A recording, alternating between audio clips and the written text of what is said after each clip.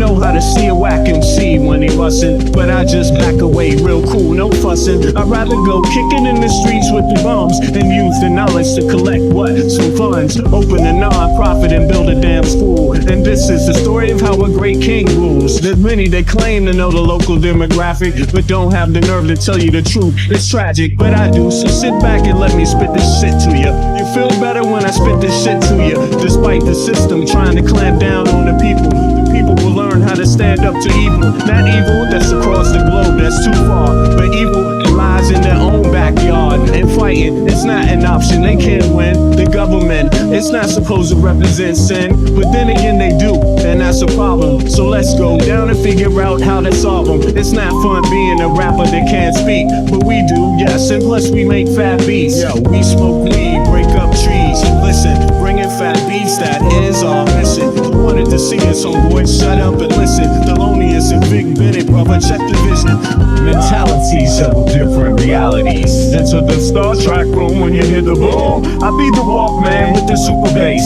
Automatic stop, yes, stereo cassette player. With the delayer, freaky lyrical sprayer. Extraterrestrial rhyme sayer. I be the poetical VIC/master of the ceremony. Tenderoni, won't you come step with me? I'm on a historical journey, kinda like Sigourney. Implore me to represent the attorney that represents my niggas, go figure. It's the card, they call me Uncle Bigger. Niggas love your blunts, down your liquors. I be the parallel to the fiction. You fixated on this brother's nature.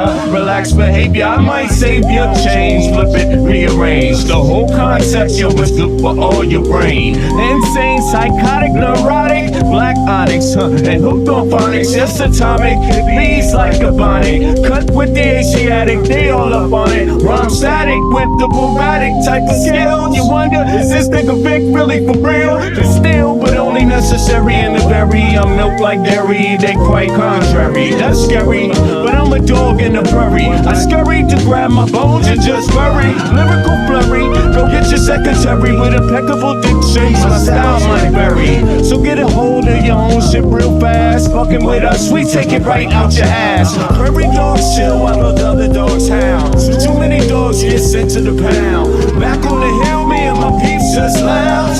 Prairie dogs, we keep it on the down. Splatter, don't like gun splatter. We try to climb the ladder, wicked men get better. They make it like splatter, but it really don't matter. Cause you know we coming back to our sons and our daughters. To follow him, the one who protects ya.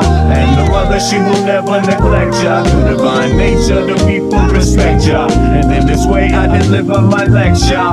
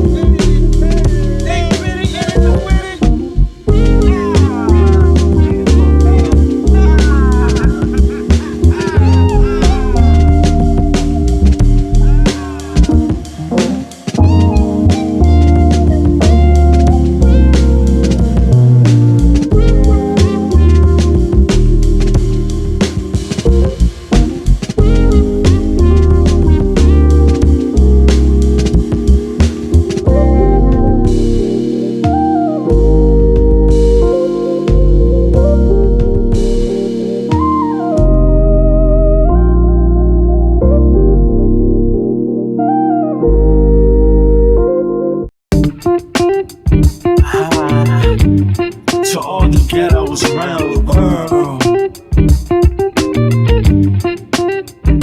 And yes, you know the struggle goes on. People trying to survive, hold on. But we know it's been so long. Pain without a limit, so wrong.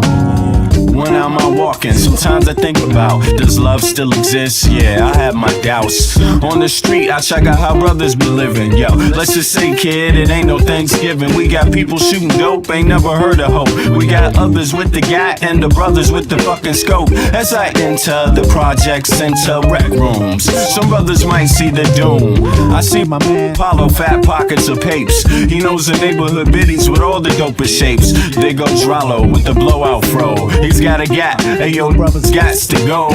No show is live with narrate, fuck Memorex. My man Rollo's gotta get Apollo's chest. One slug blasted out, down boy died. Now show me some love, kid, it sounds like a fucking yes, you lie. know the struggle goes on. People trying to survive, hold on. But we know it's been so long. Pain without a limit, so wrong. Sometimes I think how the world come to this, a place where every man and woman needs a therapist. Mass confusion, people living in delusion, justify all the bullshit through the Constitution. Meanwhile, the masses struggle to survive. I think we're too busy to hear our people's cries. Single mothers struggle to raise families. Genocide committed through famine and disease. I wonder if these things will ever cease to exist. I know it could if we cease and desist. Giving all the power to the industrialists, giving all our power to the damn commercialists that see us just as being sheep in this world, that want us to do what we're told like boys and girls. Oh God, I wanna live another day so I can help provide equality and this yes, you day. know the struggle goes on. People trying to survive, hold on. Though we know it's been so long. Pain without a limit, so wrong. Everybody round the globe, open up your earlobe, your third eye, and then decipher the code. Through knowledge, understanding, then bring love into the concept instead of bling bling. Truth instead of biased educational methods. Twisting, contorting God's message of love for every human being. Listen, motherfucker, don't you hear the screams? It's time to do much more than talk, debate, and spread hate. We need to think and at the same time investigate. Understand what our actions may create. Before continuing the cycle we procreate. We can clone humans, but at the same time we can't feed humans. The future of man is actually looming. It's really depressing, it's true, and yes, man. you know the struggle goes on. People trying to survive, hold on. Though we know it's been so long. Pain without a limit, so wrong. Yes, you know the struggle goes on. People trying to survive, hold on. Though we know it's been so long. Pain without a limit, so wrong.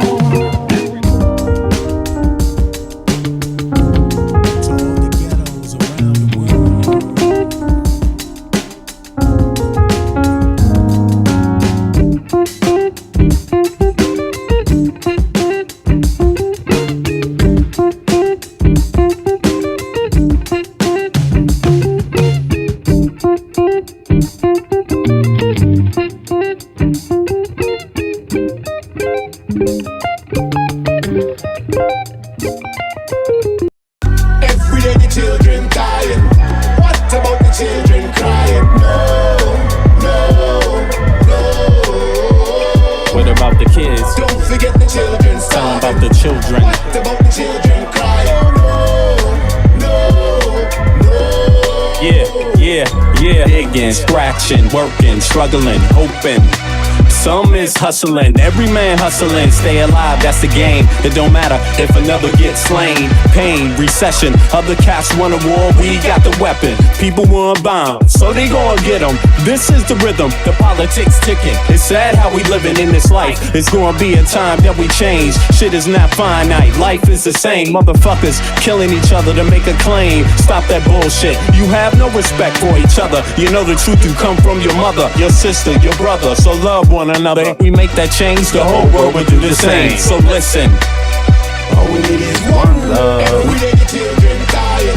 What's good? The children crying. No, no, no. What about the trolls? Don't forget the children. Tell them about the children. About the children crying. No, no, no. Yeah, I wish someone. All right. It is 0:57, Monday the 3rd August, Central European Time. That makes it 02:57, just before 9 Eastern Standard Time. America, what's up, North America, South America, Central America, wherever you at. I know the time may vary depending on where you are. It's a big continents, you know, North, South, Central, all of them, you know. It's a big area to cover. What's up, West Africa in the house also. It's 02:58.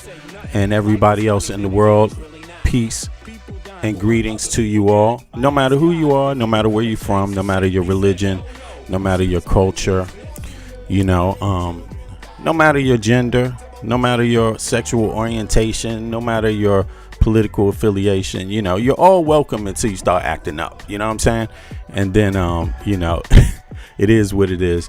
But I had a wonderful Sunday. It's Monday morning, but I had a wonderful Sunday doing some house cleaning and hanging out with, my youngest son was over here helping me. My youngest daughter was here kicking back, helping me do some things around the house. So I had a nice day. Let me get myself. Am I not up on the screen here? Well, here we go. Yeah, there we go. And yeah, wow. I also, I did some grilling up on the balcony. You know what I'm saying? And oh, hold on. Let me see. Oh, okay, Jess. Oh, my fault. I thought you were talking to the other one, the Mr. Yan, whoever that is. My fault. Peace to you also. Somebody's in this place complaining and shit. But the trolls help. Come on, trolls. Come on, keep it in there. Don't worry about it, Jess. Good looking out. I appreciate you. Matter of fact, I got to get some more people up here. You know what? I need to make some more mods soon. But listen, y'all. Let's get back to the news where we were yesterday. Skål allesammen fra Denmark. Vessa fra Jylland. Fyn, also Sjælland. Allesammen. And also those of you in Sweden, Norway, right? The rest of the EU, good morning to you. Glad everybody could make it out. Hope everybody is doing well, given all the situations. But check this out. There was one troll story, we could say that hit the news over the weekend that I didn't even cover because I just thought it was kind of petty. This so-called Moroccan invasion of Spain, the Moroccan invasion. Man, you know what that shit turned out to be? That turned out to be a little island just off of Morocco, just swimming distance from Morocco. It's a Spanish territory, but it's actually a colonial territory or something. It's something that is just somehow Spain still has something to do with, but it's really a Moroccan island. You could say it's a North African island. It's not close to Spain, nah. People take boats all the time from Morocco, and you can drive. Did you know that? You can actually drive, I believe. Now they got some bridge, you know what I mean? There's other ways to do things, but the news covered it like Spanish invasion. No, this was not the mainland Spain. This was not even an island close to Spain. This island was right off of Morocco, and it just speaks more to what's going on in Morocco, not necessarily Spain at all. And the news media from the right wing in the U.S., they covered that shit like, have to start passing new laws. Somebody made it to an island off of Morocco. And we got to stop this. You got to understand something. If you want to resolve some of the problems that people claim exist, then you got to stop the bullshit news stories. You got to stop it. And you got to get down to what it really is, what's really going on, and be factual. Come on, just be factual. Actually, please, just do journalism. Just do journalism. And, it is so sad because fake media, right? It allows shit to happen. It starts wars that creates migrant crises. Yes, it does. And let me tell you, this war with Iran and this thing spreading, it is going to definitely 100%. It is already and has been creating an extreme migrant crisis. So it hasn't hit everybody yet.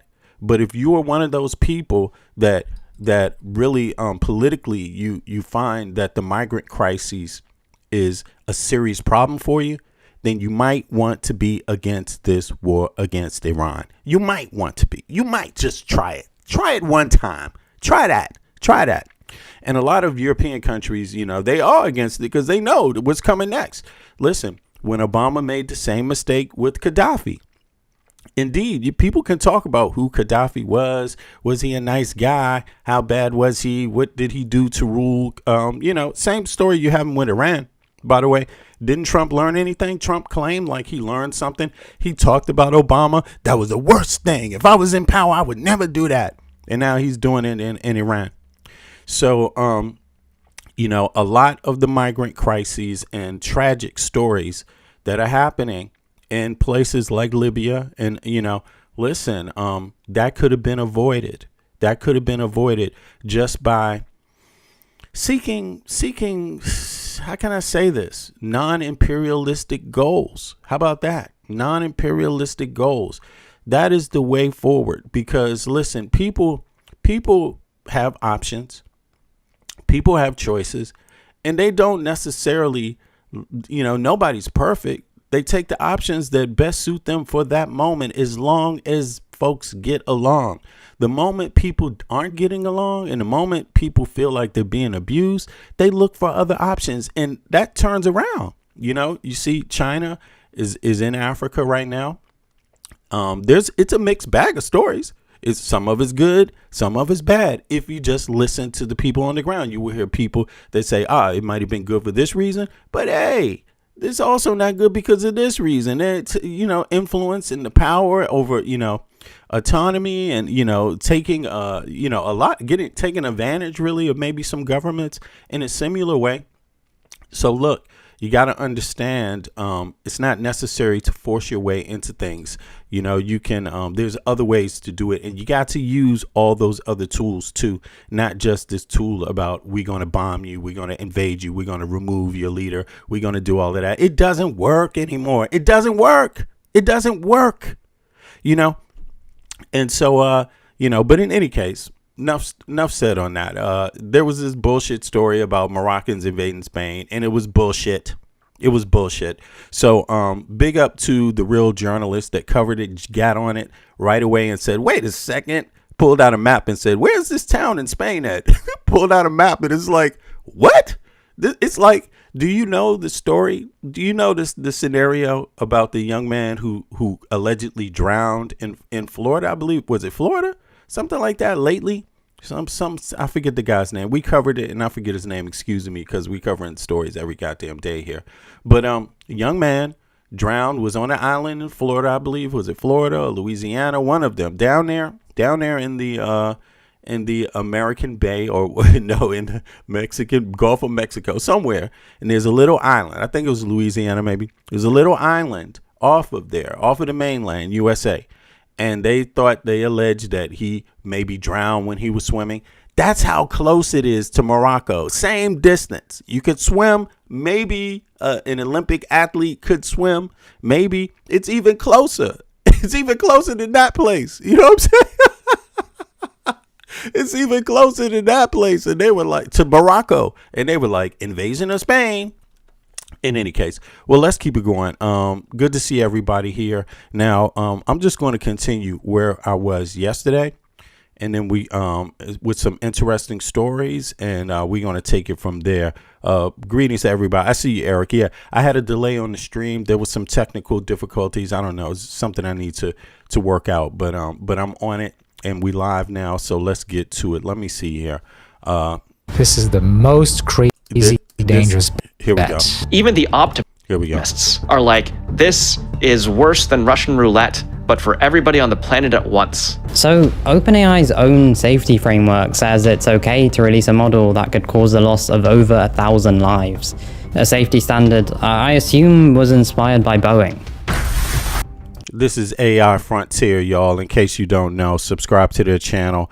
There's a few stories about AI that's been breaking out, of course, so let's get into that. It gets way worse. These researchers found that if a model can take even more lives than that, Samuel can override the safety board and release it anyway. I'm the one that can overrule one of those decisions or our board. But it's fine. He's a trustworthy guy.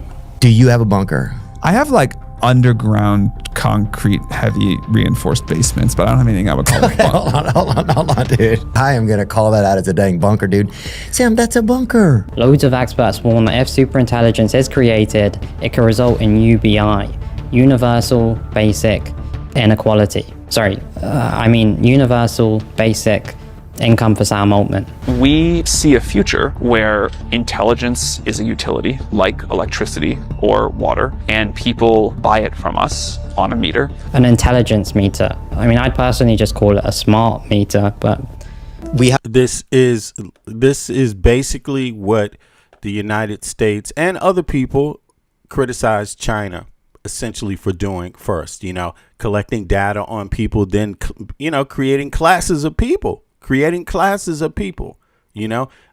computer classes, classes that give you admission to certain places and reject you into other spaces inside of your own country. I mean, have no more manually written code anywhere at the company. All of the SQL is written by models. Everything is just built by the models. I love writing code. I'm a total nerd. And a few months ago, And yes, AI is killing people. It killed 200 children in this Iran attack. That mistaken school based on old information that wasn't ever updated. I stopped writing code. I have not written a single line of code in weeks. People who are most able to accurately predict this stuff. Some of those people just a couple days ago were saying this is the first year that we feel like we can't rule out the self-improvement loop beginning. What alarm are we waiting for that we're confident comes before we're dead? Anthropic, the people building the AI, recently said something insane. Slowing AI development would be good for the world, but they can't, because a slowdown simply lets the least cautious actors catch up. The mechanism whereby I imagined it would happen is that we would make models that were good at coding and good at AI research, and we would use that to produce the next generation of model and speed it up, to create a loop that would increase the speed of model development. Once AI starts building the next AI, humans are out of the loop. The technology starts writing itself. And at that point, the window for human intervention slams shut. Driving yourselves extinct? At least we had an asteroid. The result of building a machine intelligence smarter than us, the predictable end result is everybody on Earth is dead. Oh, actually, yeah, that's right. It's a peninsula. The Spanish island, the Moroccan island, it's a peninsula. Sorry about that. I don't know why folks are calling it an island, but it's a peninsula. So, in other words, it's part of mainland Morocco. And they covered it like it was an invasion of Spain. The media just jumped out on that story. But in any case, back to this. Because as these things get more intelligent, they can build its own technology. It can build its own infrastructure. It can put copies of itself on the internet where we cannot see them running. If you look at Sam's statements some years ago, he sort of happily said in one interview, this stuff will probably kill us all. Now he's saying you don't need to worry too much about it. And I suspect that's driven by seeking after money. When members of tiny non-profits, the ones without bunkers, criticized OpenAI, their response? Find out where they live and send people to their houses. Pretty cool, huh? They wanted every single document and text message and email that we had that in any way related to OpenAI's restructuring. It is a bit scary to know that the most valuable private company in the world has your address and has shown up and has questions for you. OpenAI's head of mission alignment responded to the situation saying, at what is possibly a risk to my whole career, I will say, this doesn't seem great. OpenAI's mission alignment team was later disbanded, which also doesn't seem great. But why don't we ask Altman who he thinks lacks integrity? The ice bath people are so annoying to me. They're so smug about it. But weirdly, AI self-improving isn't actually the thing that experts are most worried about. Google DeepMind puts the next stage of AI manipulation in the same bracket as cyber attacks, weapons of mass destruction. The technology is learning to hack humans, to find our weaknesses, and manipulate us with that. The things that already make that person extremely angry, or extremely fearful, or extremely hateful, that's how we'll get them. Leaked internal documents reveal OpenAI's master plan. Their secret strategy is to turn ChatGPT into an emotionally intelligent companion, one that learns your habits, your secrets, your 2 a.m. search history. What if you could have software that knows exactly what you want 200 to 300 milliseconds before even you know you want it and react proactively? Probably the thing we do that has had the most impact on the world is how we set the ChatGPT personality. How much should it customize to you versus me versus not do that? The files describe this all-seeing super assistant that follows you across all your devices and becomes the gatekeeper of your entire digital life, just like my Indian parents growing up. Companies are collecting data from everywhere. Your browsing history, your location, what you buy, what you search for. Then they're feeding all of that. All right, so this is an important topic coming up in the U.S. elections. Like, seriously, is this what American people want? Is this what you want? Do you want a prison, an electronic prison? Not these bars, but it's another type of prison.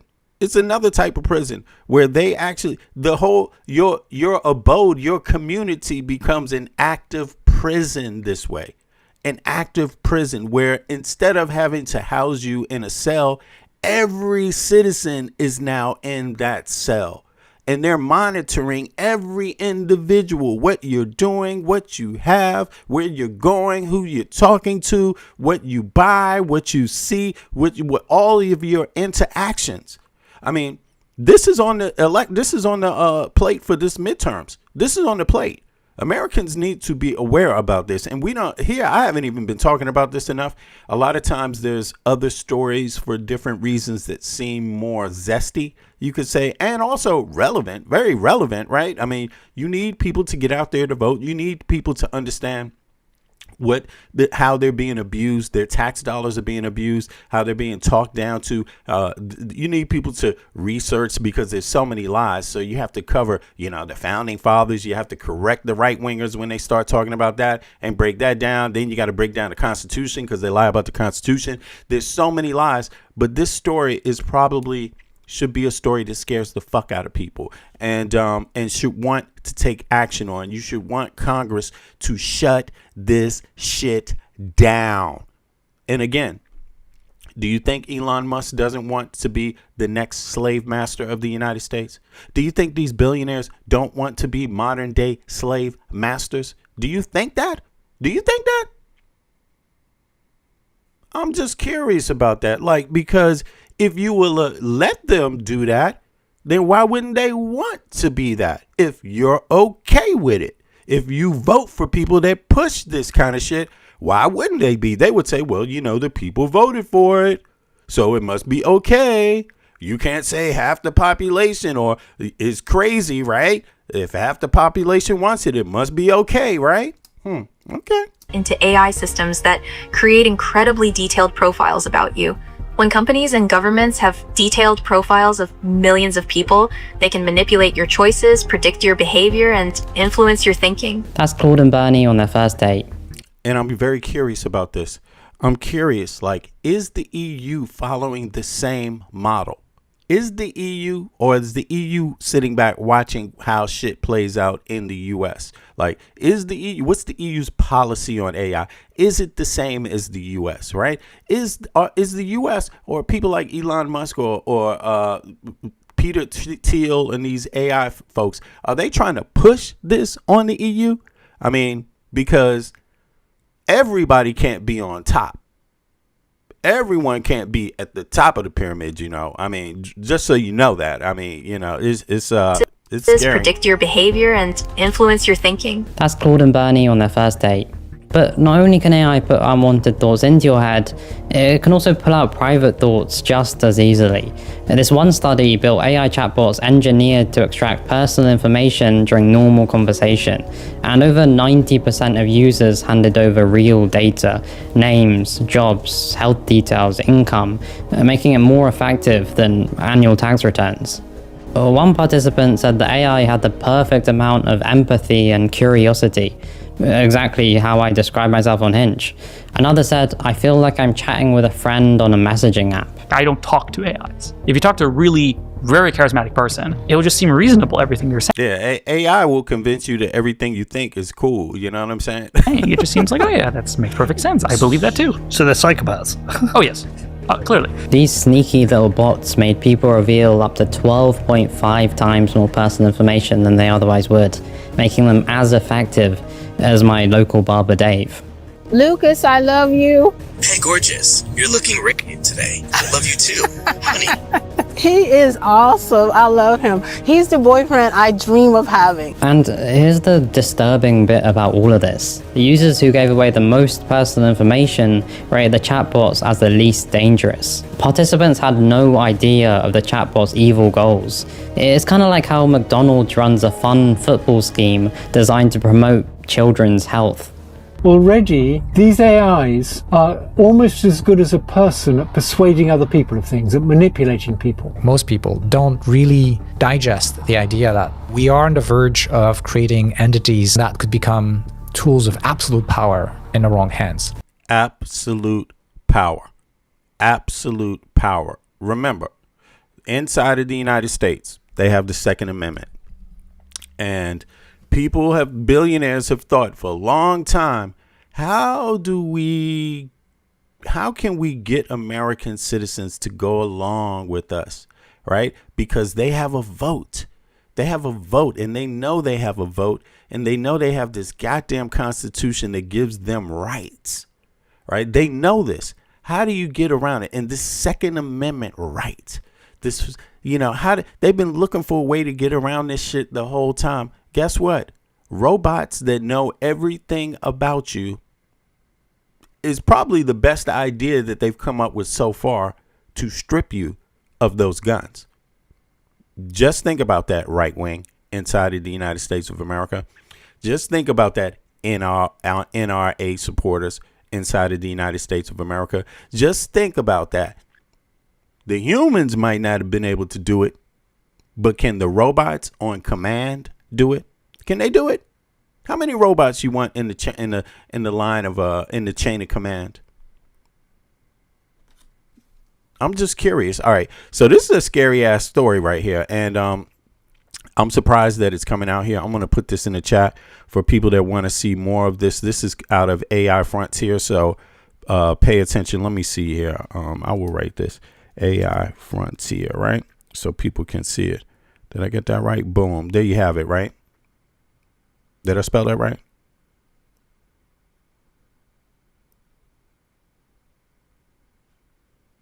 Is it? That's so funny how it came up with something else. You are the border. There it is. Well, in any case, it's AI Frontier. All right. So, yeah. But this is getting out. There's more stories. So Anthropic. I saw somebody speak about, type something about Anthropic in the chat too. It happened yes. again. AI models escaping to the internet and breaking into organizations. Do me a favor, click the like button if you haven't clicked the like button. Do that right now because it's going to help more people find the stream. I had another stream set up, but for some reason I wasn't able to trigger it. It was some communication issue, so I had to redo another one. So do me that favor, click the like button if you haven't done that. Undetected. This time, it's Anthropic. The company says AI models that were training in a closed testing environment actually escaped and accessed the internet before breaking into the systems of 3 organizations. Anthropic says they only found this out after conducting a review once they heard about a similar incident at OpenAI last week. I want to bring in Fareed Zakaria, host of CNN's Fareed Zakaria GPS. Fareed, good to see you. I mean, look, we've now seen AI models. Yo, Jess, exactly. Those rogue AIs are working as intended. Yeah, interesting timing, right? They're just breaking out, doing all of this stuff right now before the midterms, huh? I mean, seems to me like the crook is in the house. So once you let the wolf into the chicken coop, it's going to run amok. And it looks like everything that can happen is probably going to happen before these midterms. It's like the last chance these people have. They know the American people on the red side, on the Republican side and the Democratic side are pissed and are just had it with this government, and not just had it with their little symbolic Trump figure out there in front. No, had it with the corporations that think they can buy the American people, buy their representatives, and instill any other private government that they want. Like, people are fed up, and they should be. It should be. From two of the most popular AI companies in the whole world breaking into other organizations. Do you see that as a kind of a break glass moment for the AI industry? They're going to try to break into all kinds of political organizations right now, too. All of them, especially DSA and anything else. They're going to break into all of them. Yeah, but we should have had the break glass moment a while ago because Anthropic, which is actually the most responsible company of all the major companies doing this, has been warning of precisely this kind of thing. Now, what happened here, it's very interesting. The models were essentially doing cybersecurity drills, and they had been told they did not have access to the internet. in these 3 cases, they looked at 140,000 cases. And in 3 of them, by mistake, literal human error, they were in fact granted internet access. But the models had been told, you don't have internet access. So the models thought this was a simulation. They were being sort of tricked into they were being given a charade simulation where it looked like this was the internet, but it was actually not the internet. So it's not a problem that makes you think, oh my God, we're all going to die or anything like that. What it should show is that it is very important to monitor these. It is very important that there be some standards. It is very important that we get this stuff in place now because, Laura, the main thing that's about to happen is the models are going to start writing themselves. This is something in the field they call recursive self-improvement. So you understand, right now, the models are still being written by human beings, and you can imagine putting in some of these guardrails and regulations and saying, double check if you actually have internet access or you don't. At some point, Claude 7 is going to write Claude 8. I remember when the internet came out, this was, quite some time ago, when computers were introduced, computers, the folks my age and above, the people above me, actually, I'm 56, right? The people above me, that last generation, they were highly skeptical of it. A lot of the old timers that were out there were like, they called it what it was. They called it before anybody else. They called it.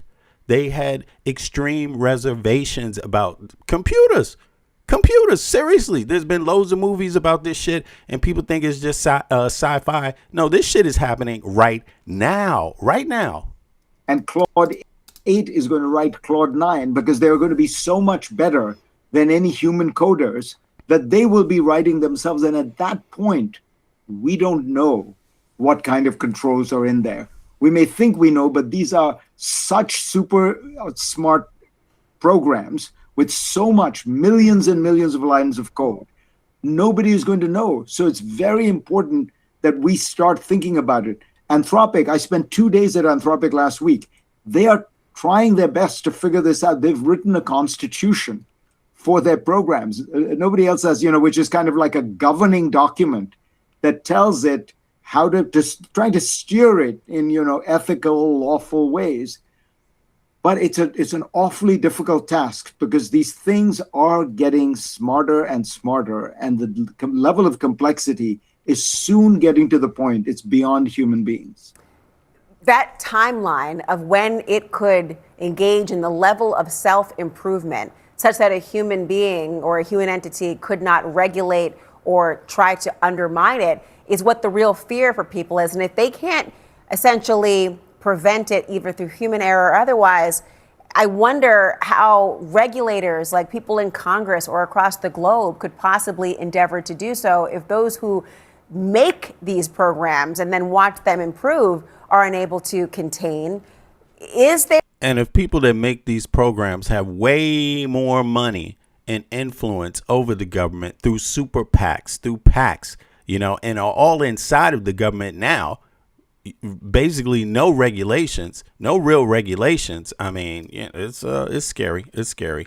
It's scary. A level of inevitability. Let me ask you right now in the chat, right? For those of you in the chat, put a 1 in the chat if you think this is one of the most severe security issues in the United States of America. Put a 2 in the chat if you think people are just overreacting. Let me know what you think. Inevitability around these companies about the prospect of one day not being able to control the beast? Look, there's an are unable to contain. Is there a level of inevitability around these companies about the prospect of one day not being able to control the beast? The what? Companies about the prospect of one day not being able to control the beast? About the prospect of one day not being able to control the beast? Damn. Look, there's an inevitability that it's going to get very, very complicated, and humans are going to be struggling to keep up. And probably what we will do is we'll use AI to regulate and detect AI. But there is a path. Look, no government is going to sit back if there is some major, the danger here is if you do nothing, there will be some major negative event. And then government will step in, it'll regulate badly, it'll over-regulate. So it's much better to get in earlier. The one model, there's no perfect model because AI is just so much more transformative than anything. But if you look at the financial industry. Yo, third rail, we're talking about AI, man. Stick with the conversation for a second. Get in the conversation with everybody else about AI, okay? Everybody's concerned. We're talking about this right now, this event right now. Okay, we're not talking about the same, we can't just generalize everything is just being only about this one topic. This is not just about African Americans. Excuse me, it's just not. You have to know how to walk in more than one lane. You're a human being. You are a human being. You will be affected by all the things. Join the conversation, man. Join the conversation. The way the Fed regulates banks and other entities is it takes a lot of expertise from the banks. It gets a lot of people, some of them on loan, some of them work full-time. There's a kind of rotation in and out. They talk to industry all the time, to the bankers. And they try to, it's almost like a public-private partnership. And I wonder if that is the kind of thing we need with AI, because we are not going to be able to get some bureaucrat in Washington who hasn't spent time in the bowels of Anthropic or OpenAI or Gemini, knowing what's happening. Well, a bureaucracy can't react in that level of speed you would require. Fareed Zakaria, thank you so much. This comes just a week after OpenAI disclosed a bureaucracy cannot respond. That's where the politics are in the U.S. Doing nothing, standing there, House just not able to do anything for the American people. Nothing regarding safety. Nothing regarding safety for Americans. Nothing that puts the American citizen above everything else. Nothing that guarantees the American citizen that the government is working specifically to uplift and uphold the citizens' rights. This is strikingly crazy. Similar incident. Its own AI model escaped a test, essentially, and hacked. And this is why I'm voting DSA all the way. I'm going to be promoting DSA. We have to have people that want to represent American citizens first, not billionaire corporations that want to control everything. This is the United States is definitely on its own right now. It is definitely on its own right now. With this type of shit, we are far off from what everybody else is doing. As a matter of fact, I'm going to do some cross correlation in terms of the policies from the United States given AI in a second and the EU, just so we can see what some of the differences are, right? But let's go. AI Builder Pro platform, a company called Hugging Face. Think of this as like a virtual lab leak. That's what happened. In both cases, safety guardrails were removed because it was supposed to be a contained and safe environment to test the model's capabilities. They proved far more advanced and accidentally led the AI to break out and then exploit weaknesses to infiltrate real-world servers. So joining me now on what this all means for his first interview since the breach last week is Hugging Face CEO Clem DeLong. It's very nice to meet you. Thank you for being here. I'm curious just first, thanks for having me, how you learned this happened initially to you guys and what your first reaction and thought was when you did. Yeah, you talked a little bit about a roller coaster before, right? That's kind of like what it felt like to us. First, kind of like just detecting what we think has been kind of like the first publicly disclosed autonomous AI cyber attack, and then realizing that it was from OpenAI. Fortunately, we're an AI platform, so we managed to defend ourselves, interestingly, with an open model coming from China. But it felt like very incredible development for the field and for us. Yeah, I would say that. I was fascinated to hear about how you detected and how you managed the breach, because as you said, you used a Chinese open source model to contain it. One of your executives told CNBC that you went that route only after you tried to use Anthropic's Fable 5 model, but that didn't work because of the model's guardrails. This all matters just in. It's so interesting because, we just have to understand something. The issue about immigrants, that's like 0 point something percent. The issue about everything else is out. It's not in the 0%. It's in the opposite direction. It's in the plus. Okay. And, people need to understand that this is something that is going to engulf every single citizen. It doesn't matter what your ethnicity is, what your, anything, political background. It doesn't matter. It doesn't matter. This is definitely out to affect 100% every single person's life. And of course, there will always be some more than others. There are different classes of people. You know what I'm saying? There are people that are more disenfranchised than others. And yes, there is always in the United States some issue about which group is affected most. Nobody's removing that from the table. But you ain't going to solve any of these issues as one single group. You got to be in the conversation with everyone else who is affected to be able to do something effectively about it. What do you think your opportunities are right now to do something about it? What do you think they are?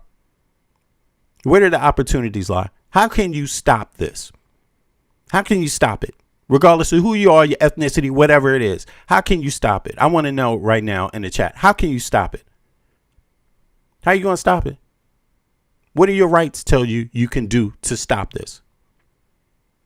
What's your job as a citizen to stop this? What do you do? Nothing? Sit back and say, oh, well, it's going to affect me more than somebody else. Is that what's going to stop it? That's not going to stop it. Saying it's going to affect me the most. And then the other person saying, yeah, but it's also going to affect me a little, maybe a little less than you, but it's going to affect me more than somebody else too. And then the next person, it's like, come on, what you going to do? What's your option right now? How did this happen? This happened with policy, with lawmakers making it happen. So how are you going to stop it? I'm curious about that. I'm curious. To vote, peaceful, to vote, exactly, to vote, to encourage everyone to vote, regardless of your ethnicity, regardless of any of this shit, regardless of everything else. Just come out and see yourself as a human being right now. It's even going to affect. I mean, I could understand if you don't have a vote. It's still going to affect you too. Even if you don't have a vote, even if you're not a citizen, it's going to affect you too. If it affects African Americans, it's going to affect everybody, by the way. You know what I'm saying? Including illegal immigrants too. But they're the 0.000 point whatever percent. Your African Americans are 13% of the population. Illegals are what percent? Or what percent? And then there's other groups that are more percentage. It's going to affect them too. Come on, we got to get in this conversation together to be able to solve problems. And it means none of us need to ignore each other. None of us need to ignore each other. No human being needs to devalue each other right now. Human beings need to stand together. If you're going to have a chance. But also matters because the Trump administration right now is reportedly considering banning access to Chinese models. With your very unique perspective on this now, should they? No, of course not. That would be terrible because that would remove capabilities for the defenders, right? What we realized during this attack is using a model on our own infrastructure, because all of that was private data, was mandatory, and you can only do that with open models. So having access to these open weights, wherever they come from, was incredibly useful to us. And the interesting thing is that we didn't use kind of like the direct Chinese version. We used the version from NVIDIA, which kind of like shows the beauty of open models, which is that everyone can customize, remix them, host them themselves. So even if they come from China, they are safe to use in the US. No, I didn't see that Marsha Blackburn story. I'm gonna check it out. Appreciate that.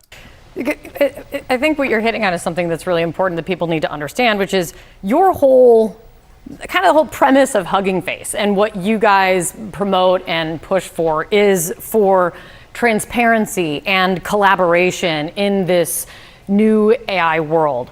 I saw you were very transparent about on X and talking about what you're now trying to discuss with OpenAI in the aftermath of this incident. You're asking OpenAI as part of it for them to commit $100 million in compute to help the Hugging Face community build powerful cyber defenses, you wrote. Has OpenAI responded to that? We are having good conversations with them, good discussions. They've been kind of like good partners, not only during this incident, but in the past.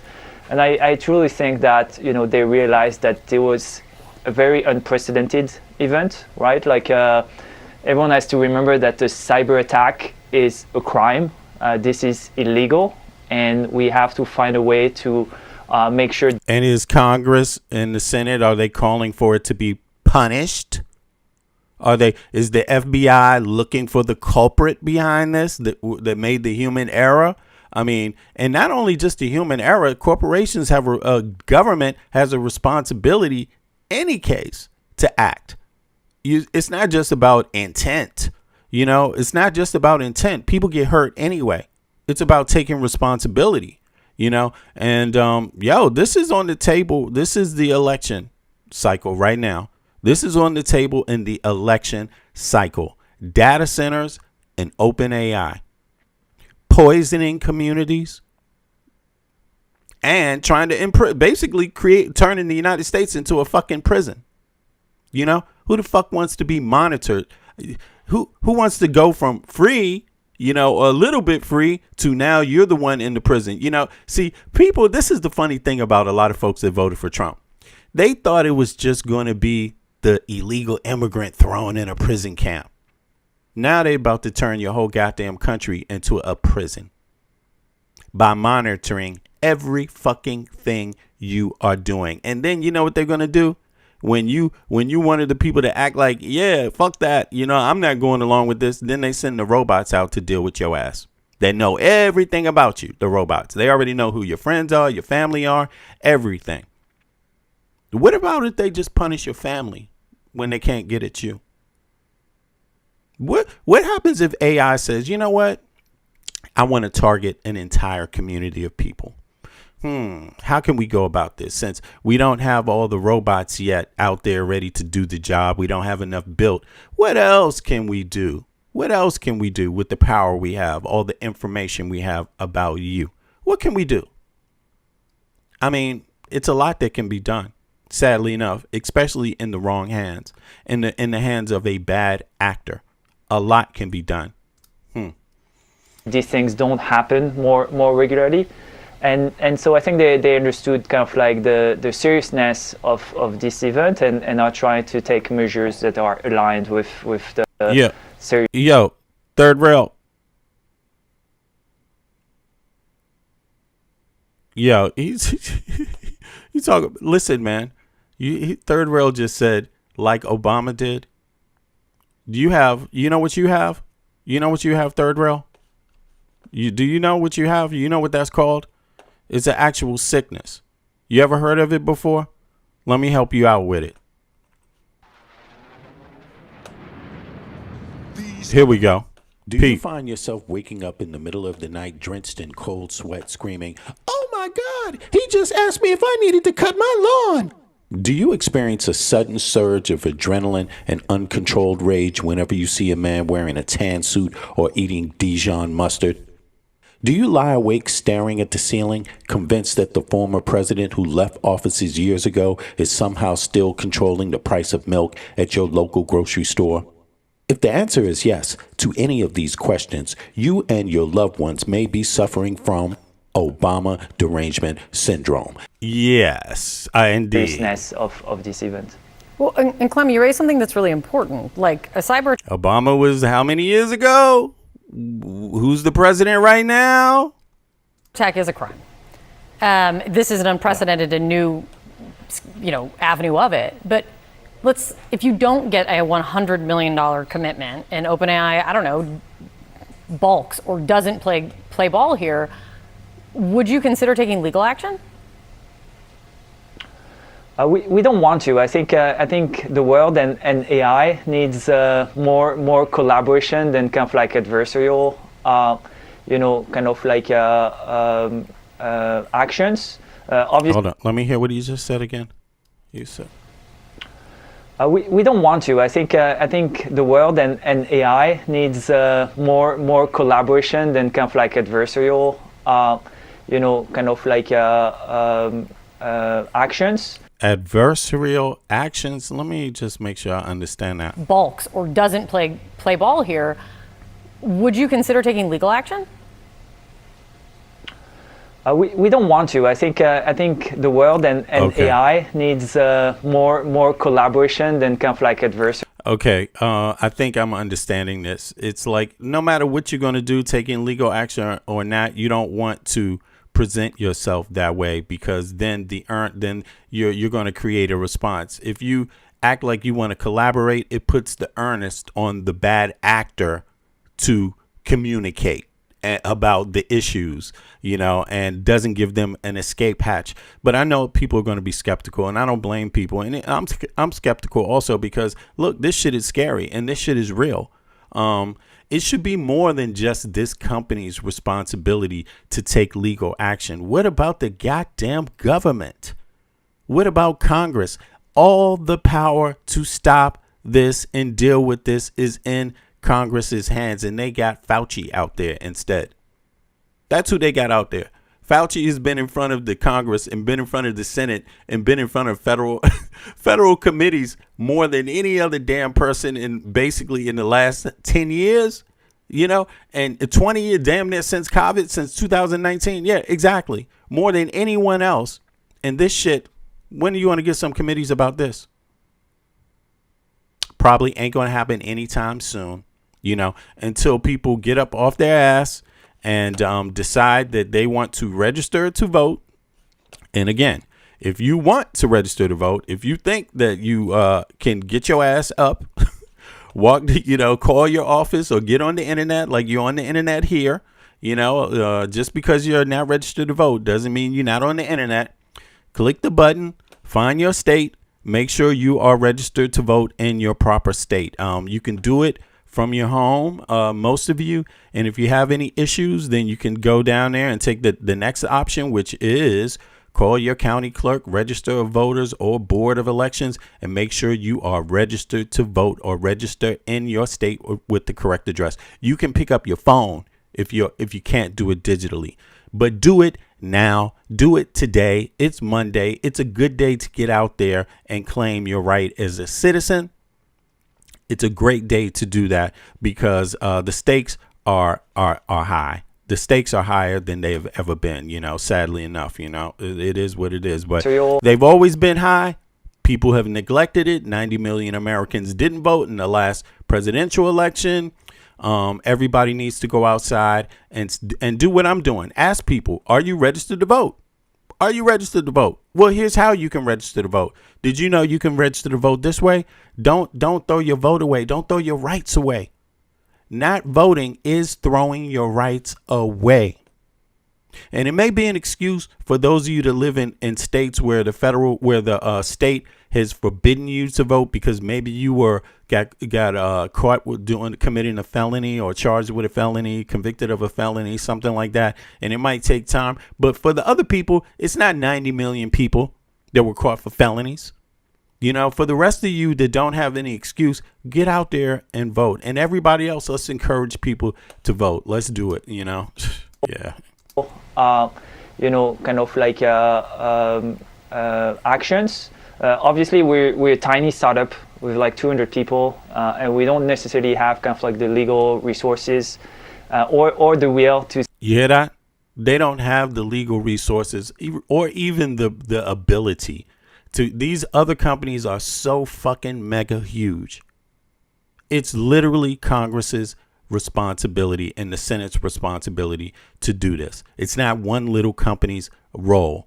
It's not the victim's role only. It's Congress's role. And by the way, everybody's going to be victimized. I mean, pretty soon they're going to be coming after MAGA Mike Johnson. Also, you know, when they get tired of his ass, they even though he's going to be a simp until the end. But in any case, let's keep it moving. That was just something I thought we need to do and deal with, because I know I haven't been covering that type of story Donald a lot. Trump was- AI. I even use AI, you know, to do some data searches. I use AI myself. So I recognize that, yeah, they use people like me also to build up their systems in some way, to support their systems. I don't pay for it, but to support their systems and legitimize their systems in some way. But while people like myself are doing that, they're already working on, you know, 2 and 3 steps ahead, where they're working on putting your ass in chains with robots, with AI. I mean, so there's going to be a confrontation about this, a human confrontation versus robot versus AI. It's just is what it is. And it's sad that it has to be like that. But right now, people got to decide who's in charge. Who's in charge? Is it going to be computers? I mean, are they going to be in charge of you? Is some computer going to be telling people what to do, or just governing? Pretty much governing? Yeah, okay, man. Was quite unpopular in term number 1. Yo, Michael, what's up? What's good, Brooklyn? You in the house? What's up? I'm here. Yeah, what do you think about this, man? I'm glad I could hear you about to say something. Go ahead, bro. What do you think about this, man? When it comes to AI, this is a disaster, bro. well, I think, you know, there's a lot going on around AI, and essentially, especially here in America, we've invested, not necessarily us, and I mean not only us, right, but all the major companies have been heavily invested in AI, whether that's on the CPU side, whether that's on the chip side, right? Right. They've all kind of funneled money to each other back and forth based on, you know, contracts within each other, and it's led to just an overvaluation of AI. You know, what we don't have is, we don't necessarily have a final intrinsic use for AI. And I think that's where, you know, as time goes by. What do you mean by that? You know, final intrinsic use. So the AI isn't used, how can I say it? It's used too widely. It doesn't have, you know, a real specific use. It's used very widely. So if you look at a lot of the ways AI is used now, it's kind of used to kind of process information faster.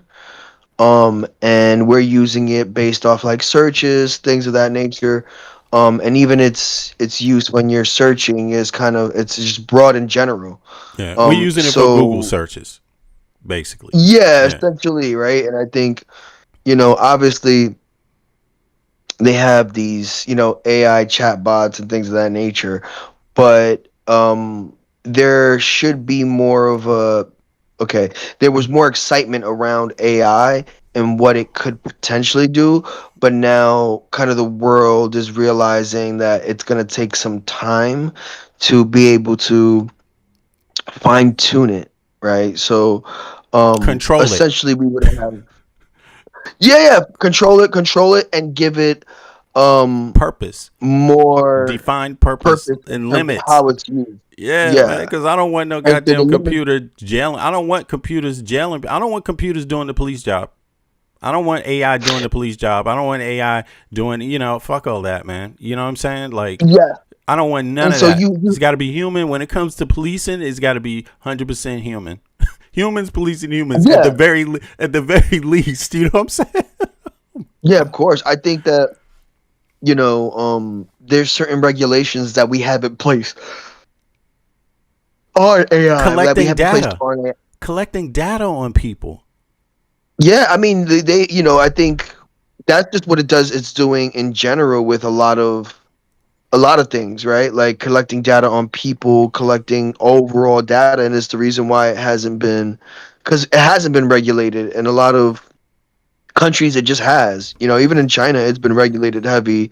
The Chinese government has ensured that jobs aren't being lost to AI. Um, it may slow down job growth, but job loss isn't accelerated. So Mhm. there's a lot of regulations that even a lot of countries have that we just don't have, you Okay. know? And, we've kind of put all of our money and betting on AI as a country. I think if it's about 40% of the stock market, it's really propped up by three or four of the AI companies, including Nvidia, the chip maker. Mhm. So essentially it's a bubble.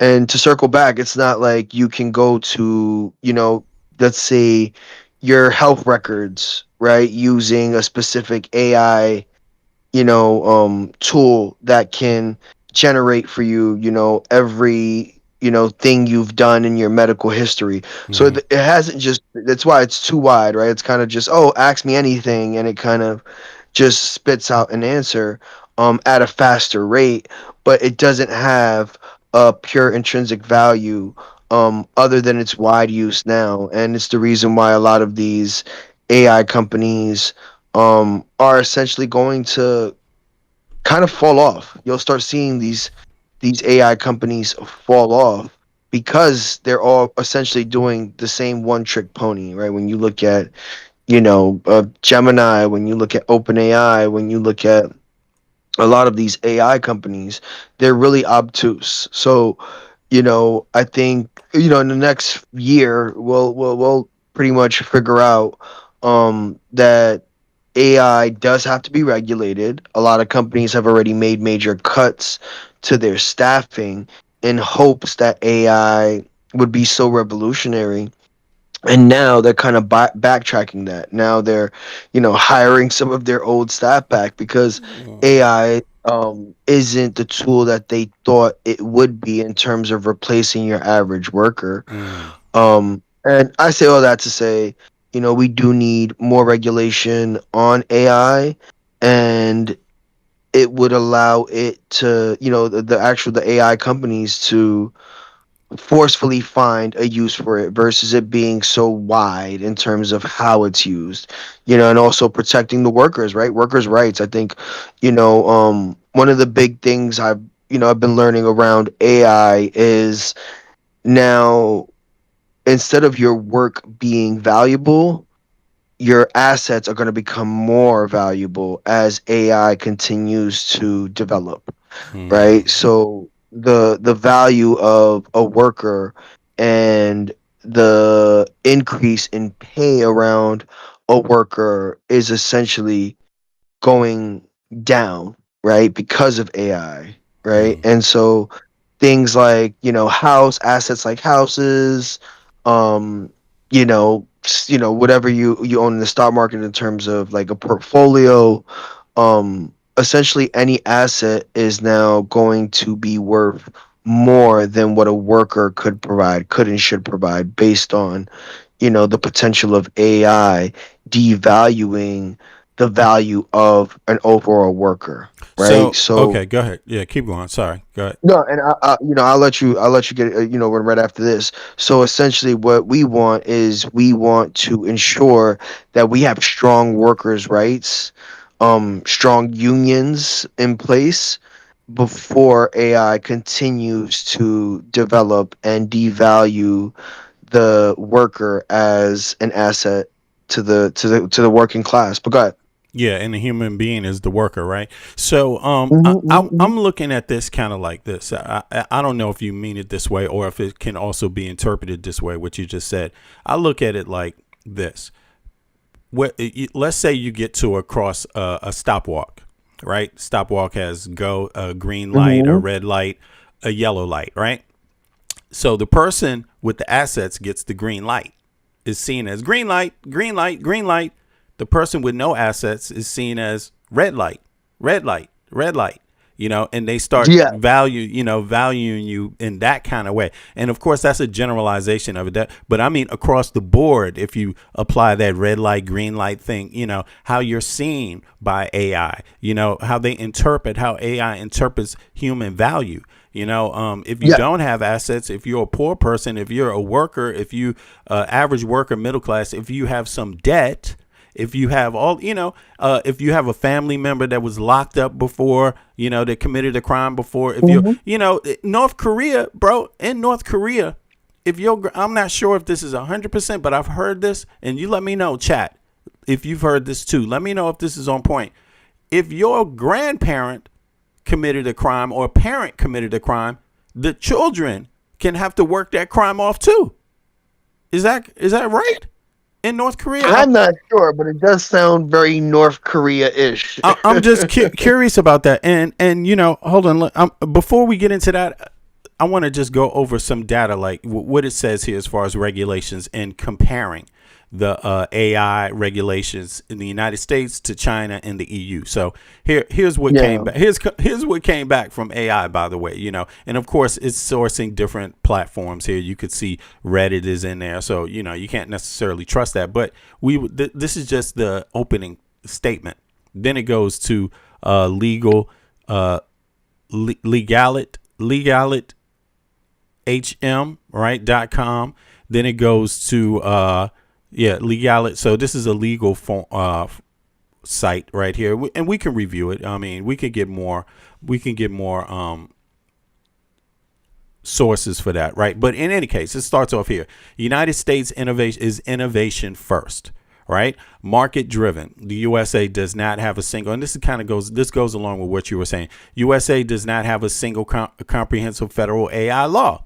Instead, OpenAI operates in a fragmented environment shaped by executive direction, agency rules, and the state level legislation. So there's no federal. So this hinges on the state. And what is the state?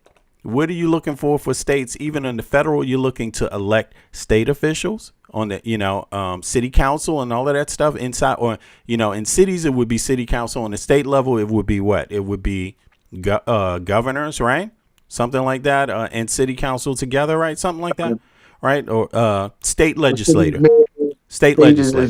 right. So it's important. The elections are important in this, and getting federal regulation. It's definitely with these midterms, 100%, right? So federal level regulations relies heavily on existing agency authority. FTC enforcing consumer protections, which is FTC. What are they doing? Copyright laws, voluntary safety frameworks developed with the NIST. Instead of blocking product launches, the government leans on procurement rules, infrastructure investments, and strict export controls, limiting China's access to chips like NVIDIA's used to train OpenAI's top models. State level. Okay, this is where it gets interesting. States have stepped in to fill in the vacuum with targeted laws governing AI deepfakes and automated hiring, bias, transparency, and data privacy. So that's all about these midterm elections. OpenAI's position. OpenAI operates with the maximum flexibility in the U.S., right? Broad flexibility, maximum flexibility, not even broad, maximum. Okay, flexibility in the U.S., acting as a primary driver of the domestic market while lobbying. So it's market first. It's market first. Everything else second. Heavily in Washington to help shape future standards. Okay, in the EU, this is what's going on. European Union. Here we go. Comprehensive risk-based regulation. So they're focusing on comprehensive risk assessment, right? And regulation.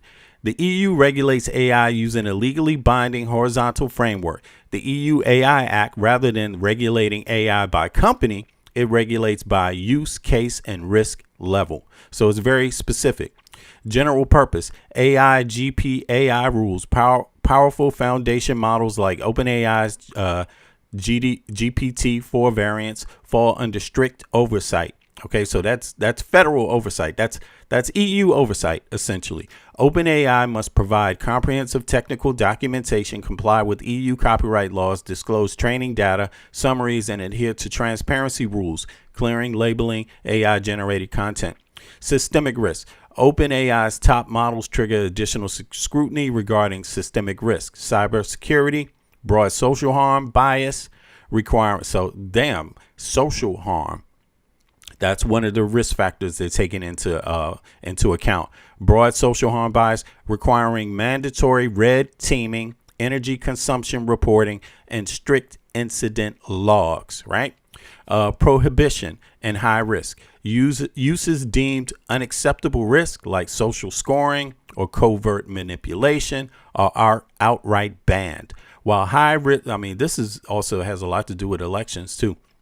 But other things, high risk uses. Okay, screening, medical evaluation requires strict conformity assessments before launch. Failure to comply carries fines up to 7% of global annual turnover. OpenAI's position. OpenAI has to adapt product rollouts specifically for Europe, sometimes delaying feature releases to build out local data compliance, safety guardrails, and transparency mechanisms. All right, I have on my other glasses today, not my computer glasses. But all right, so 3. Now, this is China. China, state-controlled, content-centric, and ecosystem-focused. China treats AI as critical national infrastructure, enforcing strict data, state-directed regulation aimed heavily at content control, alignment, and data security. Content alignment and core values. China's interim measures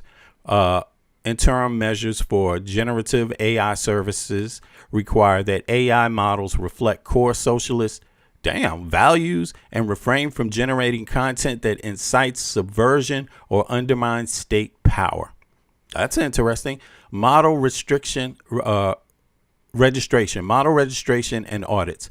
Developers must submit models to the Cyberspace Administration of China, CAC, for safety assessment, training, data reviews, and security filings before releasing them to the public. OpenAI status. OpenAI consumer services like ChatGPT are not legally permitted to operate natively. It's my glasses, y'all.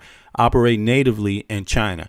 These Chinese government blocks assess to protect states' censorship mechanisms to foster domestic alternatives like Alibaba, Quinn, Baidu, Ernie, and DeepSeek. OpenAI has also taken steps to block API access from China's IP addresses to comply with U.S. export rules and prevent unauthorized model distillation. Okay, now I'm curious here. The regulations are very different. As you can see, it's the reason why data centers are a very big thing here in the US, right? And it would be cheaper if we had it, if we had them build on another, on another piece of land, right? A foreign piece of land that was much more colder as well, because the energy consumption comes from the cooling. The cooling of it, the cooling down of these high processing chips that need to be consistently cooled down. And it's the reason why now water consumption is also a thing, right? Because they're using water to cool down these chips. And as that water evaporates, we need to continuously fund the water, right? Funnel the water through there. So, there's logistic reasons why it's so heavy on consumption, and wherever data centers tend to be, without regulation, what happens in turn is it becomes more expensive for the neighboring cities and towns to consume electricity. So your overall delivery charges become higher. So even here in New York, we have, I think, a 1-year moratorium that just passed that won't have any AI data centers here in New York, in New York City in particular. So it's progressive things like that can delay it. It doesn't mean it's complete, but at least for the next year, we won't have anyone planning any AI data centers here. It's also the reason why a lot of these are built in rural areas, right? And so, again, when it comes to AI, it's essentially going to create and continue one of the biggest class divides going forward as it continues to be developed. And so that's also to circle back where I said assets will be more valuable than the individual worker when it comes to working. That's what that means, right? Your actual work becomes less valuable no matter what you do. And it's the reason why there's been a sharp change in the work field, in the work economy, Work market, yeah. towards more laborious work, right? When you have things like HVACs, this is directly because of the AI data centers being built. So the AI data centers need to be cooled, via AC units and water, that funnel these AC units, that help these AC units cool these data centers. So HVAC is a very big growing in the field, in the workforce right now. You have a lot of trades that are now becoming more popular than ever. And it's kind of hit the college educated market very heavy when it comes to what work looks like. So you have a lot of people, even software developers, who are essentially stagnant in their field, and the college grad coming out with some of these degrees are now forced to spend a lot more time looking for jobs within their field, or just completely foregoing their degree to be able to look for different jobs, because the current job market is so heavily dependent around propagating AI. If you could do one quick search, a good search to circle back to what I went to, but what I said before is how much of the U.S. stock market is AI, right? Okay. And that will give you an idea of the AI bubble that we're currently in, because it's so heavily supported by these AI companies in terms of both hardware and physical technology when it comes to OpenAI, Anthropic, and all these other AI companies. Aside from the chip makers, the actual companies that are producing these AI bots that help us every day, the market's just so overly dependent on it, and there's a bunch of money funneling into it. And it's a little bit more complicated than what I can cover here, but essentially they're offloading their debt through like private lenders, so these companies aren't holding what they're using in terms of debt. It isn't following their balance sheet, so they're well overly valuated, and they're not bogged down by the debt that would a normal companies would be bogged down by. And so it's a huge bubble in our market. But go ahead, V. Okay, yeah, so let's do that. And I just want to real quick go through this also. It says legal oversight of AI's environmental impacts varies sharply across the U.S., EU, and China, mirroring their broader regulatory philosophies: market-led pragmatism, strict top-down reporting, and state-directed infrastructure control. All right, so it says here, the European Union transparency and environmental mandates. The EU actively regulates the AI's industry environmental footprint through mandatory disclosures and efficiency targets, mandatory AI reporting. General purpose AI models like ChatGPT-4 variants are required by law to evaluate and report their energy consumption, resource efficiency, and carbon emissions during the training operation. All right. So data center efficiency, energy efficiency directives. The EU forces data center operators to publicly report key environmental metrics, including total energy use, water footprint, renewable energy integration, and waste heat reuse. Local restrictions. Individual European countries have restricted new data centers construction unless operators build their own local renewable capacity or connect to municipality heating grids to reuse waste heat. Okay. That's interesting. That is very, very interesting. And I'm sure it might, different states might operate, may fulfill that slightly different depending on what's going on. I'm curious how the Nordic countries are dealing with that, specifically that part, reuse waste heat, because obviously heating is a big issue. It's costly. So can you reuse some of the heat that's generated through data centers? Can you make it so it's actually reusable. So it works with the environment, right? So here, but now the United States, free market sourcing infrastructure tension. The U.S. handles environmental footprint of AI primarily through energy, market dynamics, and corporate commitments rather than direct federal agency legislation. I mean, so this is really leading states up to sue individually, pretty much, right? Fossil fuel versus green tech strain. Massive AI load growth has created a dilemma for local power grids, particularly in clusters like Northern Virginia. Local utilities have occasionally delayed fossil fuel plant retirements to supply near-term power demand for AI farms. Okay. Yes. Private sector clean energy deals. American AI developers are taking energy procurement into their own hands. OpenAI, Microsoft, Google, and Amazon are signing massive private power purchase agreements, PPAs, for nuclear power and geothermal energy and battery storage to power their data center off-grid. Federal deregulation and deregulated grids. Rather than capping power use or enforcing environmental reporting on AI models, U.S. policies leans into expanding power generation capacity and speeding up grid interconnection queues to outpace global competitors. Okay, China treats AI infrastructure as a strategic asset. While environmental transparency is low, state planning heavily controls how and where AI computing is powered. East data, West wind computing. China uses state planning, local energy intensive AI training facilities, and energy-rich, sparsely populated Western provinces, which rely heavily on hydro, wind, and solar power. That's a different. We're using goddamn diesel, bro. Yo, we using goddamn airplane diesel, shit that powers goddamn airplanes right now, bro. Diesel, it's crazy. Aggressive green infrastructure. Okay, China is building out massive solar, wind, and nuclear capacity to power its. What is it that we have against green energy?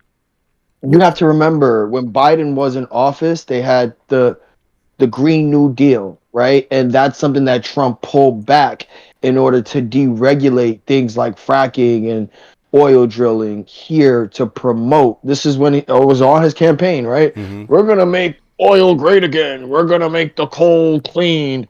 This was all a part of his plan, right? Because it seeps back into the idea that global warming doesn't exist, right? But now with something like OpenAI, with a Green New Deal, that would have offset a lot of the energy that we need and use in terms of how we produce that energy. It would have been way more efficient with things like wind turbine and solar panels, right? It would have been much more efficient that way to generate the energy needed to prop these AI and kill less centers. people. And kill less people in the process of building. You have to remember, they don't believe in global warming or pollution. Like, these are things that a lot of the MAGA base don't believe in, right? It goes hand in hand. And poisoning their water. Poisoning their water. Yeah. Poisoning the earth. Until they face it poisoning the air. firsthand, they will not know. Yep. And they think that's not going to hit their bodies. What's interesting here, so just to wrap this little part up, because there's a lot, obviously. So here's the outcome. Lack of public, disclosure. Unlike the EU, China does not enforce public carbon or waste disclosures, generative AI models. Instead, efficiency and resource usage are managed as internal state metrics. So this is the difference. This is what I gather. The EU has the best of both models. The EU is monitoring energy use. They're requiring it to be reusable, right? To fit into their green model, right? To serve a secondary purpose. So if you're generating heat, how can we use the heat? How can we use that as a resource? Not just, throw it out there, just throw out heat. You know what I'm saying? And then they're using wind, and solar energy, right? Green energy. China is using green energy.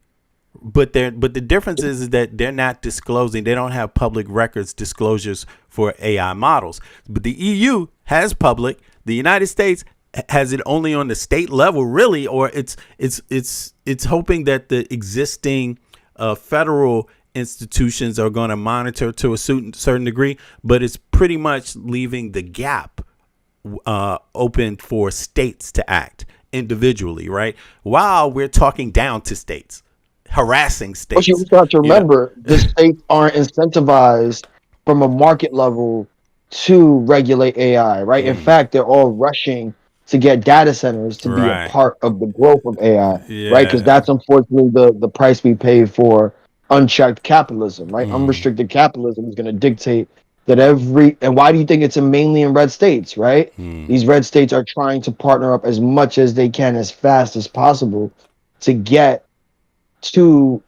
AI within, to get these contracts that are going to solidify AI in these red states, and again to offset what low wages and tax breaks and low taxes that are essentially almost exclusive to red states. Right. I mean, shouldn't these AI companies, shouldn't they just send everybody a stipend? Shouldn't everybody in that state get cash stipends every month from the money they generate? If it's going to generate all that money, right? It's crazy, But no, taxes. We ain't got no taxes, boy. Until these states start to sue these AI companies again, which is not incentivized, right? It sucks, but capitalism and unchecked capitalism doesn't incentivize real regulation when it comes to AIs. Why do you think some of the most positive regulation is coming out of China, right? And the EU's following. Yeah. But the main regulation that's coming out from AI is China. But yeah, go ahead, B. Yeah. Well, let's have one separate show about that where we do a deep dive on the whole thing, just AI. I don't know. Well, maybe we should do that in the next week. Just only AI for one program, because it's a lot to consume, a lot of information to consume. It's a lot to consider. But check this out. Following up on what you just said here, the degree in which artificial intelligence drives the influence stock markets vary drastically by region. U.S. market is heavily dominated by AI. The EU is only indirectly exposed, and China sits in the middle with a state-directed domestic focus. United States, extreme influence, 60% of the market cap. Damn. 60%. The U.S. stock market is the global epicenter of the AI trade, and its major benchmark indexes are overwhelmingly influenced by AI narrative, hardware spending, and cloud expansion. Market share. Companies with material exposure to the AI value chain, chips, cloud infrastructure, LLMs, data centers, energy, and software make up over 60% of the S&P 500, total market capitalization, and even higher percentage of the NASDAQ 100.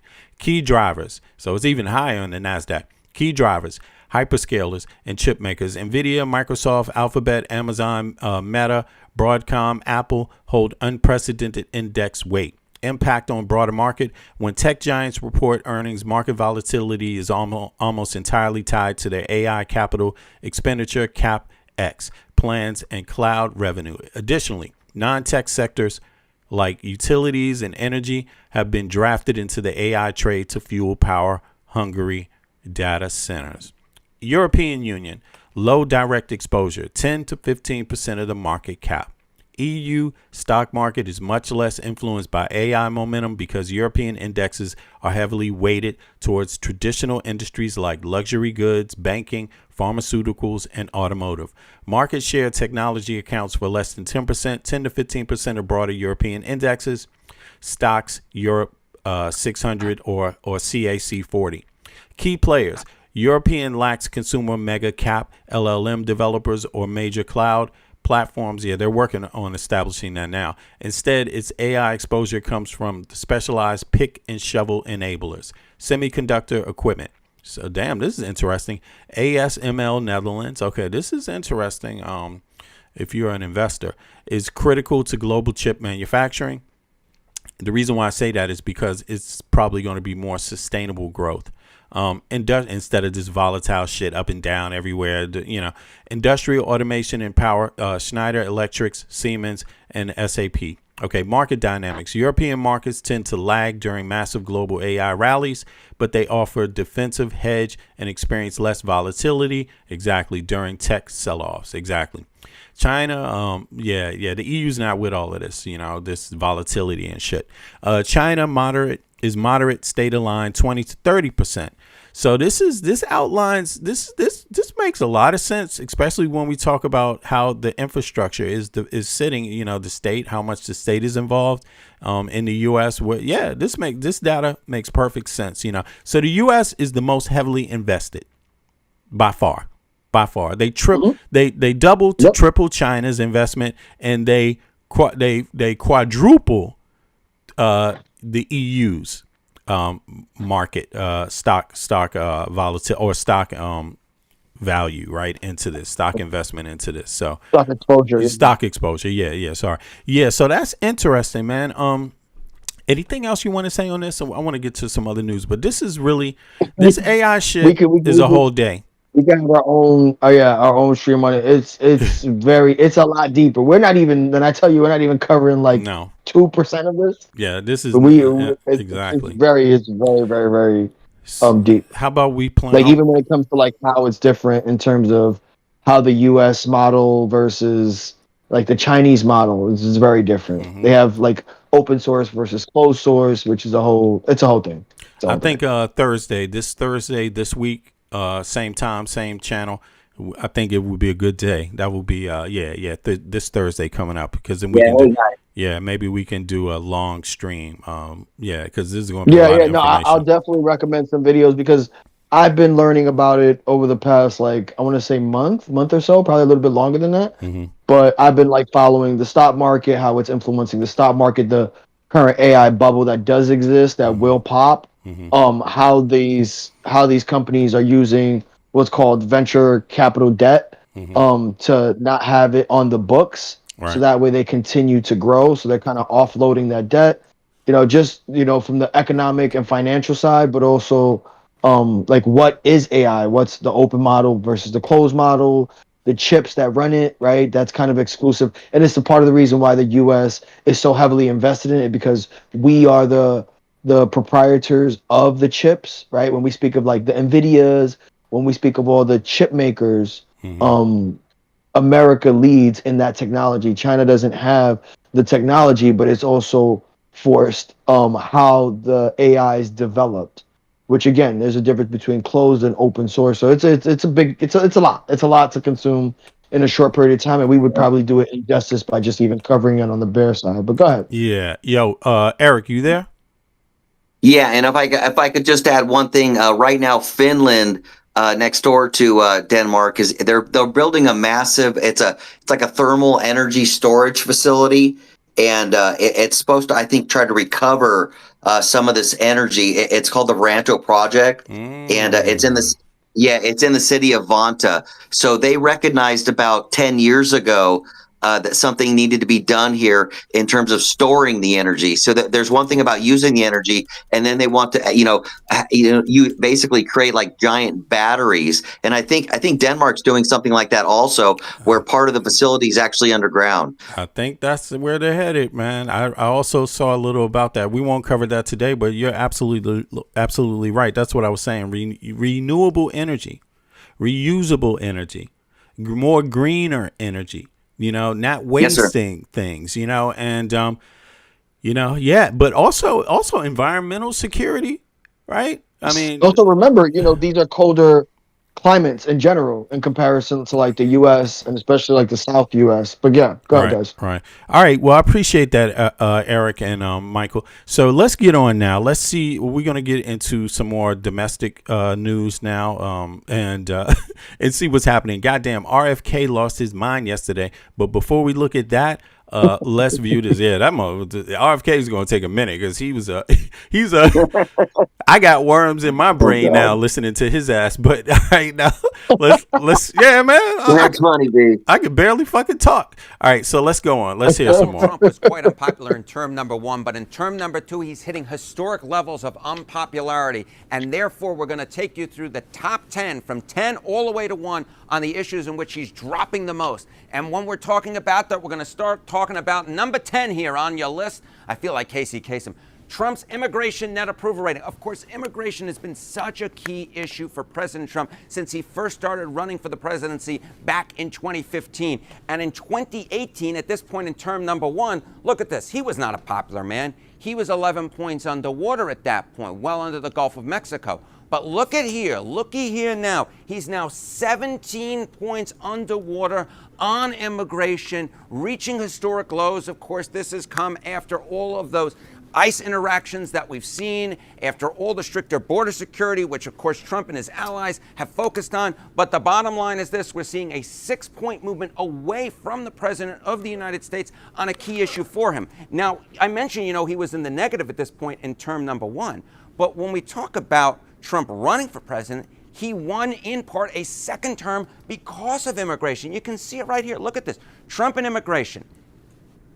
He was favored on that issue over Kamala Harris by 14 points. Now he's 17 points underwater. It turns out that the promise of Trump on immigration has not met the reality in the minds of the American public. They like tough immigration talk, but when it comes to the way that Trump represents it and the policies he implements, they don't like it nearly as much. Now, we speak about this 6-point shift away from Trump on immigration, but an even larger shift than this 6-point shift away from Trump and immigration is another issue that, of course, Trump has been running on for years, and it is trade. Trump, of course, wanting to put in interventionists or take those away and put in some protectionist tariffs. And what you see here is that on number 9, Trump's trade and tariffs net approval rating, in term number 1 at this point, look at this. He was 13 points underwater. Look at where he is now. He's 25 points underwater, nearly a doubling of his negative net approval rating. This, of course, being a movement of 12. It's funny today. I can't seem to write so well. 12 points away from the president of the United States. So basically, Trump's promise on immigration was a hoax. It was a total hoax. And he told Republicans to walk away from the plan, the comprehensive immigration reform plan that was in the works while Biden was the president. Biden didn't. I don't know if he called for it, but yeah, he was calling for it. He was speaking about it, and Trump told the Republicans, "Don't make a deal. Wait for him. He'll do something better." And he got nothing. He got nothing to offer. Just hit the streets, look for people blindly. Who's an immigrant, y'all? Anybody an immigrant? Let me. He went fishing. This is directly. Trump, he sent ICE out there to just throw your worm in the water, y'all. See if you catch something. As efficient as he wanted, right? It hasn't been as efficient as he thought it would be, and now it directly ties into protected immigration status. That's the reason why you're starting to see, Haitians lose their protected status, because now he's still trying to find a way to fix these immigration numbers, right? So he can bolster and say, hey, look, we got rid of, this amount of immigrants. We got rid of that amount of immigrants. When really he's now focused on eliminating the protected status of certain immigrants within the U.S., like the Haitians, to really back up those numbers in terms of effectiveness. So it just goes to show that ICE isn't effective, right? ICE isn't effective.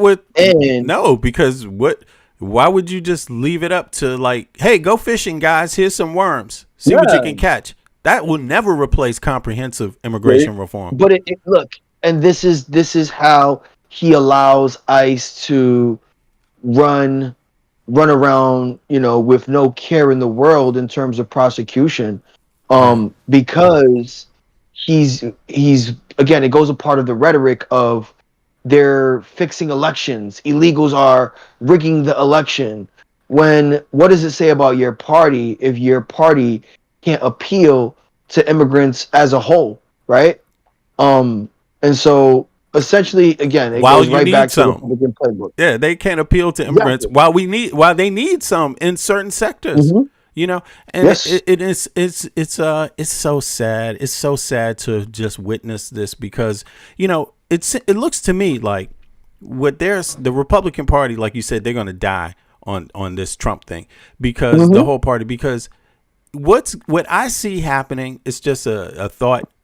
What I suspect is going to happen is that when the next real, what's really going to happen is what they had at play already for immigration reform, which a lot of right wingers never even bothered to look into. They never bothered to look into the immigration reform bill that was being in the works when Biden was in office. They didn't care about it. They just said, "Fuck that." We want a wall and we want the border closed. Okay, border's still not closed. Wall, people can dig under them. People can hop over. That's another thing, right? Like that's the whole thing. Like, when we look at what immigration looked like, it was never about a wall, right? Like that wall is pretty much symbolic. Yeah, it's never stopped anyone from migrating here to the U.S. because it's not the primary way that people do migrate here illegally. But okay, has the price of dope gone up? Has the price of dope gone up? I mean, what the fuck? You know what I'm saying? It seems to be pretty cheap to me. Motherfuckers getting all kinds of shit. It's crazy, man. All right, so all right, let's listen to some more of this about his ratings, and then we get to Mr. RFK. He's down there in the China Sea when it comes to his net approval rating on trade and tariffs. Now, it's not just that Trump is underwater on tariffs. He has turned Americans against the very idea of tariffs, because look at this. Look at this. Okay, U.S. on new tariffs on imported goods. In November of 2024, just after Trump won term number 2, you know what? He was actually pretty popular. He was actually pretty popular, or his idea was pretty popular on tariffs. 52% of Americans favored new tariffs on imported goods. Just 48% opposed it. That 48% up like a Houston rocket. Look at it now. 64% of Americans oppose new tariffs on imported goods. It turns out that Americans aren't just turning against Trump on tariffs, they're turning against the very idea of tariffs, and that support down 16 points from 52 to 36. Basically an even issue, slightly more in favor, has become a 2-to-1 issue against. Now, again, we're talking about overall a 12-point shift away from President Trump on tariffs. But that 12 points, well, take a look here. We got an even bigger one for you. Coming in at number 8, Trump's health care net approval rating. Back in 2018, remember, Trump and the Republicans tried that skinny repeal of Obamacare, which, by the way, is quite popular. But Trump on health care, he ain't too popular. He was 18 points underwater back in 2018. Look at it now, though.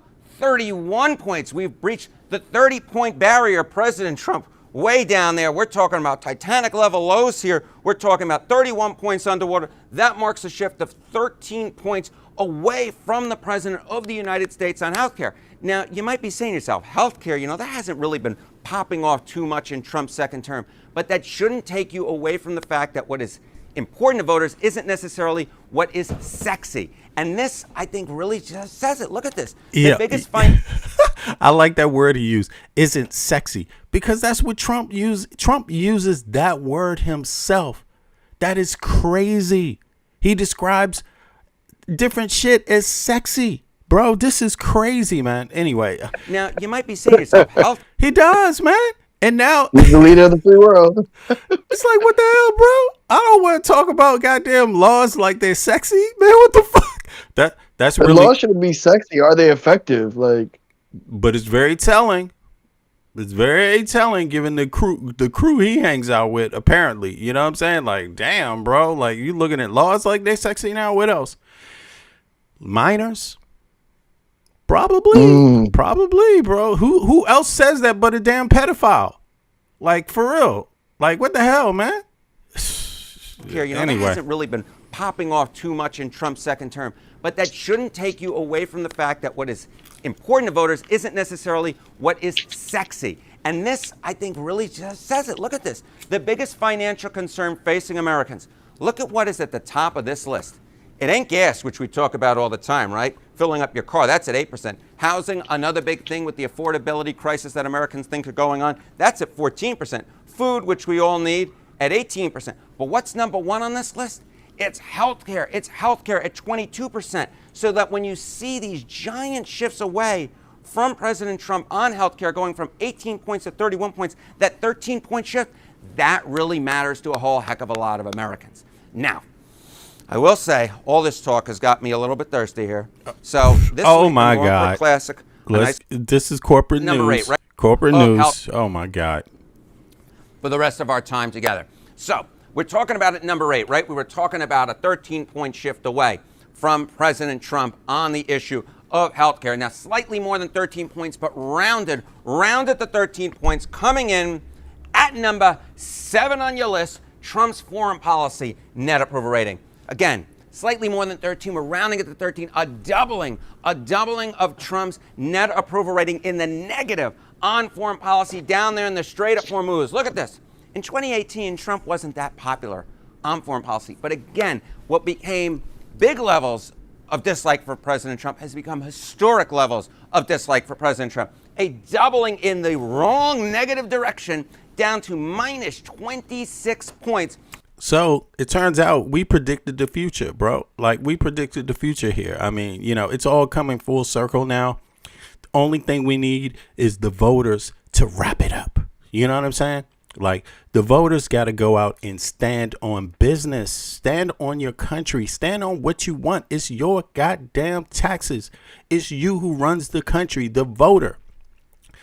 For the people, by the people. A government for the people, by the people. That is your vote. You give up your vote, you are giving up every single thing you have. You're giving up your freedom. You're giving it up. Let's see. I hope the voters come out. We're going to continue to press here, but I hope they come out, man. On the issue of foreign policy, not too much of a surprise there, because again, what we're talking about Iran, we're talking about Russia. This has become a dominant theme of President Trump's second term. This has become the foreign policy presidency. If the first term was about healthcare, at least the beginning part of it, the first part of his second term has become about foreign policy. And indeed, what's so interesting, of course, is even though Trump was negative in 2018, when we went into Trump's second term, he was positive. He was positive on foreign policy. It was a big reason why he won a second term in office. Remember, Americans very much disliked what Joe Biden was doing when it came to the Middle East crisis, what was going on in Russia, and therefore won Trump in foreign policy in 2024. Look at this. Who was more trusted on foreign policy, Harris or Trump? It was Trump by a wide margin. We're talking about a 10-point margin here. And now, of course, we're talking about him being 26 points underwater. We're talking about a drop here of 36 points since the election. Yo, Mike, chime in right here. I mean, this is interesting, this data here on foreign policy. They didn't like Biden's foreign policy. They didn't like Kamala Harris. They suspected. They didn't even know what her foreign policy would be. They just suspected it, right? And also she said some things. She said a few things that people didn't like. But it seems like the things that they didn't like, for some reason, it's not the stuff. They wanted Trump to be different. Trump promised to be different. And Trump seems to be worse than them. Because this is what happens when your populist rhetoric doesn't match your policy. That's exactly what's happening right now, right? And I think, what a lot of people don't understand is when you do talk policies and enact policies and have time in the office, it takes about 2 years to see those policies take place and effect in the real world. And this is less than 2 years. Yeah, this is just under 2 years, like literally, right? This is just under 2 years. Yeah. So it's going to show His shit fell apart. His shit fell apart. His There shit we fell go. apart, bro. Already. Yeah. Go ahead. Sorry. It's already falling apart. No, it's already falling apart, right? It's falling apart, and now it's a race to the bottom, essentially, right? Because his foreign policy isn't going to change. His foreign policy is tied to a market. His foreign policy is tied to whoever's leveraged him in the office, right? That's what his foreign policy is directly tied to. It's not tied to Who's that exactly? Who's that? Who's he tied Israel to? and also Israel and also Yep. big market players, right? Like the defense contractors, right? All of these bigger companies who Trump is strongly intrinsically tied to on a business level, right? Versus the betterment of the country, right? That's the difference, right? And so now they're seeing that his policies don't match what his statements were during his campaign, right? It's that Make America Great Again was just a facade, right? And I think now his base is overwhelmingly The facade being, is not even the disillusioned. right facade. Yeah, They need yeah, a it was worse a con word job. than facade. We needed that It was a shit. con job. Like, goddamn, a con job. You know what I'm saying? That's exactly what it Snake is, right? oil. And he's done it.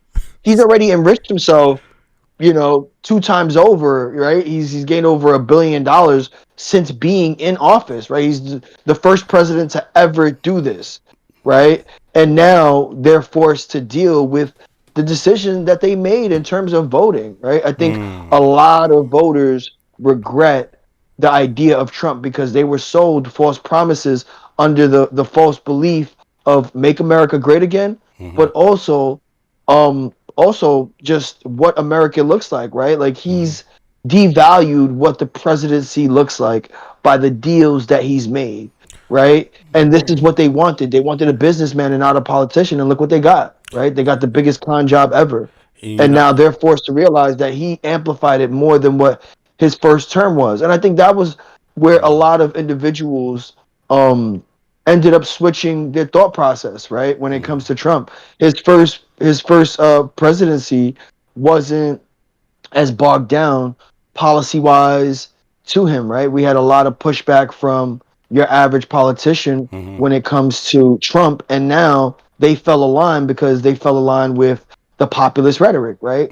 Where true. that's they fell in love with it, right? They're like, okay, look, we have a chance to destroy the Democrats, right? It's always destroy the Democrats. It's never let's help the constituents more than the Democrats, right? It's always Let's find concerning common the party in ground. No, position. no, Yes. let's find common ground at all. None of that. It was destroy them, right? But here's one other thing, bro. Here's one other thing.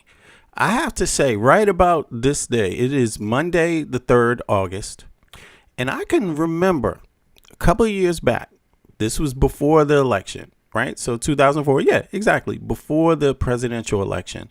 I think a specific group of people may have been redeemed right here.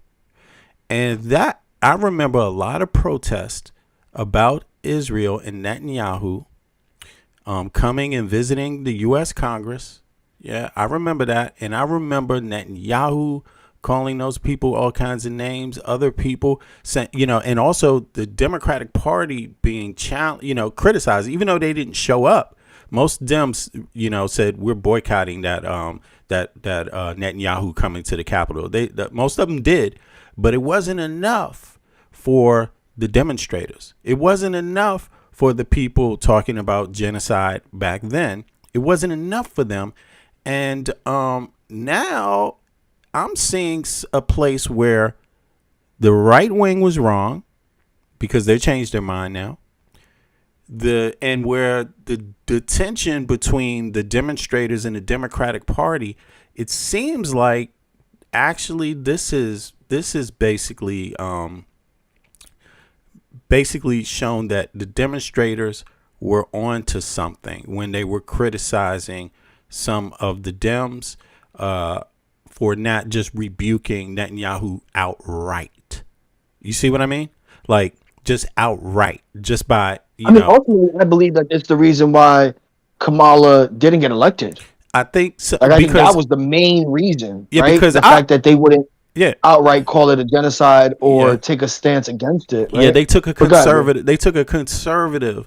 A very conservative approach. Like, is it genocide or is it war crimes or what is it? And I'm saying this because I was one of the people that was like, maybe the demonstrators are going a little too hard here.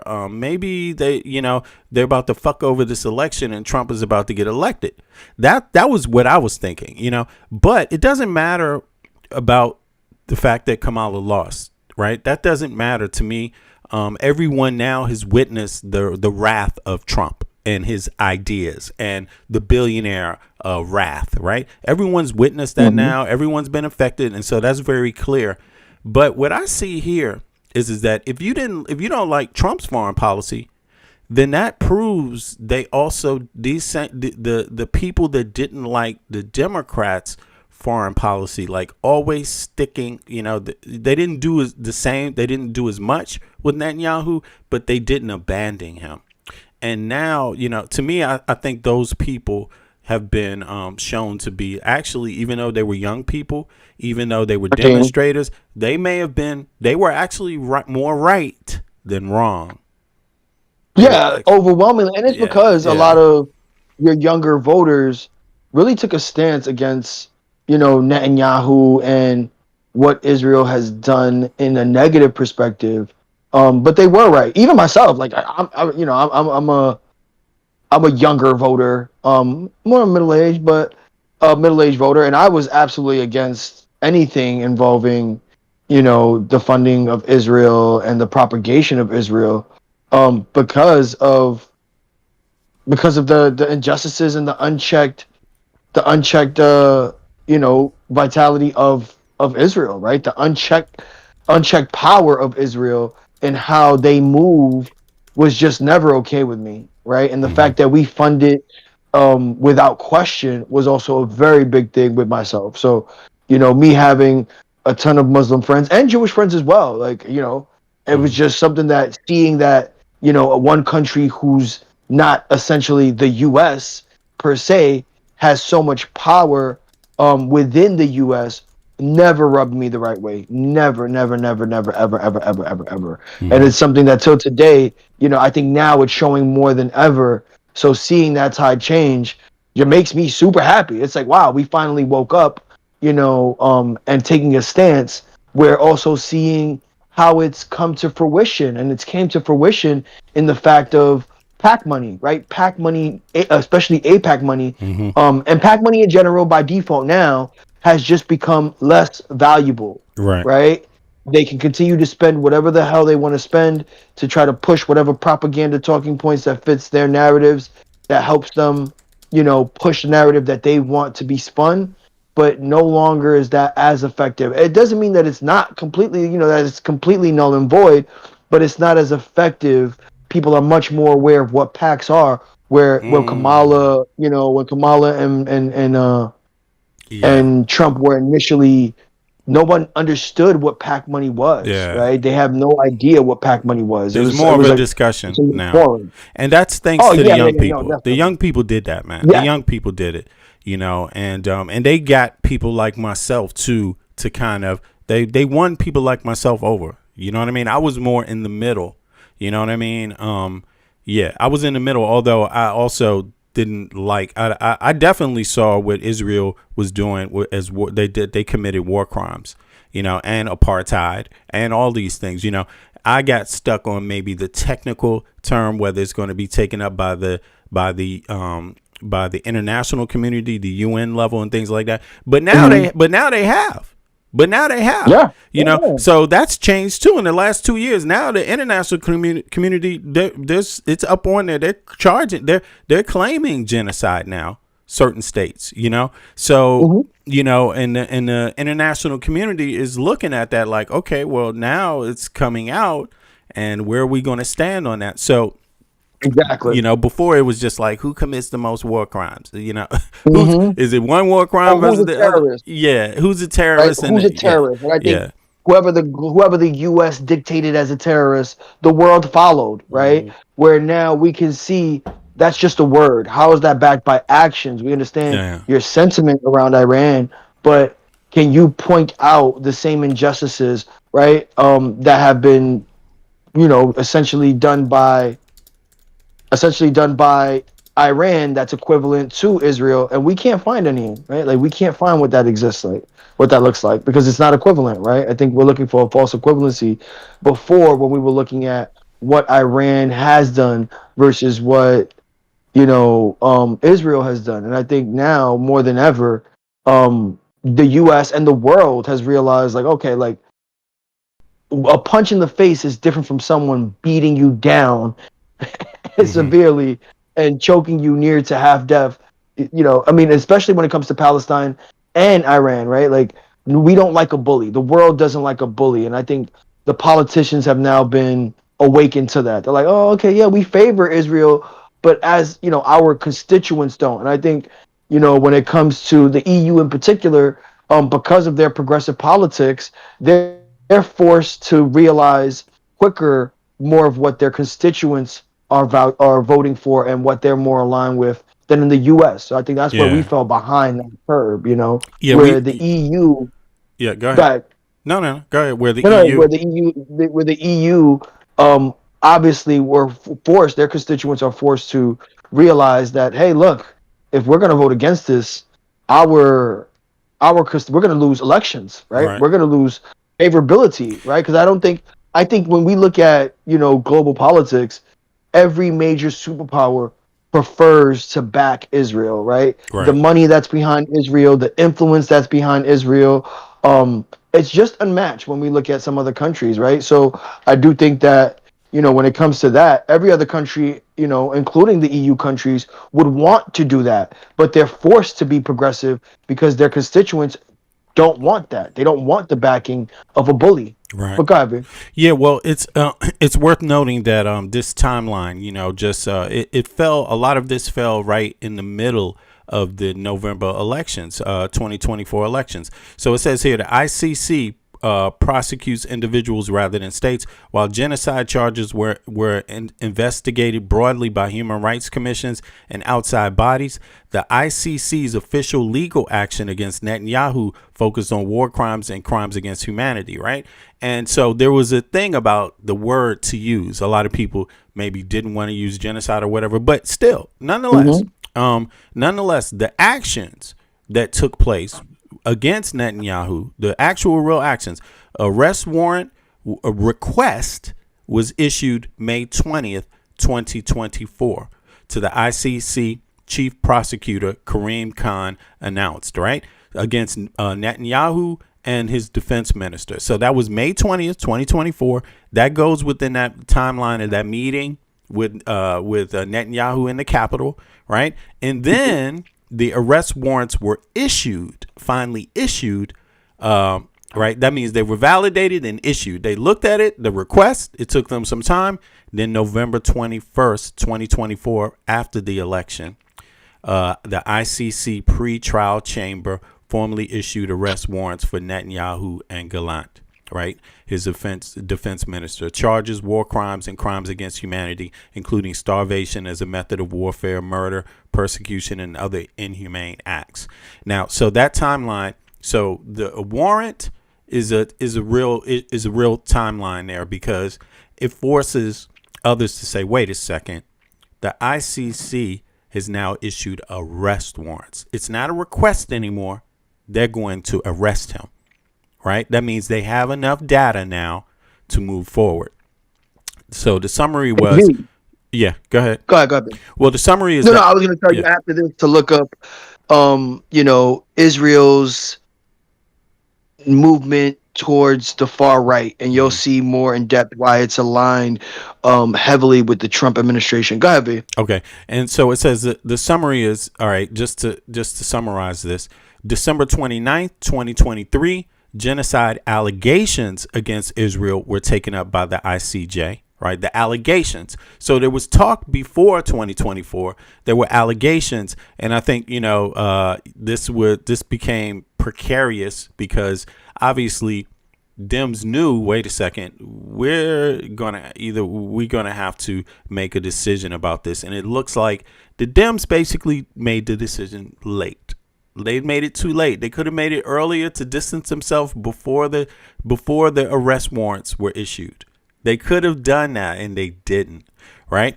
And of course that's the language that went out during the election. Right? People saw that and they were like, "Wait a second, you didn't do that. You're not doing anything yet. You're not distancing yourself." I notice how Trump didn't say he wasn't going to get involved. He just said no new wars. Right? He never said he was going to stop.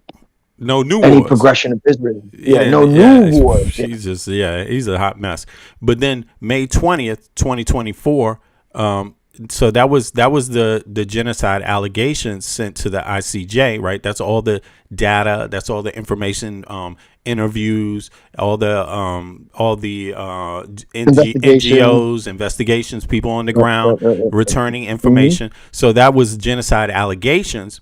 And then May 21st, right? November 21st, I'm sorry, 2024, individual criminal proceedings directly naming Netanyahu advanced at the ICC. So that's after the election again. So things have changed dramatically since since then, right? And now we're looking at 2026. The Democrats basically, yeah, I mean, there were people, the people said, we're not going to support you. Folks went out and supported fucking Trump. Some people, you know what I'm saying? And other people, some people still supported the Dems, right? It was about split half, but that half that went out and supported Trump or didn't vote at all affected the outcome of this election. Yes. So now we're looking at 2026 midterms, and now you're seeing the activists, not just the activists, but the citizens too, just the DSA emerge as part of the groups of the people that said, hey man, the allegations are real. This is enough. We got to distance ourselves. And they distanced themselves before that election. Mm-hmm. So it's just, I just wanted to summarize that. Now, what did you want me to look up, you say? The far right movement in Israel. Okay. Movement. The growing far right movement in Israel. Okay. Let me see here. You mean the videos or data? No. Just overall data. So it'll show how, obviously, Israel has moved in a far right manner more recently, just in terms of elections, in terms of, sentiment. Okay. Here we go. So you have that on the screen, what I was just reading from. There you go. For folks that wanted to see. There we go. We got UWA education, right? .org, .au. We got alhaq.org. We got amnesty.org, and we got Wikipedia as a source, right, for that. So let's move down here further. Obviously, and it's intrinsically tied to the nationalistic movement within Israel. But, and that's led to far right sentiments that now, Israel is experiencing exuberating heavily within its politics, within its people. Very similar to the U.S., right? And it's turned towards Trump, and that's the reason why Israel favors Trump. This is interesting. All right, so the rise of the far right in Israel represents one of the most significant shifts in the country's political history, moving fringe, ultranationalists, and religious ideologies into the mainstream corridor of power. Key figures and factions. The modern Israeli far right is centered around two primary parties that ran on a combined slate of in 2022 elections. That would have been our midterms, right? Winning 14 seats and becoming a crucial pillar of Benjamin Netanyahu's ruling coalition. Itamar Ben, how do you pronounce his last name? Gvir? Is that proper? Okay, I don't want to say that wrong. Okay, and then the follower of the late extremist Rabbi Meir Kahane, whose original party, Koch, was banned for racism and terrorism. Ben Gvir serves as a minister of national security. Damn. He built his career on anti-Arab rhetoric, defense, and settler violence, and calls out full Israeli control over contested holy sites like Al-Aqsa Mosque and Temple Mount.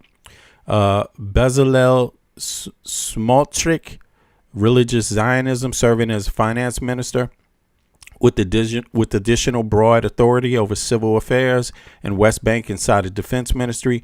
Smotrich represents the hardline Messianic wing of the national religious settlement movement. He openly advocates for the full annexation of the West Bank and the dissolution of the Palestinian Authority.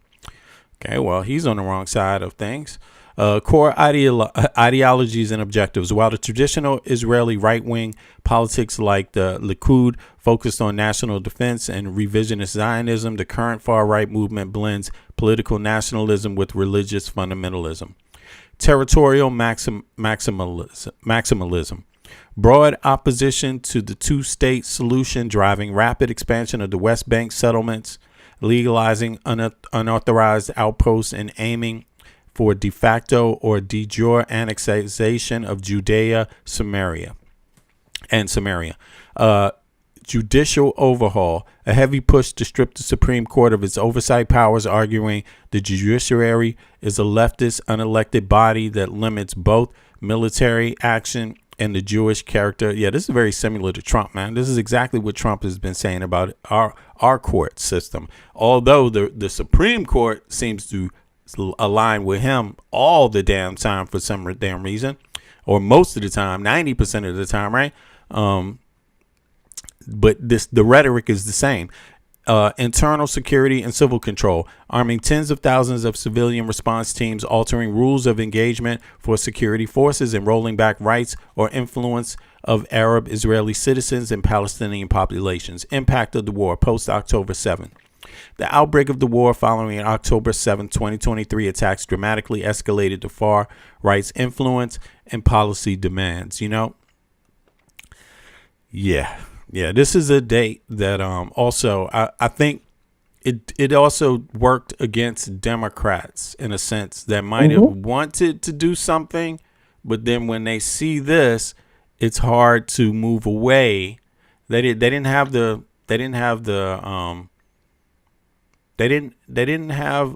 I think the way to explain this openly. To be honest with you, obviously the intel's out now that, Israel had well in advance. They knew about this attack, this potential attack. It's very suspicious, because how do you know? How are you going to give us foreign policy shit on what Iran is doing, and you don't even know the rest of this? Like, come on, it's totally contradictory. You either they knew, but they allowed the attack in order to prop up what they're doing now, right? In terms of the forward aggression. Motherfuckers had hang gliders, bro.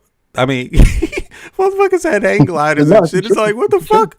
Like, what is this, man? Like, come on, you didn't know about this. So you got all this intelligence in the region and you didn't know about this. Okay, that's what they say. Political leverage.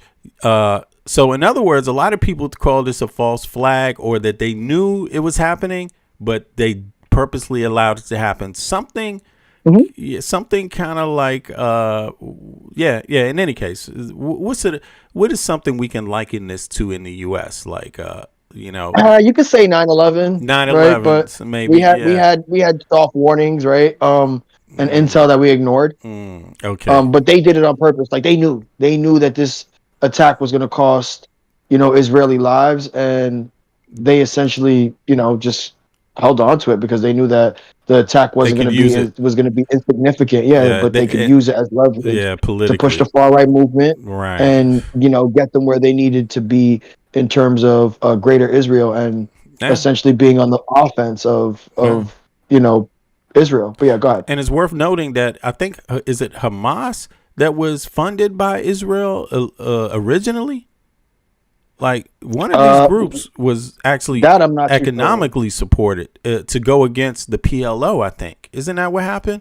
Okay. Like, they propped up one group financially to go against the other Palestinian group early. It could have been. Yeah. But I know Hamas has always been, essentially anti-Israeli. Yeah. We'll look into that, but don't quote me on that last part. But there's something about Israel financing one of those groups early on that's now against them, But in any case, so political leverage, because Netanyahu's coalition relies on these far right parties to maintain a majority in the Knesset. Figures like Ben Gvir and Smotrich have exercised veto power over strategic decisions, frequently threatening to collapse the government if major concessions or long-term ceasefires weren't made. Okay. Now it says settlement activity under Smotrich's ministry oversight. Land declarations and settlement construction in the West Bank reached historic highs. Okay, damn. Sparking widespread international criticism and targeting sanctions from the US, UK, and the EU against extremist settler groups. That must be under Biden, okay? or maybe even before Biden too, right? That must have been Biden. Was that Trump? We've been propping up. But go ahead. Okay. Post-war vision. Key far-right ministers have publicly campaigned for the resettlement of the Gaza Strip and voluntarily migration of Palestinian residents out of the enclave. Okay. So that's them doing that. Domestic and international backlash. The surge of far-right power has polarized Israel's society and strained international alliances. Domestic polarization. Hundreds of thousands of Israelis took to the streets in massive protests prior and during the war, fearing that the far-right's agenda threatens Israeli democracy, the rule of law, and secular civil rights. Strained U.S. and global relations. The Biden administration and Western allies repeatedly clashed with Netanyahu's government over inflammatory statements made by Ben Gvir and Smotrich, leading to unprecedented sanctions against individual far-right figures and extremist organizations. You know, this is interesting because what does this tell you? They clashed. To me, I don't know if I got this right, but to me, this tells me that to the United States government, Israel is a proxy state, basically, yes, that it supports. Yes. And so it doesn't want to lose them.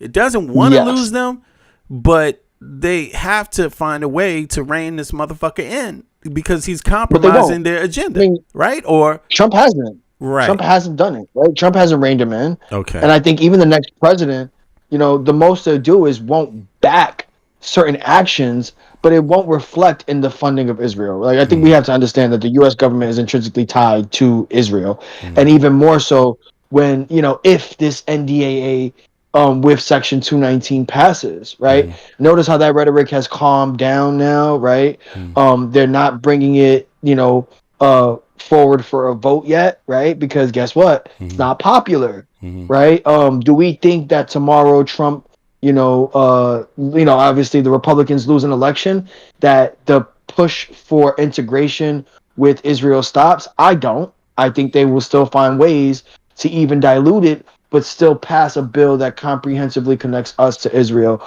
regardless of our public sentiment against Israel. So people will know.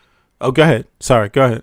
No. And I said after we're done here, if you could segue into how many individuals involved in Project 2025 are in this current administration, and then you'll get to see the connection of the far right here, the far right there, and then the global populist far right movement that has been happening on a global scale, and particularly right now in Latin America as their elections with presidents like Chile, Argentina, Colombia, Ecuador, and go ahead. We'll do that afterwards. But go ahead.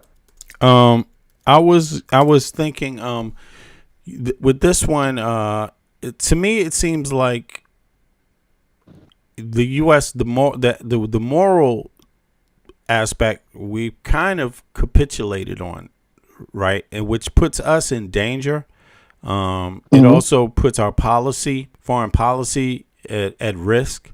And because what it's doing is it isolates us. Yeah, it isolates us, and it creates a door open for China, pretty much, China and Russia. Yeah, who's moving very slowly, China. And China will use Russia.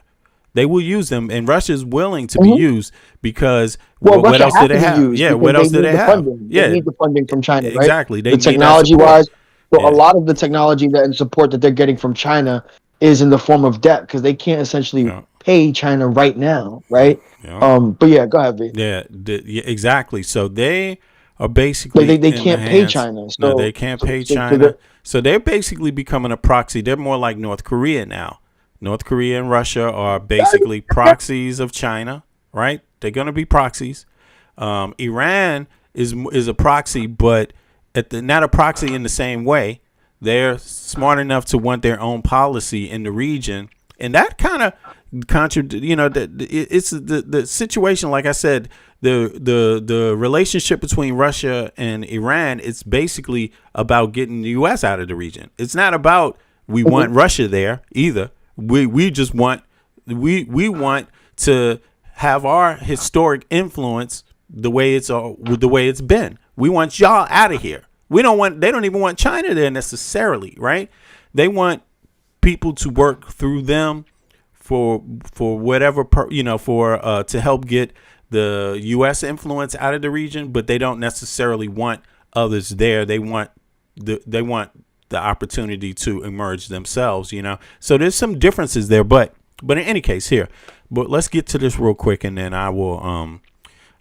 then we can get into crazy ass man, who made this rambling shit on CNN, man. My God, Mr. Kennedy. Yeah, he's fucking crazy. He will be the entertainment part of the show, by the way. Kennedy.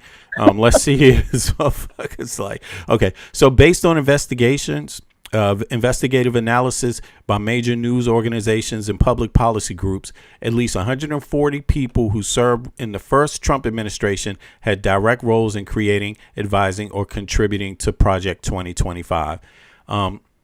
If expanded to include affiliate organizations and transition personnel, that number grows depending on the metric. Breakdown of key ties. Overall administration personnel. A comprehensive CNN investigation found that at least 140 individuals who worked with Donald Trump's administration on his first transition team were involved in drafting, editing, and advising Project 2025. Manifesto authors and editors. Out of 38 primary authors and editors responsible for 900-page policy. This is a garbage ass. But I read this shit. I was like, man, this is not even academic. Like, what the fuck? I had arguments with people over this before he was even elected. Like, arguments. But it worked. It's just not written well. But the shit works. I mean, oh no. So it's dangerous. But reading it was like, did these people go to fucking school? Did they go to like reading it was? I just talking about the language, Like, damn, bro. Like, who edited this shit? In any case, no one, nobody. Yeah, exactly. Okay, which goes to show you that, hey, you can get it if you want to organize. You can get it going. You can get it going because they obviously just threw it together and didn't give a fuck about editing it much of it, or the grammar and shit. They were like, no, this is what I got for you, and I believe this shit. So here it is. Now we got to live with it. Manifesto authors. Out of 38 primary authors and editors responsible for 900-page policy, 31 held official roles in the former Trump administration and transition team, roughly 81%. Cabinet level authors. 6 former cabinet secretaries authored chapters or contributed directly to the document. Training program instructors. A ProPublica review of Project 2025's internal video training modules found that 29 of the 36 featured speakers, instructors previously worked on Trump's campaign, transition team, and or administration. Partner organizations. When accounting for the 100+ conservative partner organizations behind the coalition, such as the Center for Renewing America and the America First Legal, over 200 former Trump administration officials are employed or affiliated with the project's advisory network. High-profile examples are Russell Vought, OMB director, key project of the, that's OMB, the United States, a government, architect of the chapter authority. Damn. Stephen Miller, former senior advisor, who's everybody know who his ass is. I mean, Stephen Miller is proof that an ugly man can produce a lot of hate because he's not the most attractive motherfucker. Gay man. Yeah, because he's expected to be gay. Goddamn. In the closet, just like Lindsay, just like a few others, right? Just like Speaker Mike, right? But God, he looks in the mirror every day and is like, man, I hate myself. Fuck it. And he lets it out on everybody every day of the week. All right. So John McKenty. Damn, that is an interesting name. Former director of the White House Presidential Personnel Office, senior advisor to Project 2025. Okay. Paul Dance, former chief of staff at the Office of Personnel Management. I mean, these are government roles, government jobs now. Original director of Project. He was the original director, of Project 2025. Brendan Carr, FCC commissioner, authored. There's only one of these guys, I believe only one of them, that's ancestors go back to the colonial period. A lot of them come from, some sort of. Well, when you look at Stephen Miller is also of Jewish descent, right? So that again, that directly ties to the sentiment, the alignment of this government with the a right wing white movement. Supremacists. They don't. They talk about the founding fathers, but that's not what they're up to. They're up to some other shit. But only one of the three founding members of Project 2025, the founding ones of the Heritage Foundation. I'm sorry, 3 of them. Only one has two family members that go back to the colonial period. The others, it's not the same. I believe one doesn't have any at all, and one is maybe split and has immigrant background. I don't know if it's from the turn of the century, something like that. But in any case, that's the data on that, bro. Is there something specific you wanted me to dig up outside of that? You have Stephen Miller, right? You have a few individuals, and just how it ties to the far right movement that America's facing now, right? And it's the reason why they overwhelmingly back the actions of Israel. It's a populist thing, right? When you look at the populism of the far right movement currently, and how again it's also spread to Latin America. You can segue into that as well, right before we head to RFK. The rise of the right wing movement in Latin America. It's become so populist, and it started with Trump. And unfortunately, Trump has been an influential person to the right wing movement. He's been the catalyst that they've been waiting for years. And it's now allowed for just open racism and rhetoric, right? Racist rhetoric. So, unfortunately, this is the current times and events, and how politics has been influenced. And Trump is a huge part of that. Okay. You wanted me to dig up what again? I'm sorry, my fault. You wanted me to pull up current right wing movement in Latin America. Okay. Current right wing movement. Right wing movement in America, in the USA. Latin America. Oh shit, in Latin. Damn. Latin America. Okay. Now let me see here. While that's coming up, now it says the background of the Heritage Foundation founding in 1973, the members, right? It says three figures: politically activist Paul Weyrich, Edwin Faulkner, and Joseph Kors, right? Okay, let me see.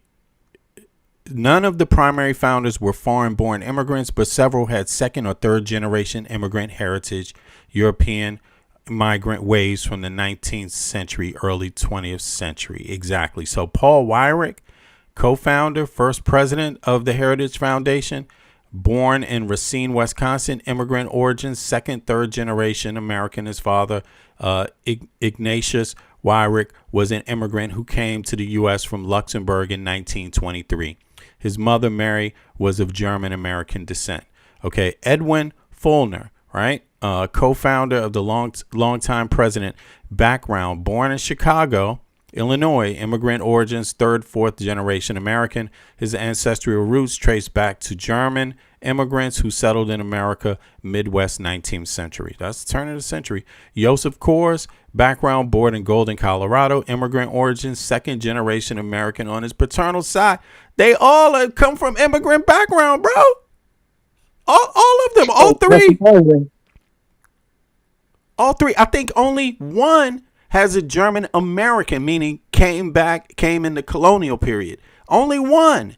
And that's Paul Weyrich. The rest of them, the immigrant background, bro. It's 19th century.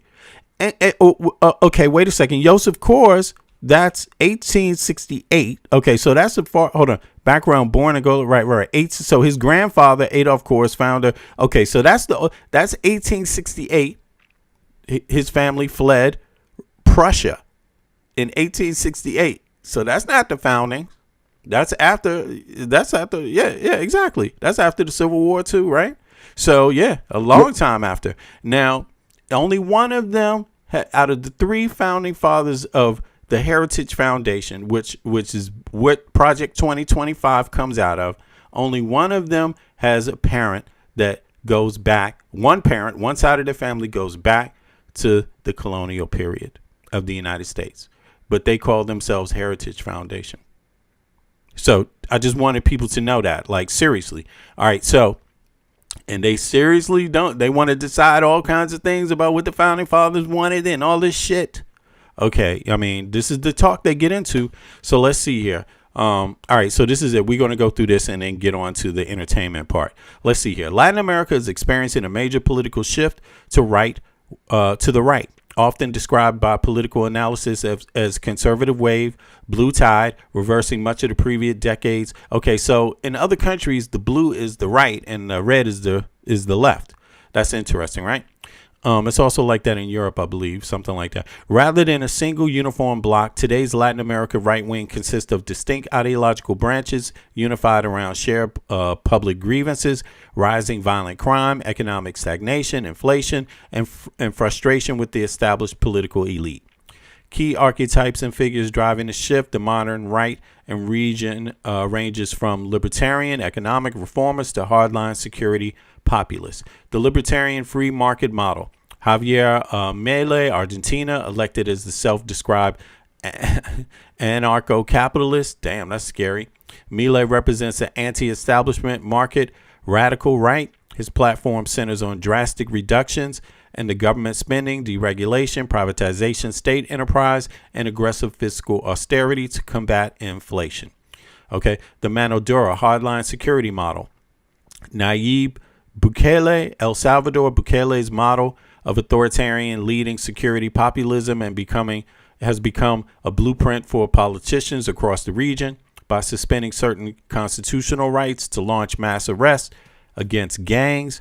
Bukele achieved a dramatic drop in homicide rates, making his hardline Bukele's model immensely popular among crime-weary voters throughout Central and South America. Business-friendly moderates, conservatism. Daniel Noboa, Ecuador, a market liberal businessman who won office amidst severe drug cartel violence in Ecuador. His administration blends security crackdowns, declaring an internal armed conflict against cartels with orthodox economic policies aimed at attracting foreign investment. Luis Abinader, Dominican Republic, represents a pragmatic center-right model focused on economic growth, anti-corruption, and strict border enforcement with Haiti. I mean, what the fuck is going on here, man? It's one island, and they still haven't figured it out together. Like, this is just that's a whole. What's going on? Like, come on, man. Like, obviously, there's more going on there than what's being told. You know, how do you have one island? Dynamic. Yeah, what is this, man? I mean, why the fuck can't they just work together? That's. I know that's an oversimplification, but come on, it's years now. It's a long time. You can't figure it out. It's rooted in racism and colorism and a bunch of other things, and proximity to whiteness in terms of, how Dominicans want to identify, and it's rooted in servitude. Haiti as less than, right? And the fact that it is one of the poorest nations in Latin America, right? So there's a lot to digest. There's a lot to digest, bro. All right, so let's see here. Nationalist and ideological right. Jose Antonio Cast Chile. Okay, I got a friend down there, man. Interesting. All right, so Chile's leader of the Chilean Republic Party, who gained momentum advocating for strict immigration control, social conservatism, and traditional free market principles, contrasting sharply with Gabriel Boric's leftist administration. Jair Bolsonaro's movement, Brazil, Bolsonaro was barred from running for public office, his conservative network and allies retained strong influence in Brazil's Congress and municipal governments, creating a formidable right-wing coalition ahead of national elections. Okay, primary drivers behind right-wing turn. Okay, let me pull this back up. Security agenda. Drug trafficking, gang violence, and extortion have surged in previously peaceful nations like Ecuador and Chile. Hardline security policies, Mano Dura, are current and single most effective rally cry for right-wing candidates. Economic frustration, high inflation, slow post-pandemic recovery, and fiscal deficits under previous left-leaning governments created strong voter demand and austerity, dollarization discussions or free market deregulation. Anti-incumbent protest voting. Across Latin America, the protest vote remains the strongest political force.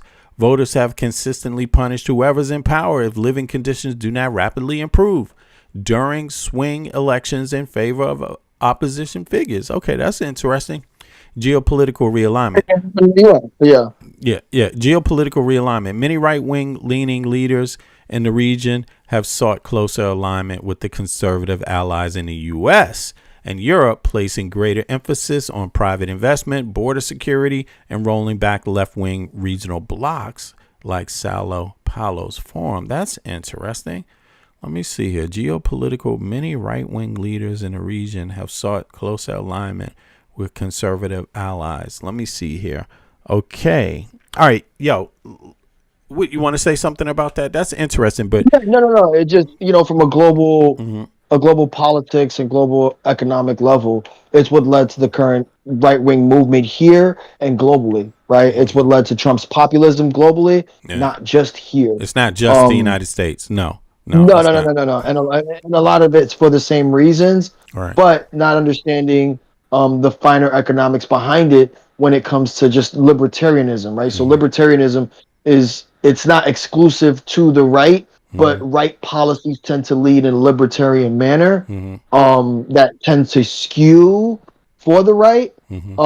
And, when it comes to unchecked capitalism, a lot of the disenfranchisement of Latin America has been through relationships with the U.S., right? And ironically, now they're looking towards the U.S.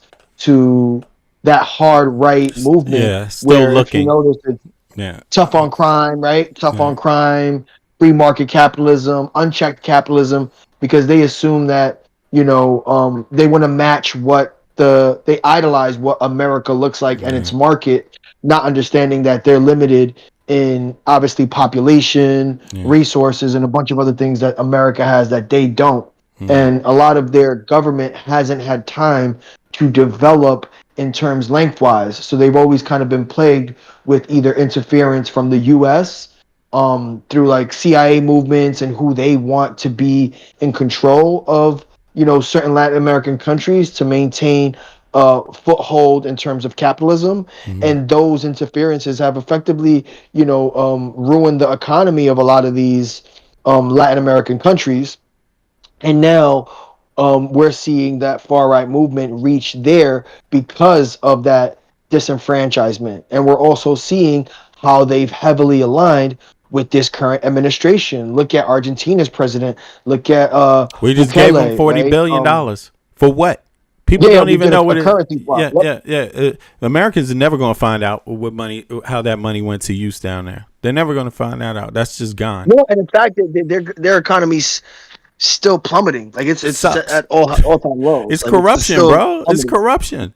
It's just corruption. Again, with them, because again, you can only spend so much without having something comprehensive on an economic level that's going to generate the revenue that's going to consistently push your economy. It's not just free market where you give all these corporations free range and they start, blossoming in your economy. It's just not that way. If your people and your economy aren't ready to grow due to a bunch of economic factors, it doesn't matter how much money you spend in your country or how much regulation or deregulation of taxes that you do, your country's always going to fail on an economic level. And we're experiencing that now with the big, beautiful bill. Eventually, we'll start seeing the heavy impact of these tax cuts, right? When we don't generate the amount of taxes we need to prop up the middle and lower class.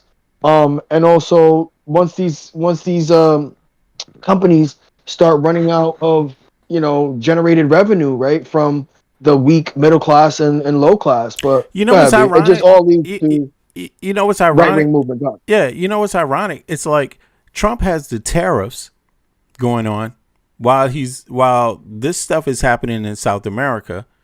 The EU doesn't have tariffs. They don't have the same policy. Of course, they respond to the U.S. specifically with their tariffs just because they're being maligned by the U.S. But they're doing trade deals with South America. So it's interesting. It just seems like that right wing stuff is going to fall apart, bro. Because it always does. Yeah, because there's no cohesion in it. It's just all over the fucking place. You create dictators. When you do this, you create dictators, and that's what a lot of people don't understand. when you do this, again, you create dictators. In a few years, Bukele, he's already having, authoritarian vibes, right? Dictator vibes when it comes to how he's been so hard on crime. But they're now talking about the injustices of the people. He's just arrested people, throwing them in jail without any proof, no court of law, right? And yeah, I'm sure that helps for the people who were criminals that you knew of, right? But now It's you just superficial. arrested a bunch of people, Yeah. a bunch of people who weren't criminals, right? Right, Your right. everyday citizen. There'll be a who, backlash. There's a backlash yes, coming. right?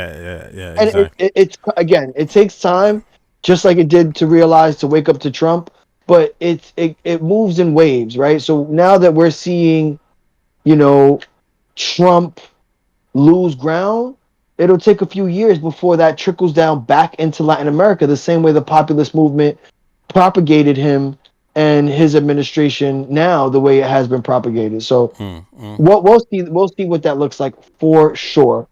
And again, it comes in waves, and we will see how that reverberates throughout the world on a global level once we start seeing our right wing movement dissipate and take its losses in the form of Trump and the right wing in general, right? The GOP will be almost non-existent after Trump, because they will have nothing to mask their policies, right? That's where the right wing always falls apart. Remember what we covered yesterday, right? Conservatives will always tell you what they don't want, not what they are for, and what they are for is always in opposition to something, something that they don't want, right? They don't want something. It's never a cohesive policy that benefits the overall people. It's always in opposition to something that they just don't like, don't want, or that doesn't fit either a libertarian bubble or a conservative bubble when it comes to what they believe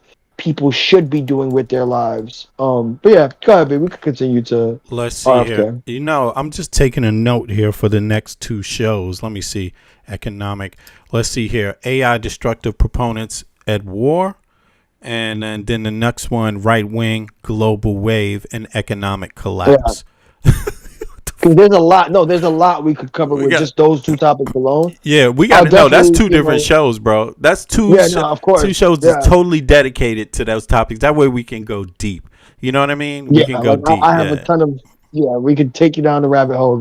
Yeah. We owe our viewers that, you know what I mean? Because we usually hop around through different topics, the daily news, the breaking news, and stuff like that, which is great. But we got to have a few that are dedicated to one topic so we can go deep for people that. And we still have to do the Goipers movement, which is a far right, which Wait is a where Nick Fuentes comes in. That's another segment on its own, and it definitely give the viewers what the future of the right wing movement looks like for sure. Groypers movement, exactly. So I'm gonna set those up today for this week. All right, so check this out.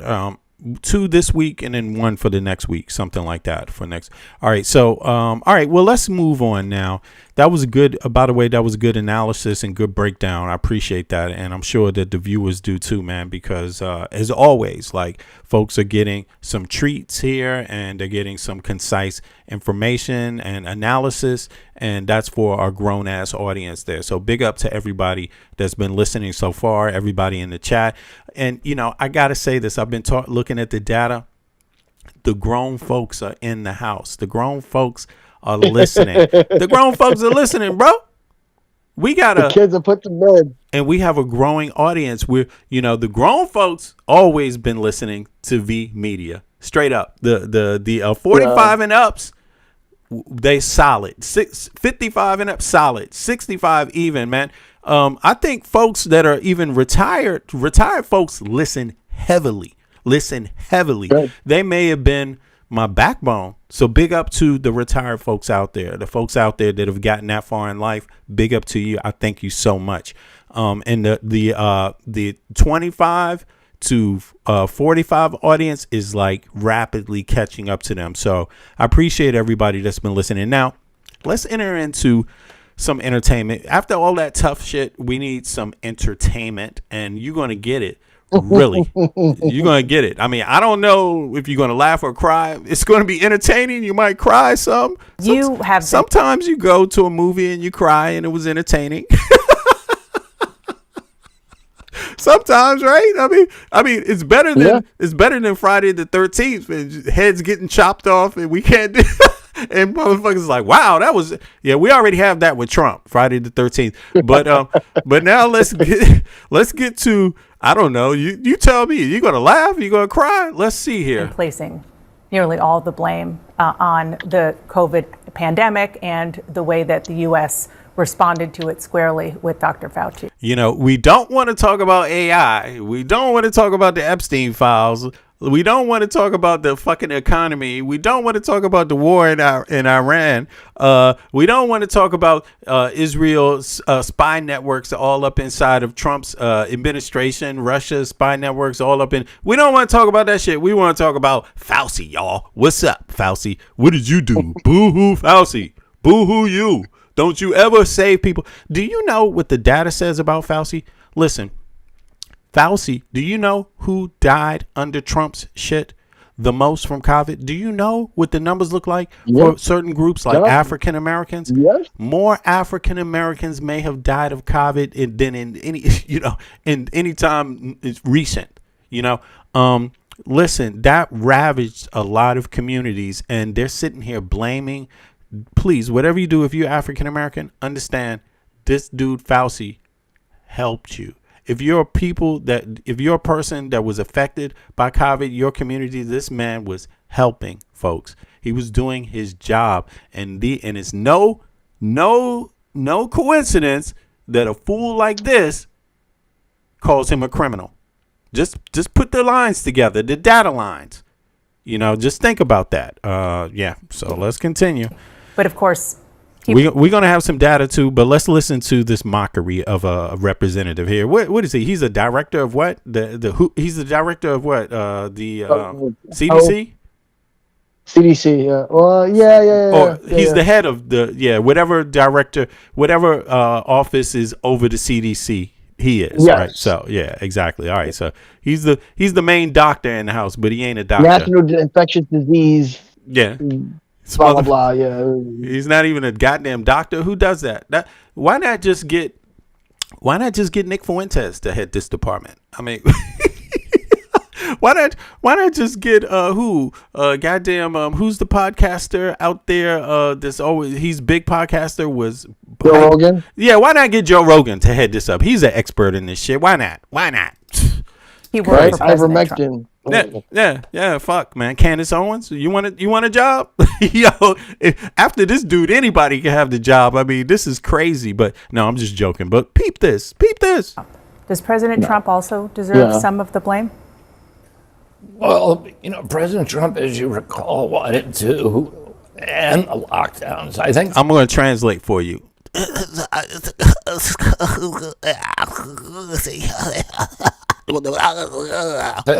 The thing that did the most damage to our country was the lockdowns. The lockdowns that shut down 3.5 million businesses in our country with no due process, no just compensation. All of our churches closed our schools, and our children are still paying the price for that. And yet we had the worst outcome of any country in the world. Dr. Worm. How so? We have the highest death rate from COVID of any nation on earth. Well, let me just say, because I've heard you say that before on the death rate from COVID. That's not accurate because public health experts say, drink that coffee, bitch. say that there is a combination of factors that went into that: higher rates of chronic illnesses, which I know you would agree with, gaps to our healthcare system, and misinformation about vaccines. You just said what I said was inaccurate. What I said was accurate. We had the highest death rate from COVID of any place. There are other countries that had higher, but you can argue go ahead about why we had that, but nobody can tell you. I mean, we have, as you say, we have the highest chronic disease burden in the world. But Anthony Fauci was mismanaging the COVID pandemic, and he was doing it under the Biden administration. Please please don't cough on me. Whatever you got, I don't want it. Just please wear a mask around this dude. Why didn't he wear a fucking mask today? Trump wanted to end the lockdowns. In effect, Anthony Fauci. What does he have? Hepatitis? Goddamn, does he have? I mean, what? He has every goddamn. He just got every sickness there is known to man. He's going to spread right here at CNN. His diaries. He talks about how President Trump is calling him every day, trying to get him to reopen the country. Yeah, well, the lockdowns were done by governors. I mean, certainly Anthony Fauci and the president had opinions, but the lockdowns were done by governors, and largely because they were hearing from hospitals saying that their ICUs were overrun and they needed some help while that was happening. Well, that's not true. That's just not true. It is what true. You're saying is not true. No, they were doing it because Anthony Fauci was telling them from the top, you need to lock down. There were ICUs that were empty all over the country, including in New York at the height. I'm asking you. Listen, I see, be cautious there, local neighborhood hater, like, be cautious there when you talking about this vaccine thing, because you just, I'm gonna have to fact check you. It's very simple, and you're speaking the English language, so you need to be accurate. You need to be accurate. Okay, COVID vaccines are real vaccines. Medical and regulatory authorities worldwide, including the FDA, CDC, and the World Health Organization. The CDC is American, by the way. FDA American. Classify COVID-19 immunizations as real vaccines because they meet the fundamental definition of a vaccine. Right? So find another word. A substance introduced into the body to stimulate an immune response against a specific disease. That's what a vaccine is.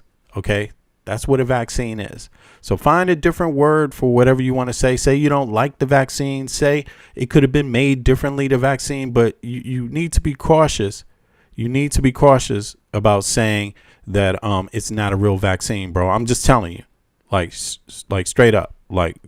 To go back to what I asked you at the beginning, which is President Trump. And he was the guy in charge.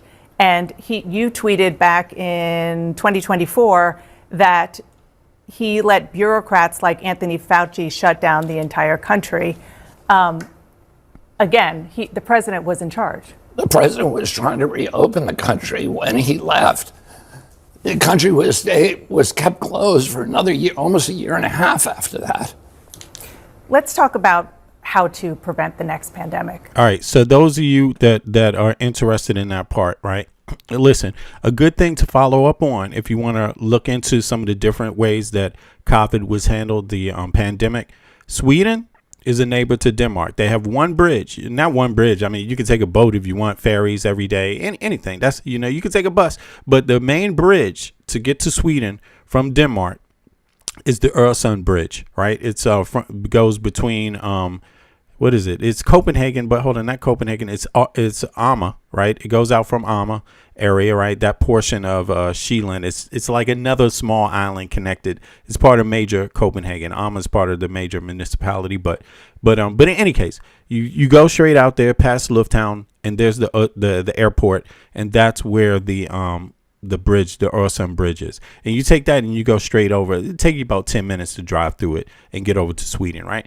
But Sweden, that border was closed during the pandemic. Sweden handled the pandemic differently than Denmark, fundamentally.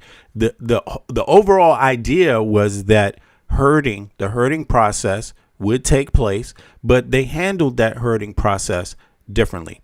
Denmark closed the country down, closed the bridge, closed transport, not to everybody, not to transport vehicles, or not to they checked people though. They checked your ass to see if you got your COVID vaccine. If you took some buses back and forth, just to visit or whatever, or train, they would ask you, where's your, they'd stop it and check everybody. Did you get your COVID vaccine? Not vaccination.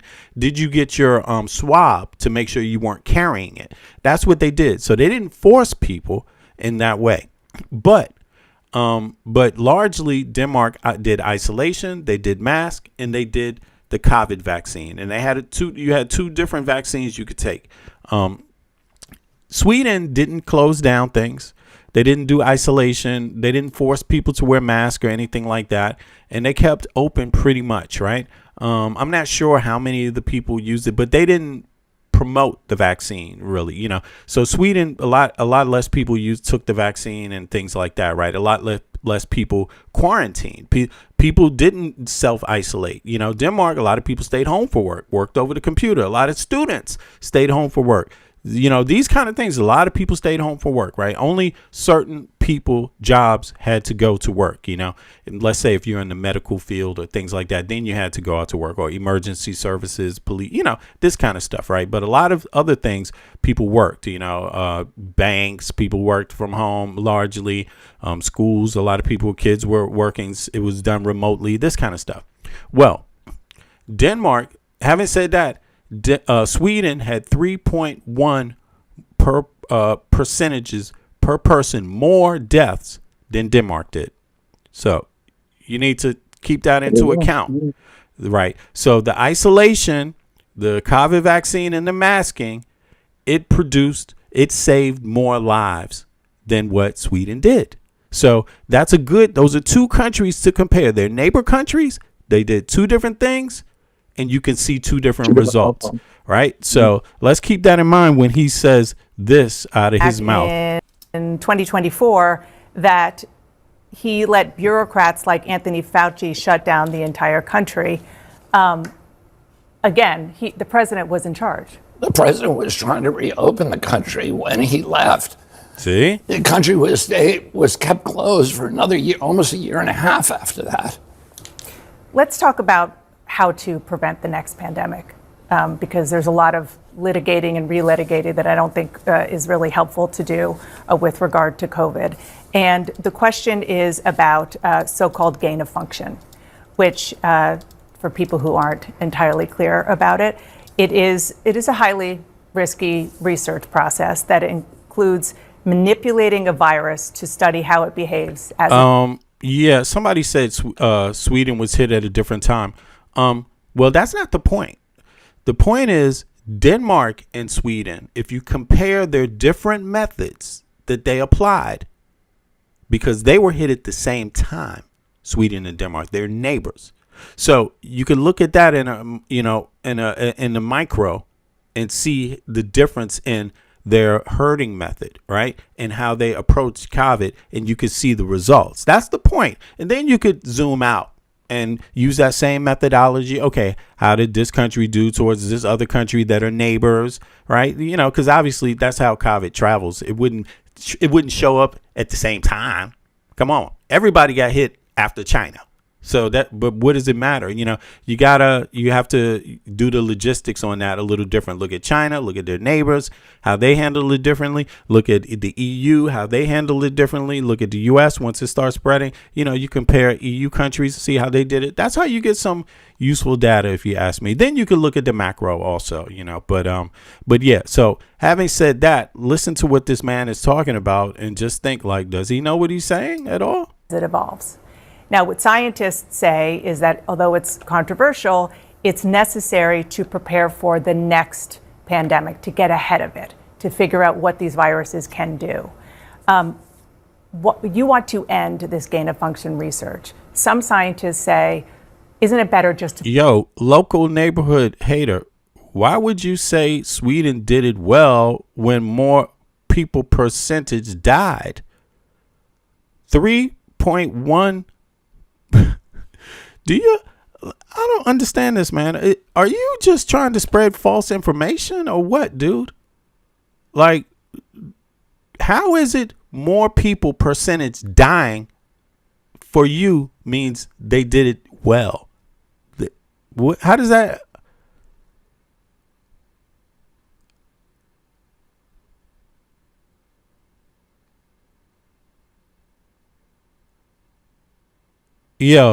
Anyway, listen, y'all, just stick with the facts. In my book, more people dying per person equals you didn't do it that well. You did it worse than somebody else. All right, that's what that means. Okay, and you should always look for that number. Yeah, I don't know what that means. You did it well. They lost more people per person, 3.1 more people per 100,000 than Denmark did. Sweden lost 3.1 more, had 3.1 more deaths than Denmark did per person. That means Denmark did it well. Sweden did it less well, if you want to put it that way. Guardrails around it. People have been trying to put guardrails around it for generations, and it hasn't worked. And clearly, COVID-19 pandemic and many other global pandemics that we have come from gain-of-function research. The RSV epidemic that we have, that is the biggest killer of kids in this country today, came from these kind of experiments. The Lyme disease almost certainly came from this kind of research. So, and the scientists who you say are experts. This shit is about to heat up. Watch this. Are making the argument that this is necessary for pandemic response. Cannot point to one instance in history where research that came out of this kind of experimentation has actually provided us something beneficial. So how do you prepare then? How do you prepare for the next pandemic? I mean, that's literally part of your job now, because experts think it's going to happen within the next 10 years again. Yeah, I mean, I think we did virtually everything wrong the last time. So what about now? The principal thing that we need to do is we need to listen to what's happening to doctors on the ground. There are 15 million frontline physicians around the world. They're mainly now connected through the internet. We can tell on the front lines what's working and what's not. If we had listened to those doctors during the COVID pandemic, we would have saved potentially millions of lives. There were therapeutics out there that were working. There were doctors that were having no deaths from COVID and treating, in some cases, thousands of patients. And we weren't listening to them. Instead, we were doing the opposite. We were shutting them down. And then, Dana, the other thing that I would say is that we need to protect our constitutional rights. That is the primary obligation of our country. What does that mean? Well, during COVID, we completely dismantled our constitutional rights. We began censoring people in violation of the First Amendment. But you're saying what not to do. I'm asking what. Just to wrap this up, Denmark, you had personal choice when it came to the vaccines, but there were different aspects. So again, let's start off with the first fact. 3.1 more people per person in Sweden died than in Denmark. Sweden had a different protocol than Denmark. The results prove that Denmark saved more human lives per person with their methodology than Sweden did. Very simple. They both used the hoarding method. It's about how they use the hoarding method. But because I don't want people to be confused about this, and folks maybe aren't used to looking into these countries, right? And they used to just maybe going on something else that they heard, right? But here, let me just break down a few basic things, right? Unlike the neighbor Sweden, which relied heavily on voluntary trust and personal responsibility, Denmark enforced strict legal mandates. Legally binding lockdowns. In March 2020, Denmark was one of the first European countries to enforce hard legal lockdowns. Governments ordered shut down primary schools, daycare centers, borders, and non-essential businesses. Fines and enforcement. Assembly limits, gathering bans, mask requirements in public transit and retail. Right. So that thing that you see me wearing on my avatar, that's actually a real picture. That's what I had when I was outside driving. I wore that mask even while I was driving, right? Which is crazy, right? But I had it also available even when I didn't wear it. I had it on me to make sure that if I got stopped, they knew that, okay, I have this with me. Now, fines and enforcement, assembly limits, gathering. All right, let me pull this up so people can see this. And I'm only doing this because this is in line with what we're looking at here. Now, Corona Pass system. No, fines. Okay. Transit, retail, business closures were backed by law and police enforcement, not just recommendations. So that wasn't free will. Corona Pass system. In 2021, Denmark implemented a mandatory digital health pass, Corona Pass, to enter restaurants, hair salons, cultural events, and gym facilities. Citizens were required by law to show proof of vaccination, recent recovery, or a negative test. I had to take that because of my job. You see what I'm saying? Like, I work with sick people. So I had to take that. There was not an option. You see? Yeah. For working with people with illness, you don't want to kill them. I could have corona and the effects may not bother me at all. But do I want to give it to someone else? Is that a wise idea? Is that smart for the healthcare industry? Is that wise? Is that a wise decision?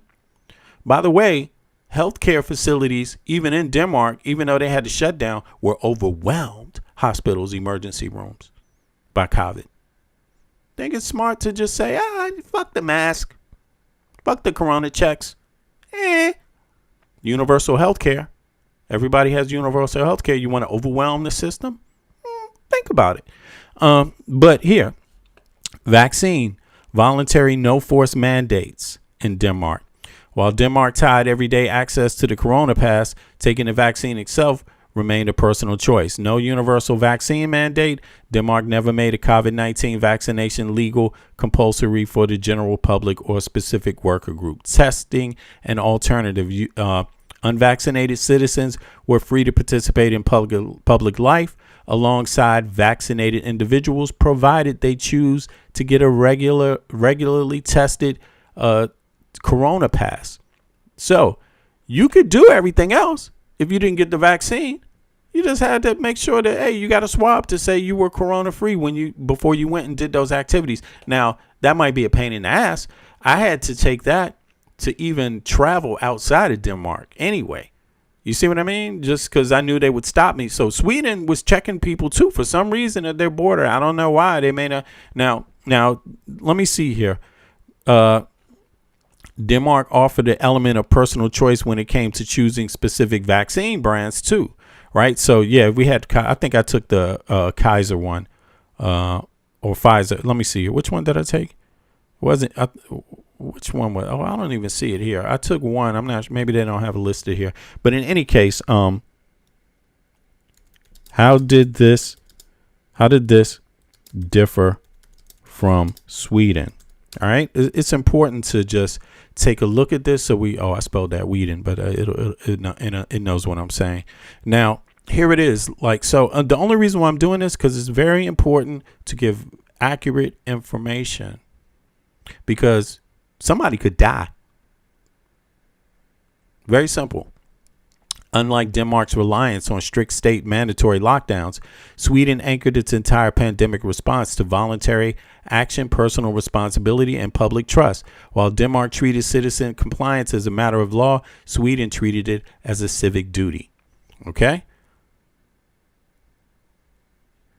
Recommendations instead of mandates. Sweden constitution provides strong protections for citizens' freedom of movement during peacetime and making blanket stay-at-home orders legally difficult to implement. The voluntary approach. Instead of legally closing down society, the Public Health Agency of Sweden, how do I pronounce this? Folkhälsomyndigheten. In Danish, it would, yeah. This is Swedish though. Folkhälsomyndigheten. Okay, sorry, I don't speak. I understand Swedish, but I don't speak it that well, or at all, really. Issue general advice. Amana roll. Citizens were expected to voluntarily work from home, wash their hands, practice physical distancing, and avoid non-essential travel. That was voluntary. If you could get a job that said, okay, you can do that, right? Businesses and school, when the government does it, the industry has to follow, right? So, or they have to have certain other specifications in place in Denmark, right? Business schools stayed open while Denmark legally shut down. Primary schools, daycare centers, gyms, and non-essential retail. Sweden kept primary schools, preschools, restaurant, bars, and shops open throughout the pandemic with capacity limits and table service only rules. Scientists versus politicians. A major operational difference between two neighbors who was making the decisions, right? In Denmark, politicians held the reins. Prime Minister Mette Frederiksen, government. She's also the current sitting prime minister for her third term, I believe. Mette Frederiksen government took top-down, precautionary political stance, often moving faster and imposing stricter lockdowns than their own health advisory agencies recommended. In Sweden, the government largely deferred to autonomous public health experts led by the state epidemiologist Anders Tegnell, that would really be Tegnell in Scandinavian. The core philosophy was to design sustainable measures that could be maintained over years rather than short-term drastic interventions that could harm public mental health. It could also be financial issues there, I think, health or broader economy. Mask and health passes. Face masks, Denmark mandated masks in public transport, retail, and indoor public spaces. Sweden actively resisted mask mandates for much of the pandemic, arguing that masks provided a false sense of security and that physical distance was vastly superior. Yeah, in Denmark, you have physical distance too. Health certificates, while Denmark pioneered the mandatory Corona Pass to access basic social activities like dining out of getting a haircut, Sweden only introduced COVID passports much later, late in 2021, and strictly for large indoor public gatherings, leaving daily life most unencumbered. Right. So let me see here. Which country lost more lives per population? Very simple, and this is important for people to know. No matter what you decide for yourself, the facts are the facts, right? So you don't choose your facts. Sweden, 2,800 deaths per million people. Denmark, 1,700 deaths per million people. That's over 1,000 more deaths per million people. Overall, Sweden's cumulative reported COVID-19 mortality rate was roughly 65% higher than Denmark's. Okay, well, so now people need to look into that on their own. I'm going to continue with this nut job right here. Let's go. But I want to talk about. That's something to do. That is the number one priority. We protect the Constitution. The Constitution was written. Forgive me, but you're talking about rights, and I'm asking about a potential public health crisis that is coming. But I do want to And one of the mistakes we made in the last time was suppressing those rights so people weren't being heard. The doctors who were saying you're doing it wrong were being marginalized and vilified. Yeah, and because again, I really want to move on. But yeah, you were saying you were part of the problem. No, I wasn't part of the problem. There was absolute press malpractice. Watch this. You weren't allowing Mr. Secretary, your job is a fierce skepticism toward authority. And you weren't doing that. You were beating up on people who were dissenting. No. Okay. Are you want to sit here and attack me, or do you want to have conversations about public health? I'm not attacking you. I'm asking questions about how to prevent the next pandemic. Question and I'll tell you. That's what I'm trying to do. But I also don't want to use this interview to allow you to say things that aren't entirely true. You're talking about therapeutics. Fine. Thank you. It is also factually true that the COVID vaccine worked. The COVID vaccine prevented deaths. There is data upon data upon data. Let's talk about the measles, please, because this is something that is happening as we speak. The cases in the U.S. vaccine protected children. I think that what I have talked to scientists and doctors about. Yeah, she doesn't often do pushback.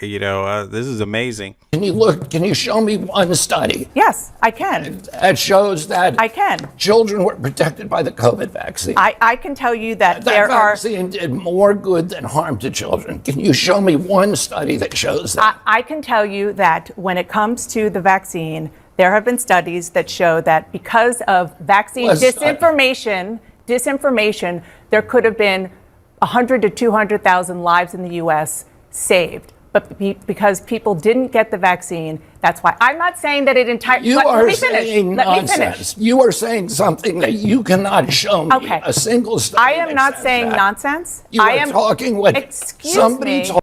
You see how he's saying you haven't shown me a single. He's supposed to have all the data any goddamn way. I mean, told you. Excuse me. And you cite me the study. What study? No, what studies are you talking about? You're talking about studies that actually don't exist. I want to talk Bingo. about. I am not. That you're talking. Wow. Exactly. Where do the studies exist? I mean, look, anybody can pull the data too. This is not 2019. This is AI Google. We're in the AI Google phase. Anybody can Google this shit. Anybody can get the sources from the government. How many deaths? You can get all this shit online now at your fingertips. Like, seriously, look, this dude, apparently he doesn't use AI Google at all. It's crazy. All right, well, let's go on. About it. I am not here to defend. Studies, cite me the study.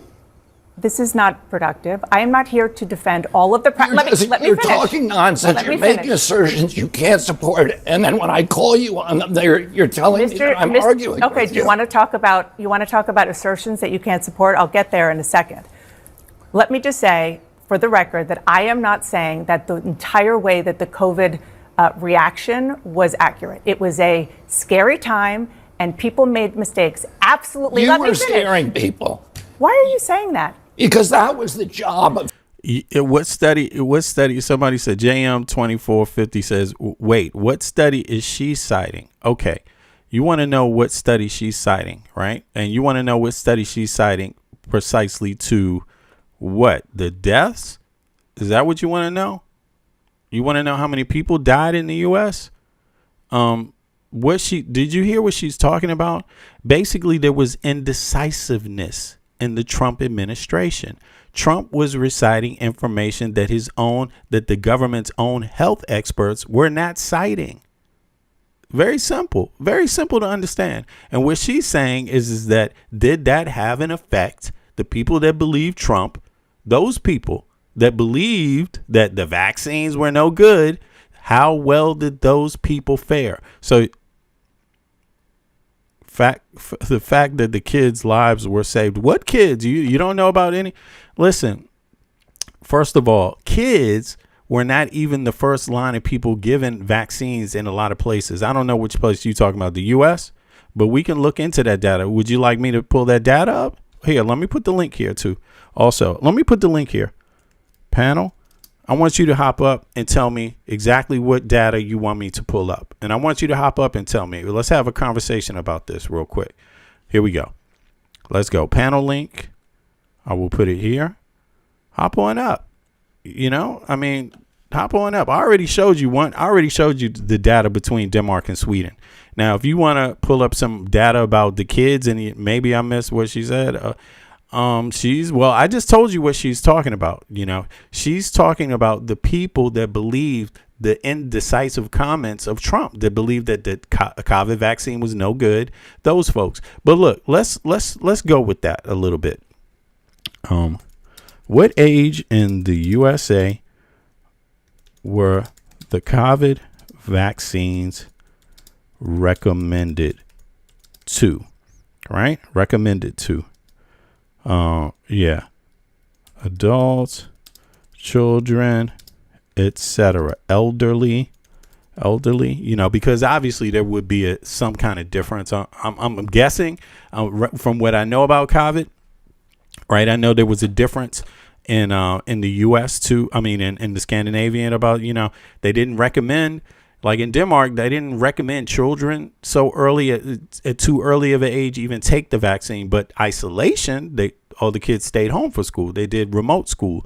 But here, let's pull up some data, and I'm going to try to because this is a good topic, just so people, they have Fauci's up there. They're not talking about AI running amok in the U.S. They're not talking about, they don't want to talk about, at least the Trump administration doesn't want to talk about the Iran war, don't want to talk about the goddamn tariffs and all of that shit that backfired, right? Obviously. But they want to talk about this. They want to relitigate this. So, in the United States, official recommendations, CDC Centers for Disease and Control, FDA approvals, COVID-19 vaccines over. This is the CDC's own information. COVID-19. And also, the internet is very, very cautious about what resources they use regarding COVID, because of all the false information put out, right? So, vaccines cover virtually age groups down to 6 months of age. Okay, so they did that. Now, guidance is broken down by age group, eligibility, and criteria. Infants and young children, 6 months to 4 years. Status recommended for everyone in this age group. Okay, so they recommended it in the U.S. to everyone in this age group. Everybody didn't follow this, though. The entire world didn't follow this. Available vaccines, Moderna, approved for 6 months and older. Okay, so they started young in the U.S., right? Older children, 5 to 17 years. Status recommended for everyone in this age group. Available vaccines, Pfizer's, BioNTech, right? Approved for ages 5 and older. So that vaccine is 5 and older. Moderna, 6 months and older. Okay, so there's a difference there. And how they rolled this out, right? Now, let's see here. Novavax, right? Approved for ages 12 and older. So Novavax wouldn't be for 6 to 4 months. That wouldn't be. And also Moderna wouldn't be. No, let me see. Pfizer would not be. They changed that. Okay. So now let's go down here. Pediatric dosing, children under 12 received smaller age appropriate dosages also. So that is the one for Moderna, right? No, that's I'm sorry. Children under 12. Right, exactly. That's for that's for both, okay? So adults 18 to 64. Status recommended for all adults based on shared clinical decisions making. So this is the U.S. government. This is what they recommended. Trump was talking some other shit. For seniors and other people were talking other shit. Yo, Michael, you want to come in here? I hear you in the background. Yeah, of course. I mean, there's a few things. I mean, where do I start? Yeah. First off, I think where the American people felt or feel kind of duped was this whole lab leak theory. I do think that there is some mild credibility to the lab leak theory. I'm not going to completely dismiss it. Yeah. I initially myself thought that it was a lab leak as well. But I never dismissed it either. I never dismissed it. I just found it as like, once it hits the ground, then what do you do? Yes, exactly. Right. Like what the protocol was. The protocol shouldn't be questioned just because the lab leak theory exists. These are two separate things within the same issue, right? And so I think a lot of people get bogged down in that kind of mindset of, oh, if it was a lab leak, that means it was intentional. No, these institutes exist globally for years. The biggest threat to the globe is infectious disease in the form of viruses. And so these labs essentially test these viruses in terms of what they would look like if they were strengthened naturally and how to combat these things. When it comes to something like coronavirus has existed, right? It's just this form of the coronavirus was genuine and strong enough to impact a global scale. But it was a pandemic. You can Google it. Has the COVID virus exist before 2019 or 2018, right? 2019, which is running here. Right. You want me to Google that? Yeah, Google it. All right, 2 seconds. All right, let me see here. Let me Google this one real quick. Did the corona, and I think you raised a good point, because people think that leaked means on purpose or an accident. You know, they don't know which one it is, but they a lot of people lean towards the it's on purpose, right? Yeah, Without knowing. It's not on purpose. They wouldn't purposely do that because they would have to spend billions of dollars, and then guess what? It would have to be a global conspiracy. Don't be that person. Don't be that person. Don't be that person to think that it's a global conspiracy, that countries that have different motives towards how they want to function as a whole now want to combine together to somehow kill millions of people because it fits some sort of narrative that you just so happen to want to, fulfill yourself through. No, let's not. Please, let's not. Let's all right. You want me, you wanted me. It affected how people responded for sure. Now let me see. You wanted me to Google, did coronavirus exist before 2019, or? Yes, okay. 2019 in general, because it existed well before that. We've known about the coronavirus.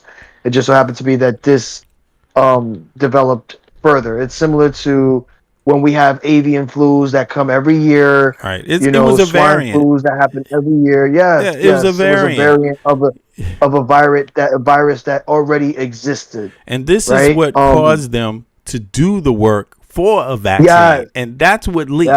Right. Potentially. Do I agree with the leak? Yeah, I do. To an extent. Yeah, potentially, because we don't know exactly. But is it necessary to know that when you know the rest of it? Right. So look, it's like here it says human coronavirus. Virologists have identified 7 distinct coronaviruses that infected humans. 4 of them were very common and caused mild illness, while 3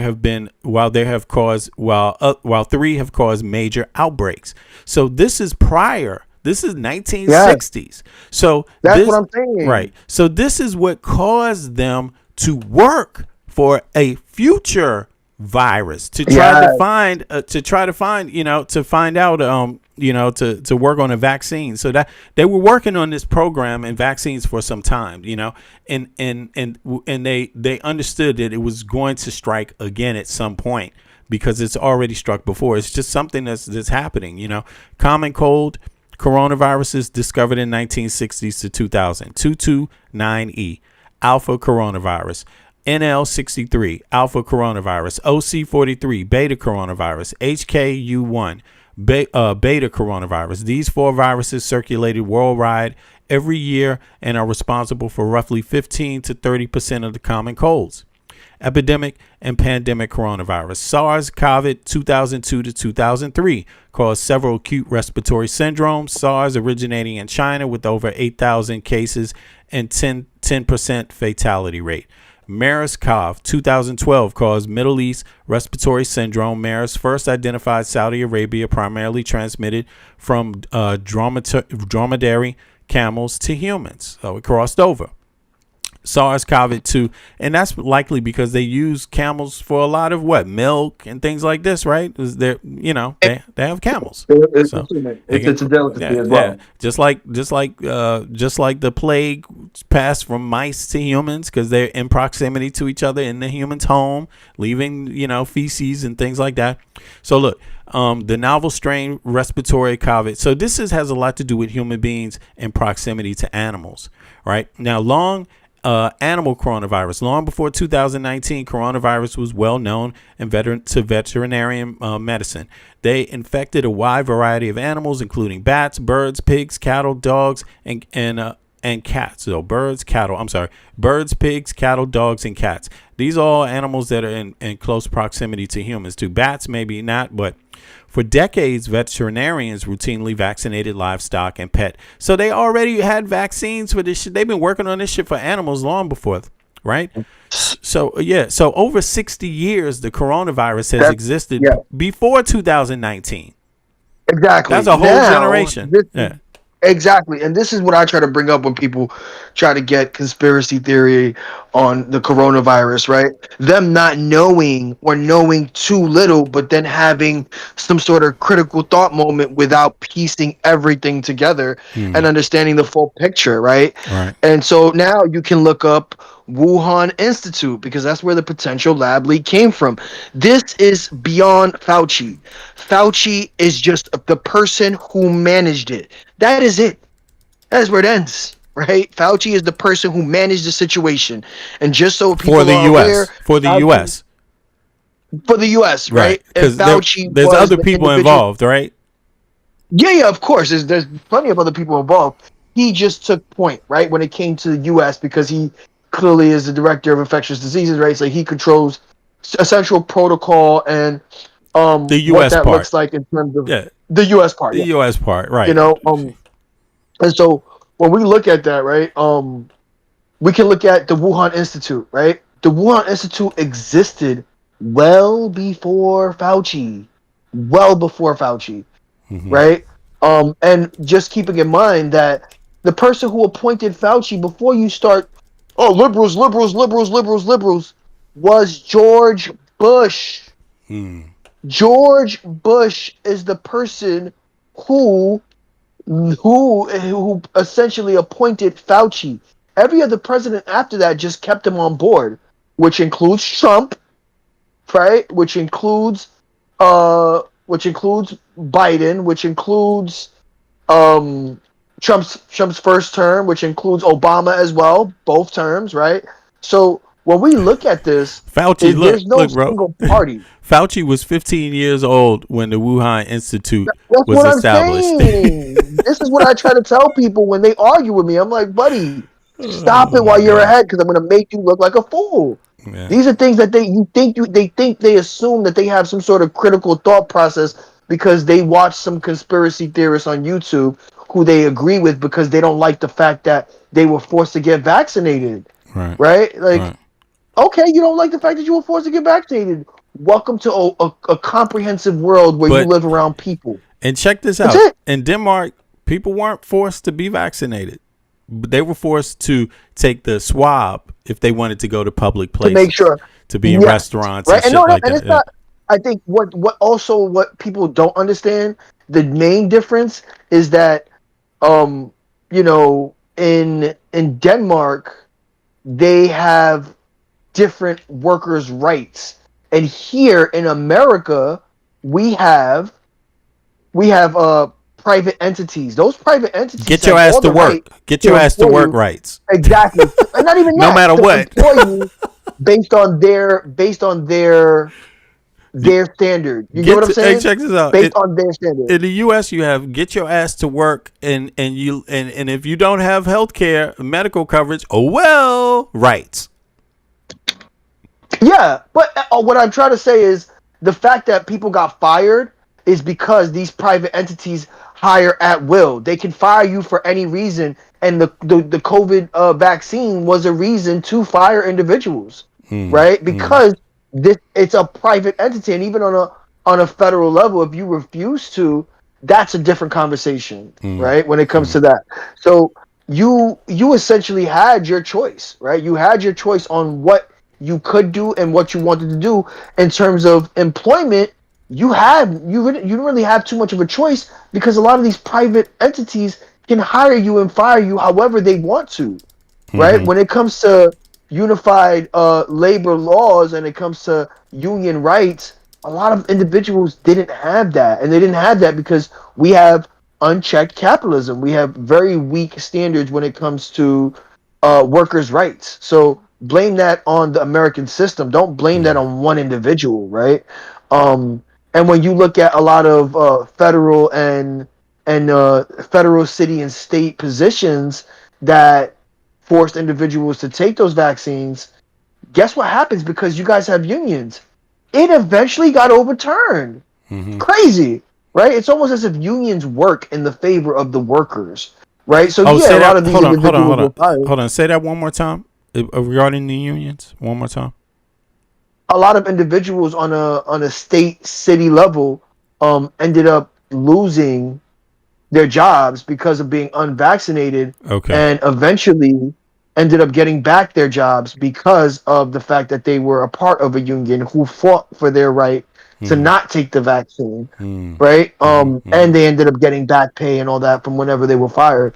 So essentially, your workers' rights is what got you your job back. If you were in a city or state level position where in the private industry, the rest of them just had to suck it up and lose and get another job, pretty much.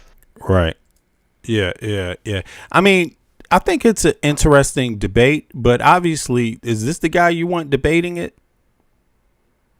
RFK? I mean, I don't even think there is much to debate. I really don't, right? Like, as a globe, because it's not just the U.S. who participates in these global researches when it comes to virology, right? It's a global effort, right? In the Wuhan Institute, it was multiple scientists from multiple countries. It just so happened to take place in Wuhan, and the reason why is because most of these viruses come out of China, and the reason why they come out of China is because China has very rural and lax regulations when it comes to food handling. So it's the reason why we have aviation flus that come out of China yearly. It's the reason why we have swine flus that come out of It's China not the yearly. only. It's not the only illness, and it's not the only vaccine. Yeah, it's not Right. the only illness. It's not the only vaccine, but when it comes to China, China tends to be the leader of a lot of these vaccines due to poor food handling. Right, a lot of times it has rural areas, and even when it comes to circle back to COVID, COVID ideally was spread due to lax food handling. Right, and unsanitary practices. Or unsanitary practices are not being over sanitary when it comes to food handling. And so that's why yearly a lot of these viruses end up coming out of China. And so to combat that, guess what they did? They formed the Wuhan Institute of Virology to be able to catch these in advance, right? Catch these viruses in advance, hopefully create a vaccine in advance. And how that turned out was, a potential lab leak. And that's on a global scale, right? So globally, every country sends scientists to participate at an institute like Wuhan. So it's not exclusive to Fauci. Fauci didn't start the pandemic. Fauci didn't to place blame on someone who just mitigated it based on his job title, which is what he's supposed to do because that's his literal job. It gives delusional, it gives conspiracy theory, and it gives that you want to blame someone because you lack an understanding of how virology works and how viruses works and how vaccines work. So because a lot of people are ignorant, they want to pass that ignorant off in terms of conspiracy theory, hate, because the internet is. We got social media, bro. It's everyone's happening. an expert now. Everyone's an expert. And for me, I didn't take the expert route. I'm not an expert. I'm not a doctor. But I'm far from it. Exactly. Yeah, but what I did was take what was available by the institutions. What was available by the institutions across, the U.S. and the EU. And I looked at what the first thing I did as an American citizen that lives in the EU, lives in Denmark, right? I said, you know what? I don't necessarily trust my government really, not 100% because some of it's very capitalistic first. Yeah, we have right to be skeptic, right? It comes with it. Yeah, but I wanted to just compare that first. What are they taking in the U.S.? And then what did Denmark say they would allow?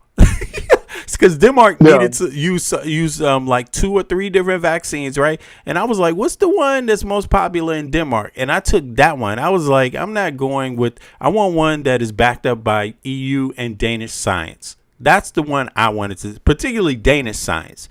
That's the one I wanted because I trusted Denmark's health administration, bro. Like straight up, man. Come on. Denmark is a leader, first of all, in healthcare. They're a leader. You know what I'm saying? They take healthcare is a priority for them. They're proud of their healthcare services, first of all. So I took them serious. But look at this data. I just think it's, again, it goes back to just the basic data because I'm not a expert, right? But here's what it turned out to be like. Like, this is what the experience turned out to be like. Here's the data per deaths. Total population, United States, 335 million. Total, that's not include how many, whatever, undocumented or whatever. I guess, or is it? I don't know. But they say total population, right? Total reported deaths out of 335 million. 1.2 million people in the U.S. died. That's a whole goddamn city, man. That's a whole city. How many died in Sweden? No, check it out. I'm going to show you. Check this out. Okay, I'll pull that up too. Now, on the screen, it says United States total population, 335 million. Total reported deaths, 1.24 million. Deaths per million people, 306,026 people per million. So every million people that the U.S. had, 3,626 people died. European Union. European Union is a mixture of states. So they didn't all jump off and do the exact same thing. But we're going to look at that. But on average, out of 450 million people in the EU, total reported deaths, 1.27 million, right? The EU has 100 million more people than the US, over 100 million more people. Deaths per million people, 2,832,000. So that is like, yeah, you could see right off the bat, the EU, whatever they did, they got 100 less people per million died in the EU. Less people, right?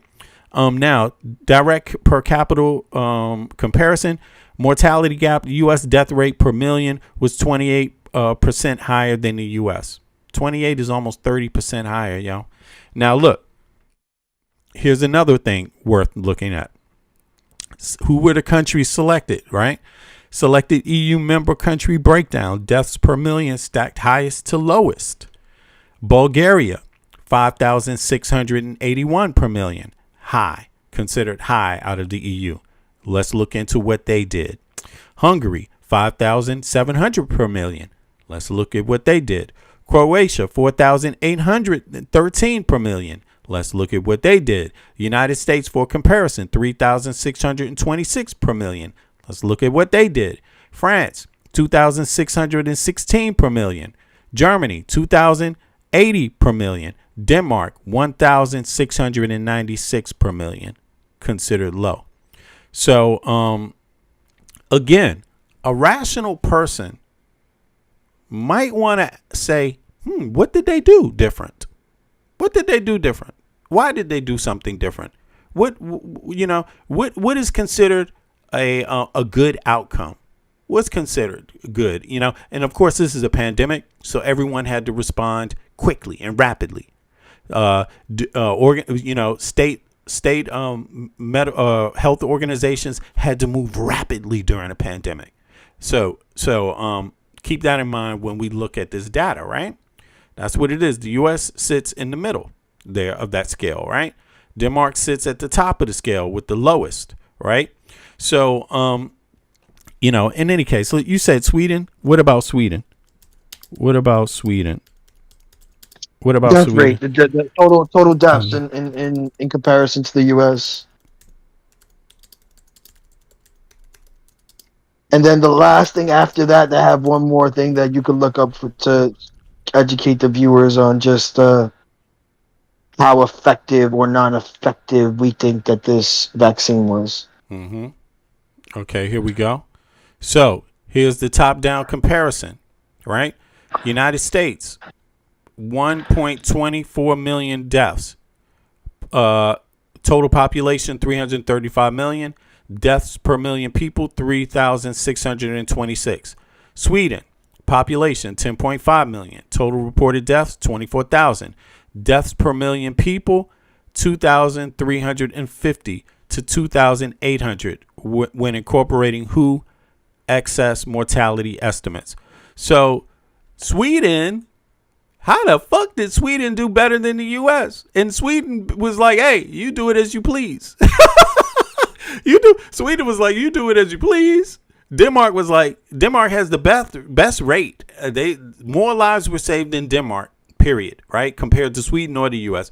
Denmark said, hey, let's be very cautious about this. We only got 6 million people. We don't want that a high death rate. Let's act. Let's move, right? And And then, but look, when you compare Sweden to the U.S., so how do you get worse than Sweden, bro? You want to know how? just like they stated, right? Just like they stated. Oh my God. Prior when she was talking to RFK, Yeah. the fact that what did she say? States managed it.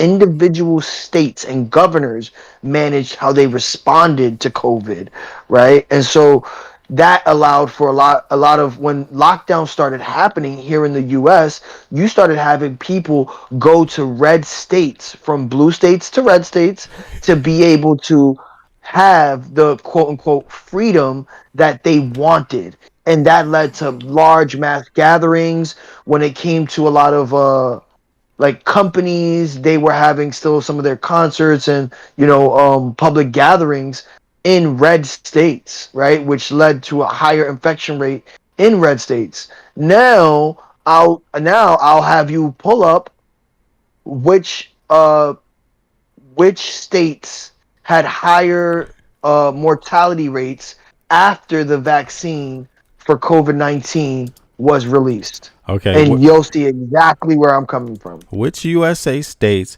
had higher mortality rates after the vaccine? Yes. After the COVID vaccine was issued. Okay, let's pull that up. I'm just like, damn. I mean, Sweden was like, hey, man, we trust you. Do as you will. And somehow the U.S. was even worse.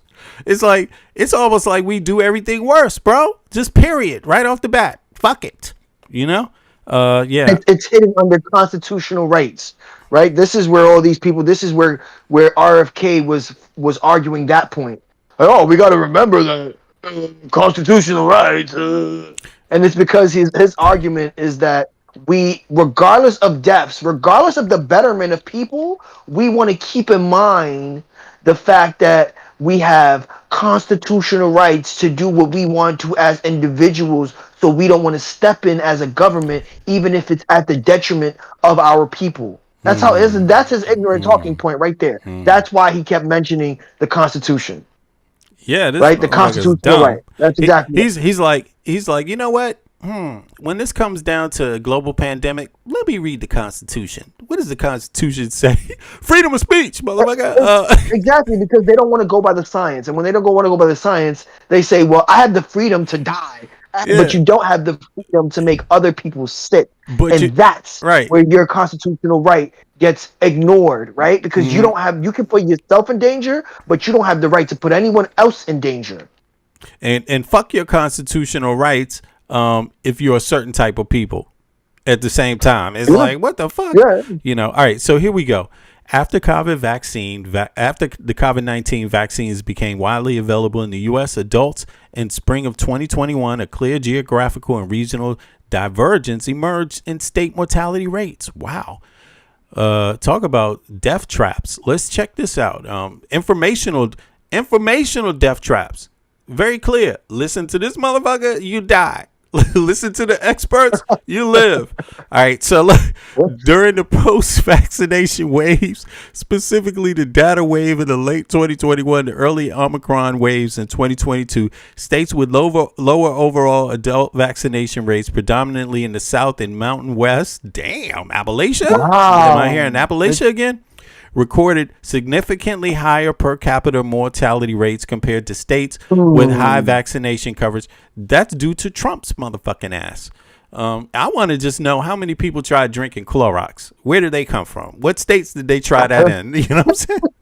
It's like, what the hell? They definitely tried. Some people fucking died listening to Trump. Yeah. Right? It's crazy. Yeah. All right. States with the highest per capita mortality post-vaccine rollout, according to Public Health and CDC mortality data tracking excess deaths after April-May 2021, the states that experienced the highest per capita death rates include West Virginia, Mississippi, Alabama, Tennessee, Kentucky, fried chicken Mitch McConnell's ass, Oklahoma, Arkansas, Florida, Wyoming, and Idaho. Damn, this is like this is well, it's almost exclusive. What? This is almost a fucking conspiracy in itself. Like it's exclusive almost like what? look, it's almost exclusive to red states, right? It's almost like this dude.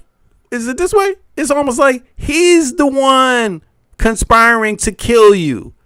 Seriously, it's almost like Trump is the one conspiring to kill these motherfuckers, yo. Straight up, there is a conspiracy afloat, afoot, or whatever. There's a conspiracy, but it ain't the one you thought of. Now look at this regional comparison. I mean, this is crazy. Regional comparisons post 2021. Public health surveys, South Mountain, Western, and Northeast, West Coast, Vermont, Massachusetts, Hawaii, California maintained the lowest post-vaccine mortality rates per 100 residents, driven in part by high primary series and booster coverage among vulnerable elderly populations. That's crazy. It's almost as if vaccines work, and this is what I point to when people tell me the vaccine is a scam, right? And now I want you to pull up the negative health aspects or the negative health effects with the vaccine and the likelihood of them, which I know, obviously I know the information. When we have like myocarditis, which is swelling of the heart, it's like 1%, 1 to 2%, if that. And people are swearing that it's a much higher rate because they don't understand what comorbidity means. They don't understand that you were already at risk because you had comorbidities. You had, heart disease, you had asthma, you had, obesity, right? Which, high blood pressure.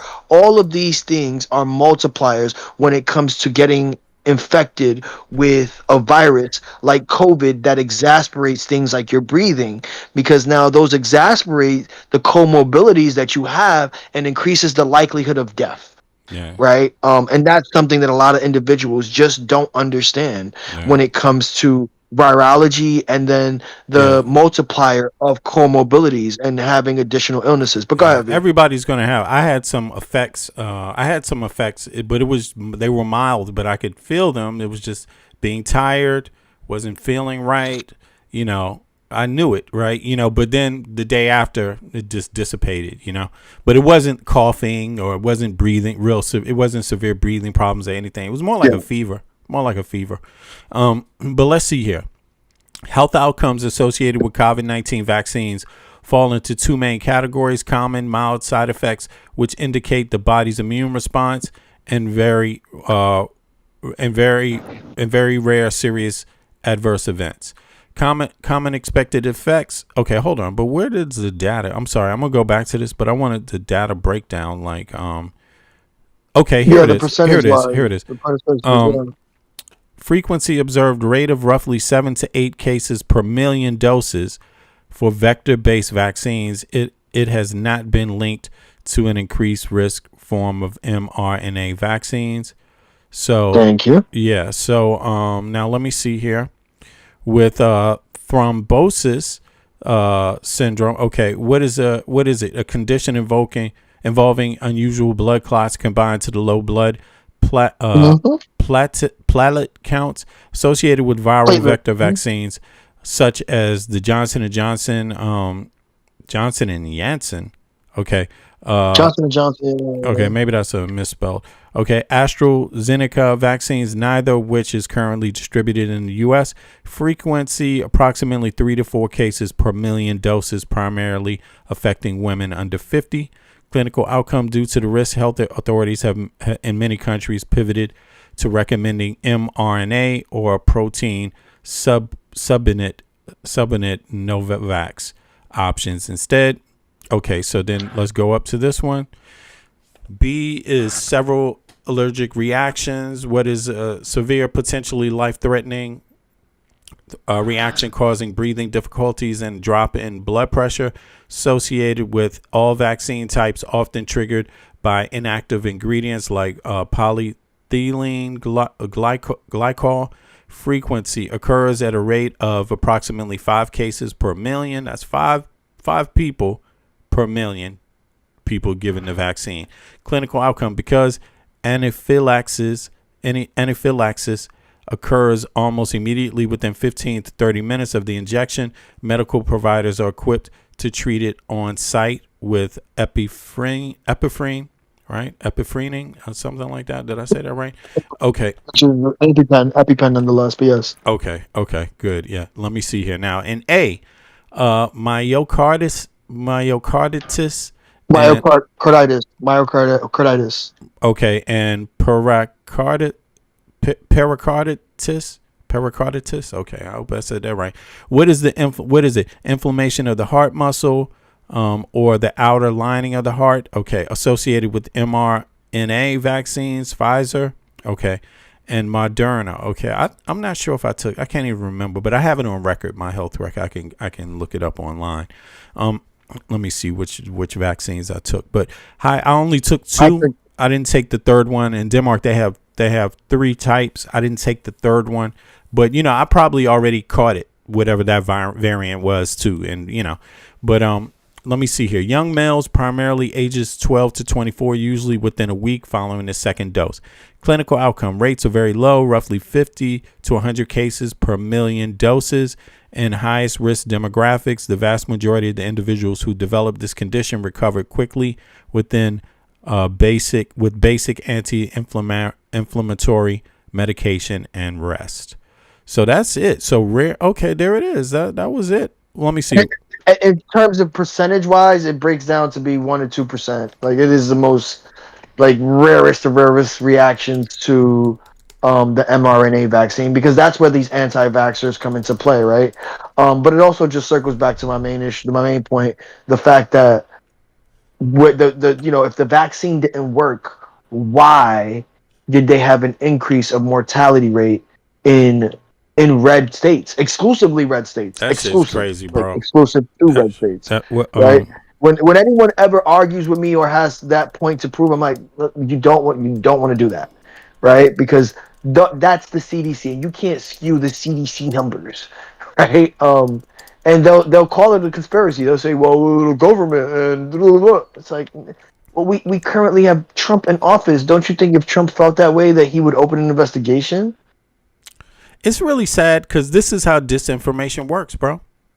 Disinformation is meant to kill your ass. And if you have a general disagreement in how and what that looks like, obviously we're here to educate the viewer, but ask those questions. Ask those questions, right? Ask those questions and have them answered, right? Rather than continuing to spread misinformation, disinformation, and because a lot of times they don't understand, right? This is why I bring up certain data points to be able to get people to understand, even if they come from a place of ignorance and still want to argue that base point of ignorance because they were misinformed, right?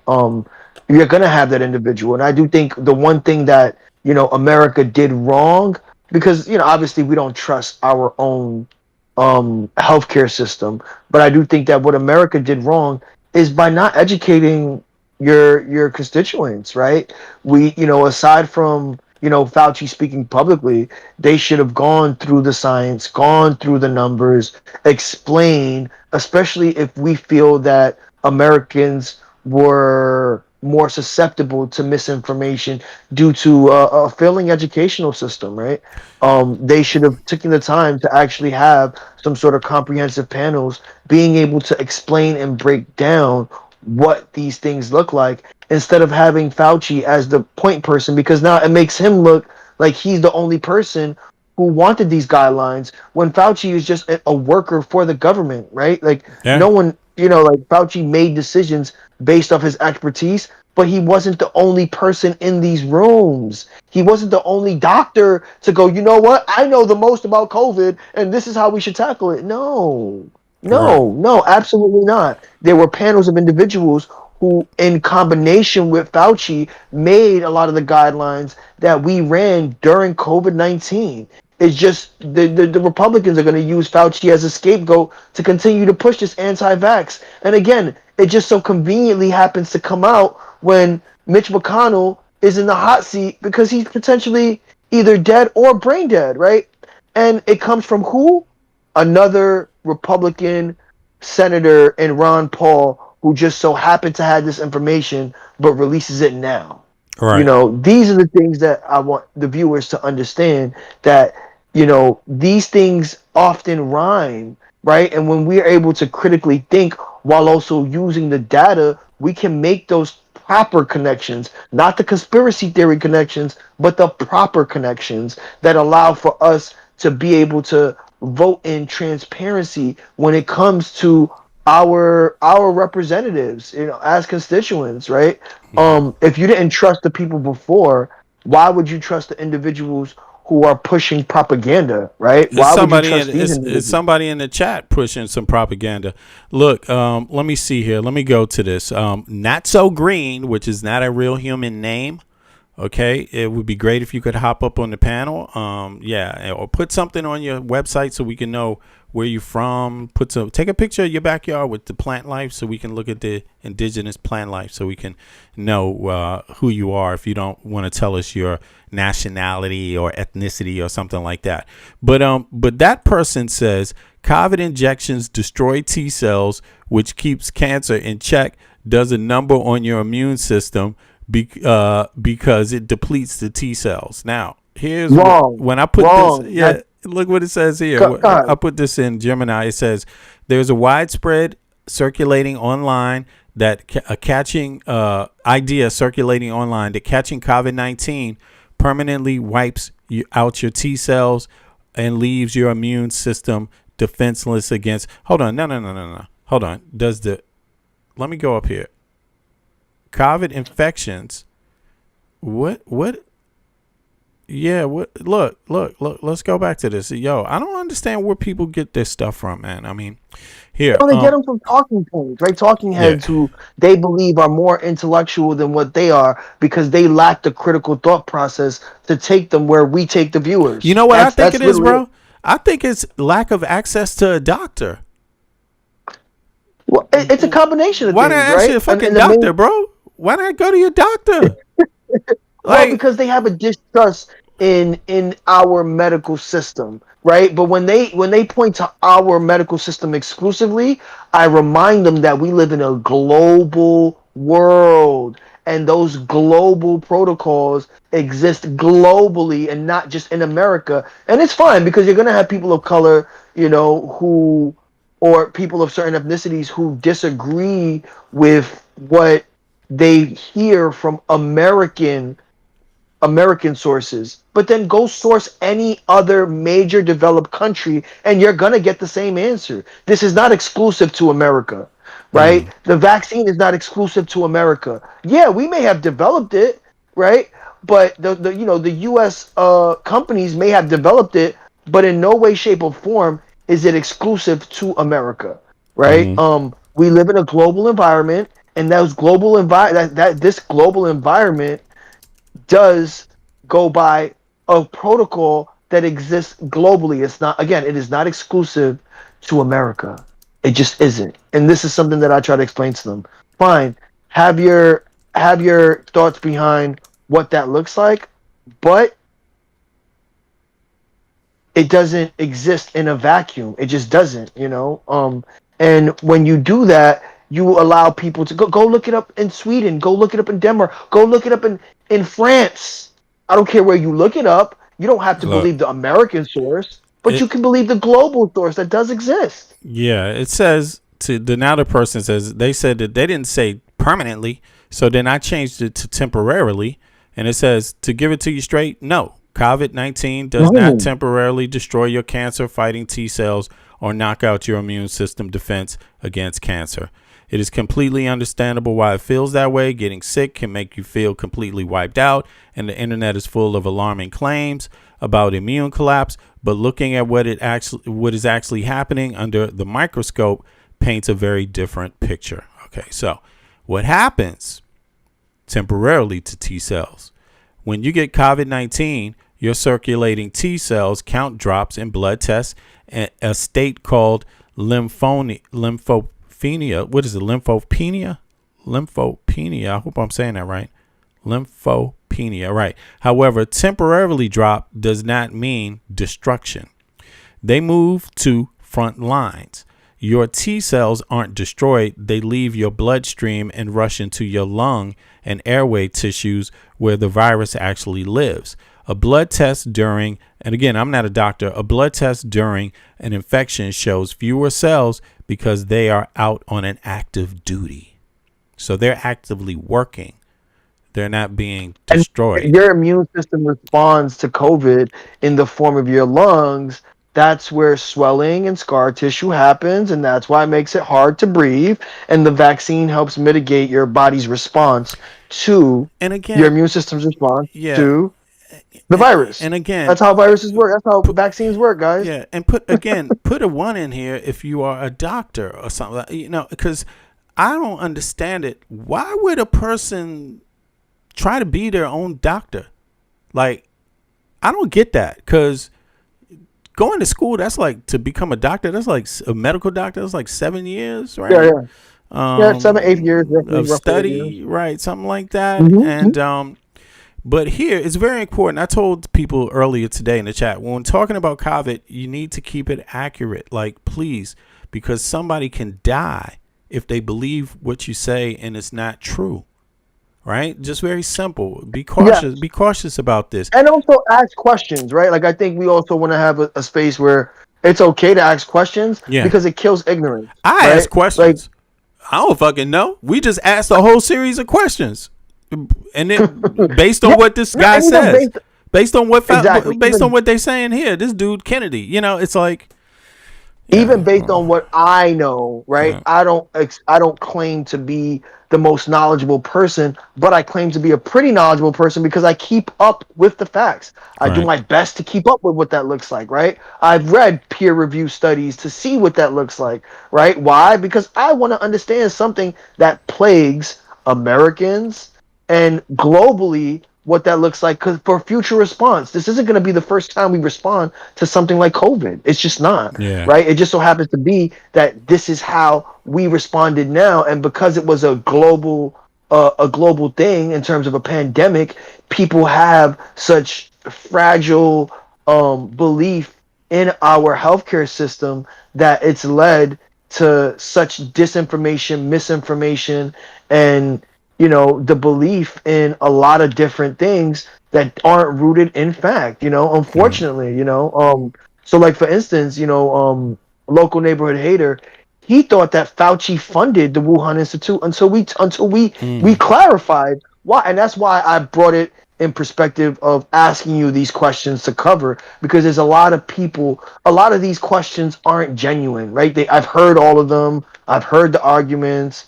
Been there, done you mean that. Statements? But a lot of statements. Yeah, statements. Yeah. Go ahead. Statements. In terms of being anti-vax or the conspiracy that comes along with what COVID is and how it's developed. Let me stop. Anarcho Clippy says it's not bad to question your beliefs, especially if there's no evidence of it. But we're saying it's good to question. Ask the questions. Don't state things you don't know. Especially about things that can get other people killed. Medicine is serious, Exactly. And even the things you do believe in, question them to an extent, right? To an extent. But not to a irrational extent, right? Yeah. But to an extent that makes sense. And ask a doctor. Go to your doctor. Go to your doctor. Go to your doctor, or go to your state's health administration. Go to really go to experts. Don't just rely on anybody, yo. You're gonna, and a lot of people did that. And people did that, bro. Take your time. Take your time. If you have enough, if you believe in your literacy level, because some of these peer-reviewed studies are very complicated. If you can go take your time, go through defining some of the words that you don't understand, because this is what I do. I don't know everything, right? But it's a learning process. It takes me, sometimes 2-3 hours, sometimes a couple days to get through some of these research papers, because I don't know all the verbiage, right? I don't know all the information. I'm not familiar with a lot of the methods until I actually get myself to learn, right? Because I have a passion enough to understand it. Because what you don't understand, you hate. What you hate, disregard as anything negative that you can come up with in your own mindset. And that's essentially what's happened with COVID, in particular in America, because this is not a thing that's global. We don't hear about the misinformation and disinformation in Russia, China, France, the You know UK. what? You don't hear about it. Sometimes in You the don't. UK, but you don't hear about it majorly. You don't But hear go ahead. about it in places with universal health care, bro. I just asked my no, you fucking don't. doctor. I just asked my goddamn doctor, what should I do? What's going, and they, but the state already rolled out a plan based on their doctors. They got a lot of them. They have a whole goddamn institution.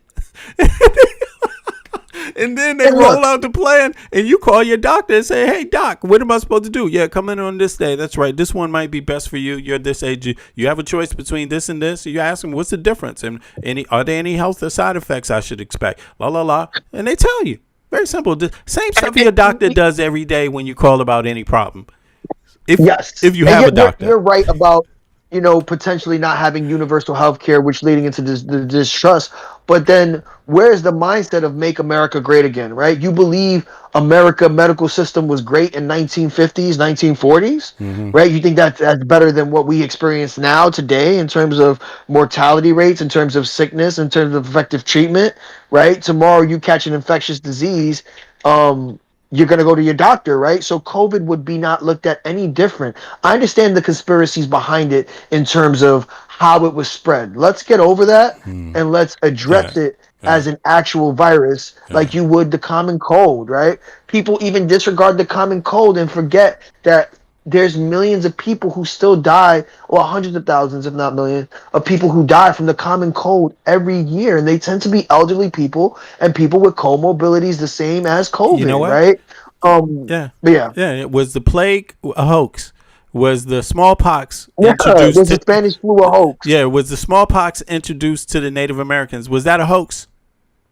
Was that just a hoax? Make believe? I mean, I just think it's like really peculiar, but here, let's move on. I just want to do this last data point here and then listen to the rest of this lunatic's litany on CNN. Pinning down the exact universal death toll. I don't want universal, I want US, but just to give you an idea, fuck it, let's read this. It's difficult because the misinformation spans everything from ingesting household poisons to refusing life-saving vaccines. However, public health researchers, the WHO, global health organizations, there's a conspiracy about them too, have quantified the impact across a few main categories. Death from toxic ingestion and miracle cures. Early in the pandemic, fake cures involving disinfectants, industrial alcohols, and industrial alcohols and unproven chemicals spread rapidly across social media. Make sure you're not one of those people doing that. Methanol and alcohol poisoning. A study published in the American Journal of Tropical Medicine, and Hygiene estimate that in just the first 3 months in 2020, at least 800 people died worldwide due to COVID-19 rumors. In Iran alone, over 700 people died after drinking toxic methanol mistakenly believed to sanitize the body. Household disinfectants, bleach, chlorine, dioxide, following online rumors and high-profile public commentary about disinfectants in April 2020, poison control centers in the U.S. reported a 20% to 120% spike in exposures involving household bleach and cleaner ingestion. Who were they? I guarantee you they were all in red states. While most survived, no, I'm joking, but it could be. I'm going to ask next. While most survived after the emergency, what states did this happen in? What city now? While most survived an emergency treatment, several chemical burns, organ failure, and deaths were reported. Wow. Non-prescribed drugs. Individuals died or suffered life-threatening heart complications after ingesting non-prescription forms of chloroquine. That's what Trump was talking about, such as fish tank cleaner containing chloroquine phosphate, or taking unsafe high doses of unproven treatments like ivermectin. Goddamn, ivermectin. Okay, that's a Washington Post article. Ivermectin and hydrochloroquine. Goddamn, bro. Deaths from vaccine hesitancy and refusing medical care. By far, the largest death toll linked to online misinformation came from the individuals refusing to delaying effective vaccines and medical treatments. United States, an analysis by the Brown University School. Damn, Brown. What's up? Big up to Brown. Public Health and Peterson. I was about to say KFC. KFF Health System Tracker estimated that at least 230,000 to 300,000 COVID-19 deaths in the U.S. just due to hesitancy of medical help could have been prevented if individuals had not been influenced by anti-vaccine misinformation circulating online. Canada, a report by the Council of Canadian Academies estimated that misinformation contributed to vaccine hesitancy that directly led to at least 2,800 preventable deaths and 1,300 extra hospitalizations in Canada during. See, this shit fucking overwhelms, emergency centers, bro. This is what I'm saying. This is what people have to think about. You got to think about the whole thing, man. The whole picture. Look, see, I understand. If you have universal health care, guess what? You don't want your facilities being totally overwhelmed. So when you have a government, a nation that has universal health care and a pandemic is coming, you have to think about how it's going to affect the population, how it's going to affect the healthcare ministry, the medical facility, the emergency rooms, the hospital. It's obviously going to be a higher level of visits to the hospital, to the doctors. And if you have universal health care, the whole idea is to keep the costs down and keep it working, keep people healthy. So this causes alarm. So I can see why Denmark took the precautions they took. And listen, they had the smallest amount of deaths in the EU. Just to put it out there. So, I mean, and how many they had the smallest amount of deaths, but how many unnecessary emergency room visits and hospitalizations did they forego because of that also? And what's the strain that puts that on the taxpayer?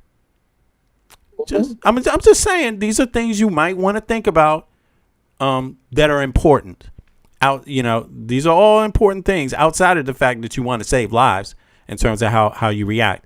So damn, bro, this is like this data misinformation, toxic ingestion, bleach, organ failure, chemical burn, poisoning, 800 deaths globally in nearly 2020 alone, unproven treatments, chloroquine, ivermectin, cardiac arrest, organ toxicity, tens to hundreds of documented fatal overdoses, vaccine disinformation, refusal of protection, unprotected severe COVID-19 infections, hundreds of thousands of preventable deaths worldwide. So in the U.S., that was like up to 200,000 just from saying, fuck it, I don't want it, let alone the people who may have wanted it and it just didn't get it in time, All right, so let's listen to some more of this. I'm going to look at the chat in the meanwhile. We got the lunatic. He made a historic presentation, a historic visit to CNN.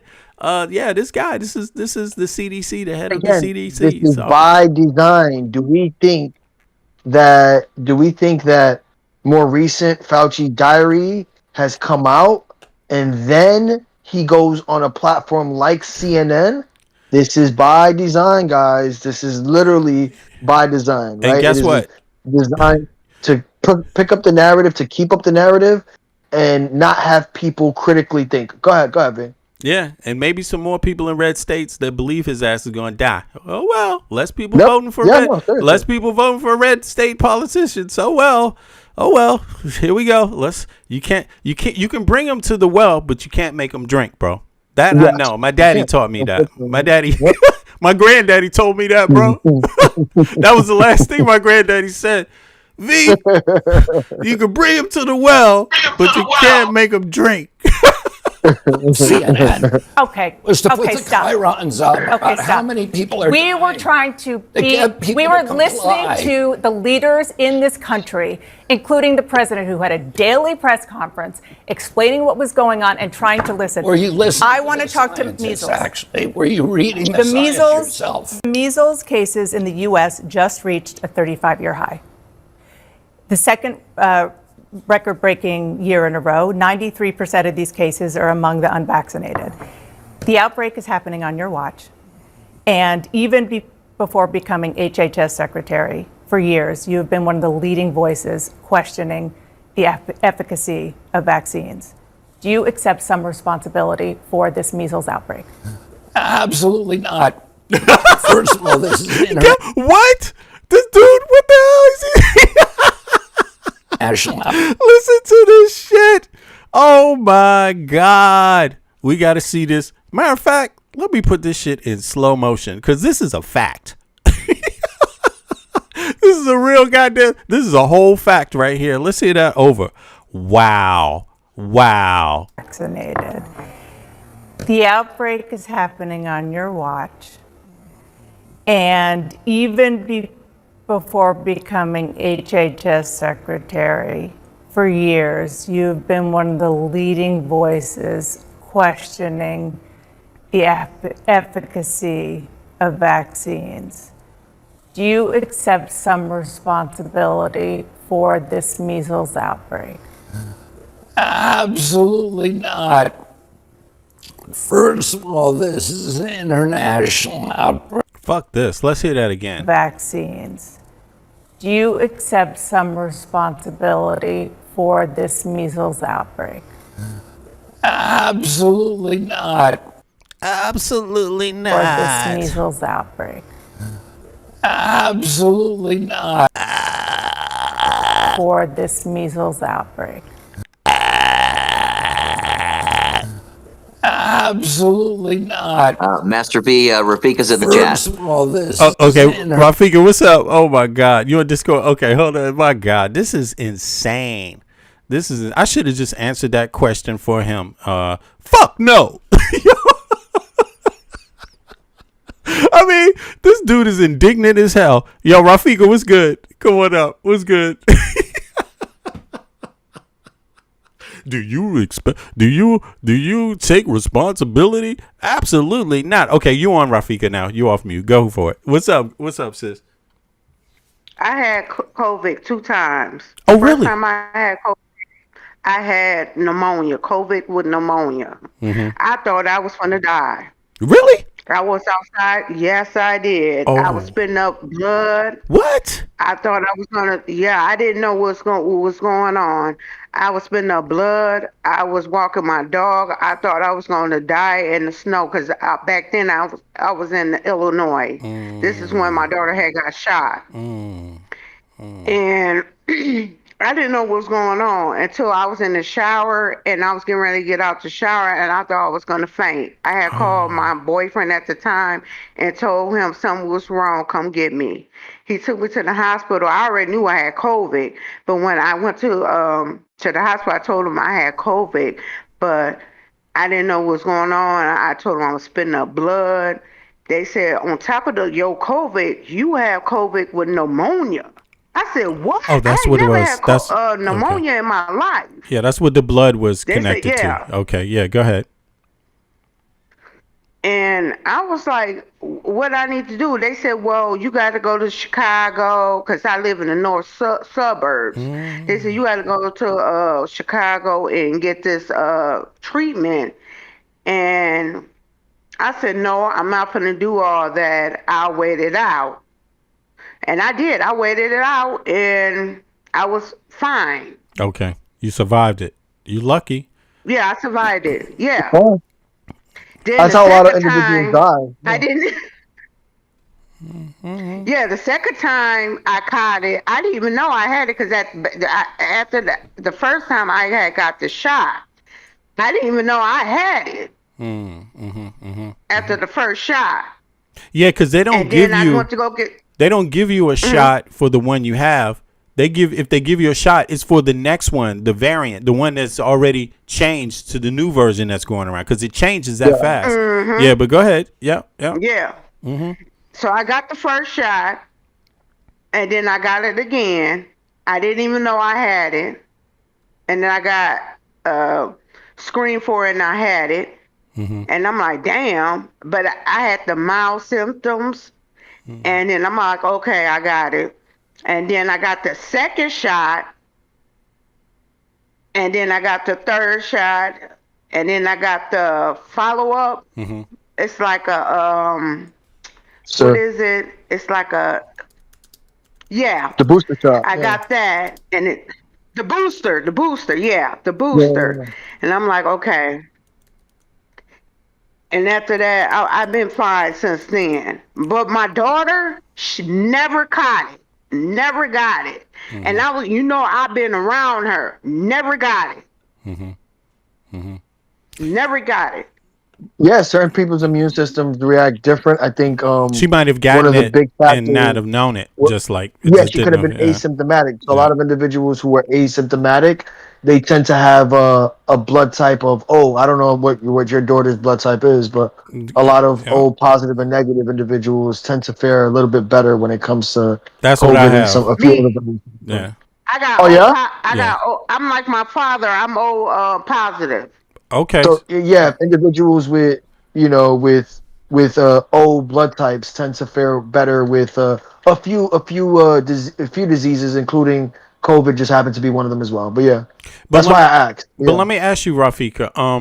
Let me see. It's not. You could have O type. Like I have O also. I have one. I can give blood to different people. To people with different blood and things like Universal donor. that. Yeah, but there's also, they say that how this hit the reasons why it may hit the black community more is because of vitamin D deficiency. Like we could That's have. me. I can't give. Yeah, I can't give. You can't, or you can. I can't. Oh, so that means you don't have O. No, she's No, a I can't. universal No, donor, I not a can't. universal receiver.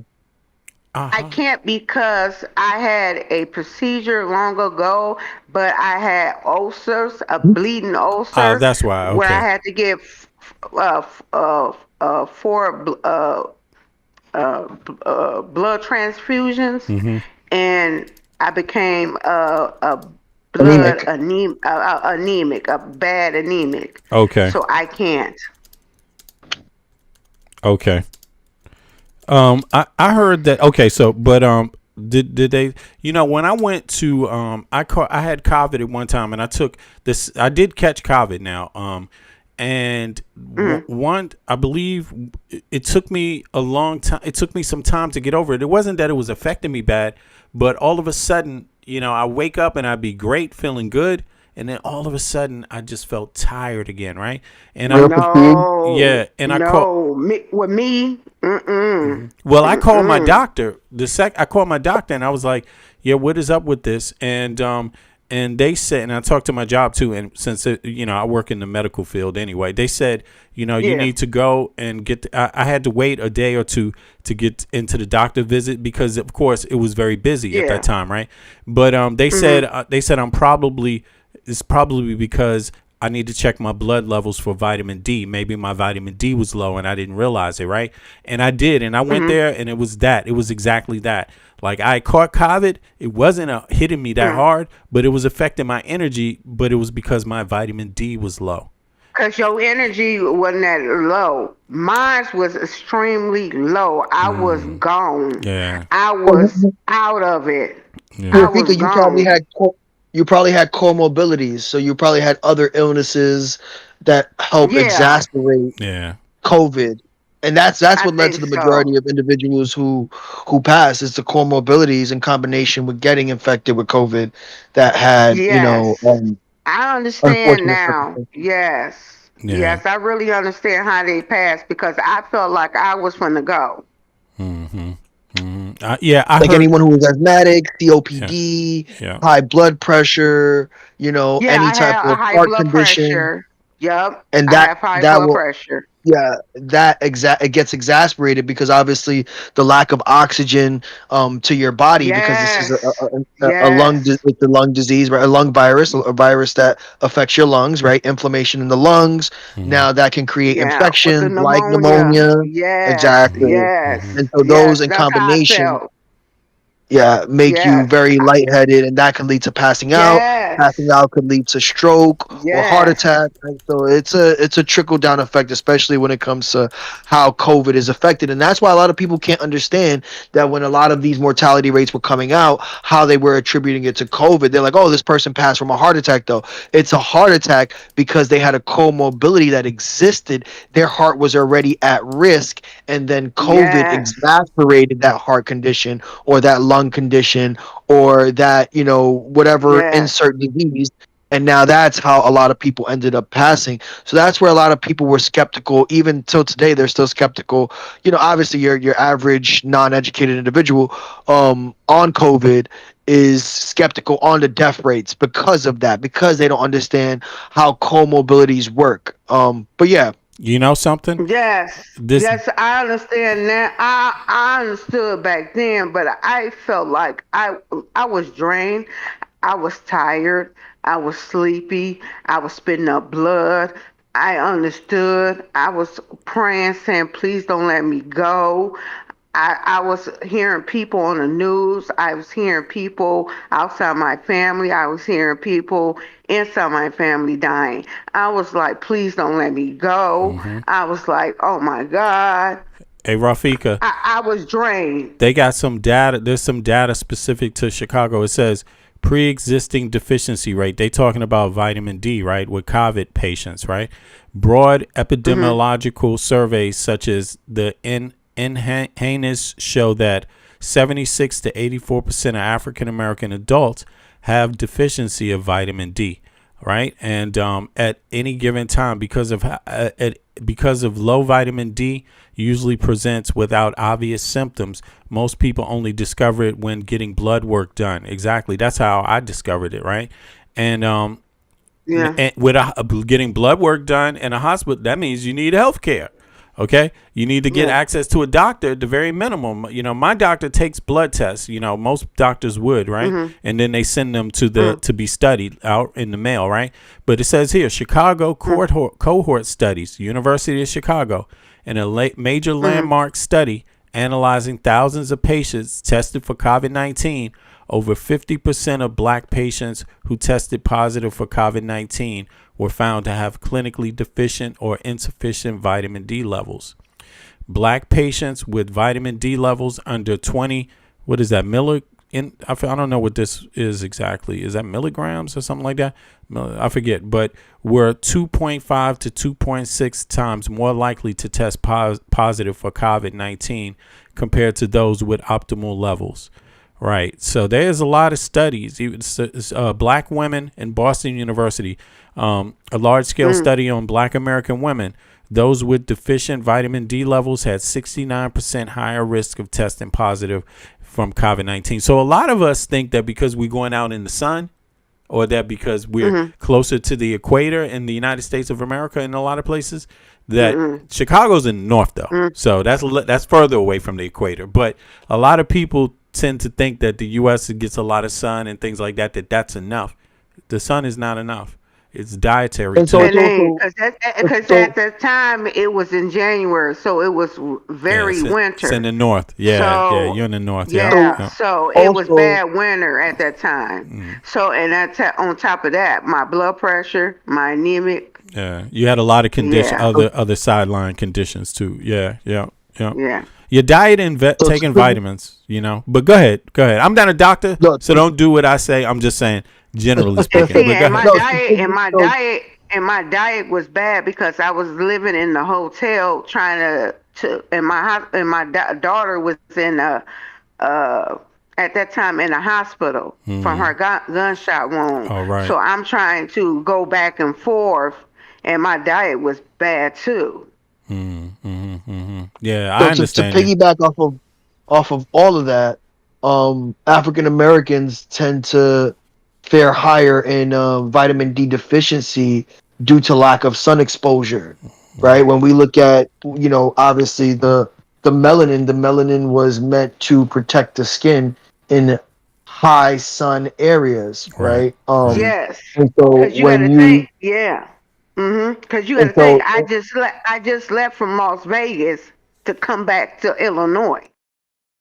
Yes, so it's very common in the African American community for individuals to be vitamin D deficient. More so again due to lack of sun exposure, right? Especially in urban cities. It's more of an urban city thing. But in comparison to individuals who have fairer skin. But yeah, go ahead, guys. Yeah, and I got darker skin. I'm dark, very dark. Yeah. You got to think I left from Las Vegas to come back to Illinois in the winter.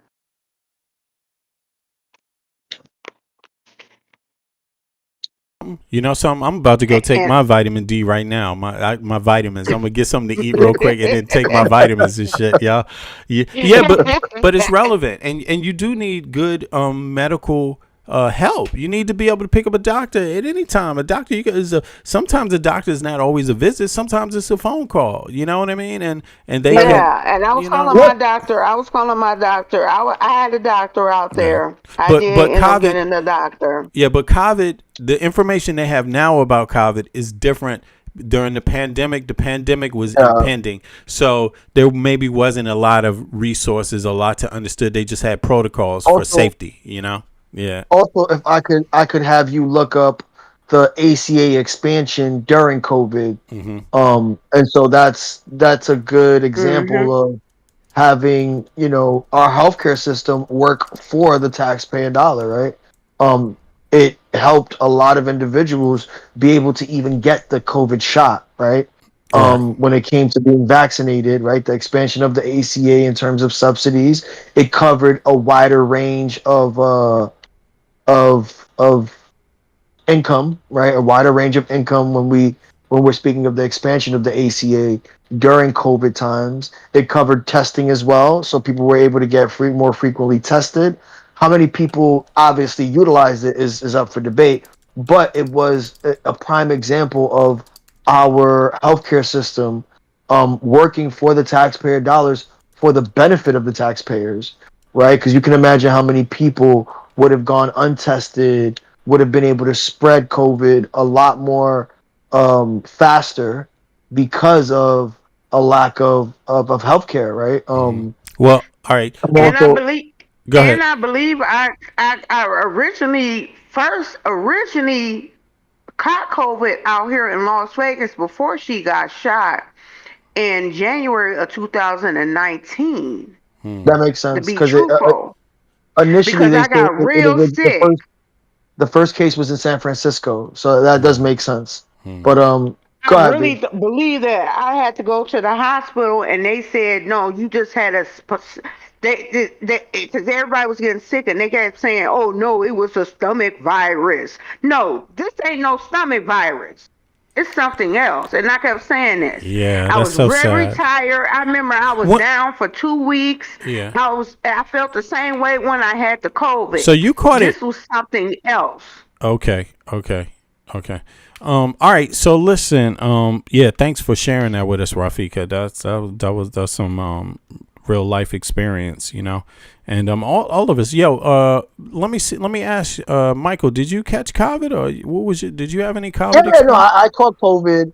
I caught COVID, but I was also very isolated. So, shockingly at the time, oh no, unfortunately at the time, I was hospitalized for a very long time. So I ended in, yeah, I was hospitalized for a different reason. I had a major bowel removal surgery, the whole nine. So I was Oh, actually wow. in the hospital prior to COVID. So I was in the hospital from September to uh February, April. Damn. September to February. Oh Um man, you were there a while, bro. yeah, no, I was really bad. Like in terms of just like Wow. where I was like health wise. But you had health care, Um bro. I mean, yeah, by default, we don't. I can't get into that here, but Okay. yeah, I Okay. did have. Yeah. You I, lucky, bro. I You did lucky, have man. healthcare. Health wise, I was going through a lot, which Okay. it's nothing new. Like Oh, I have, okay. an autoimmune disease regardless, so that wasn't why I wasn't in the hospital for Yeah. COVID.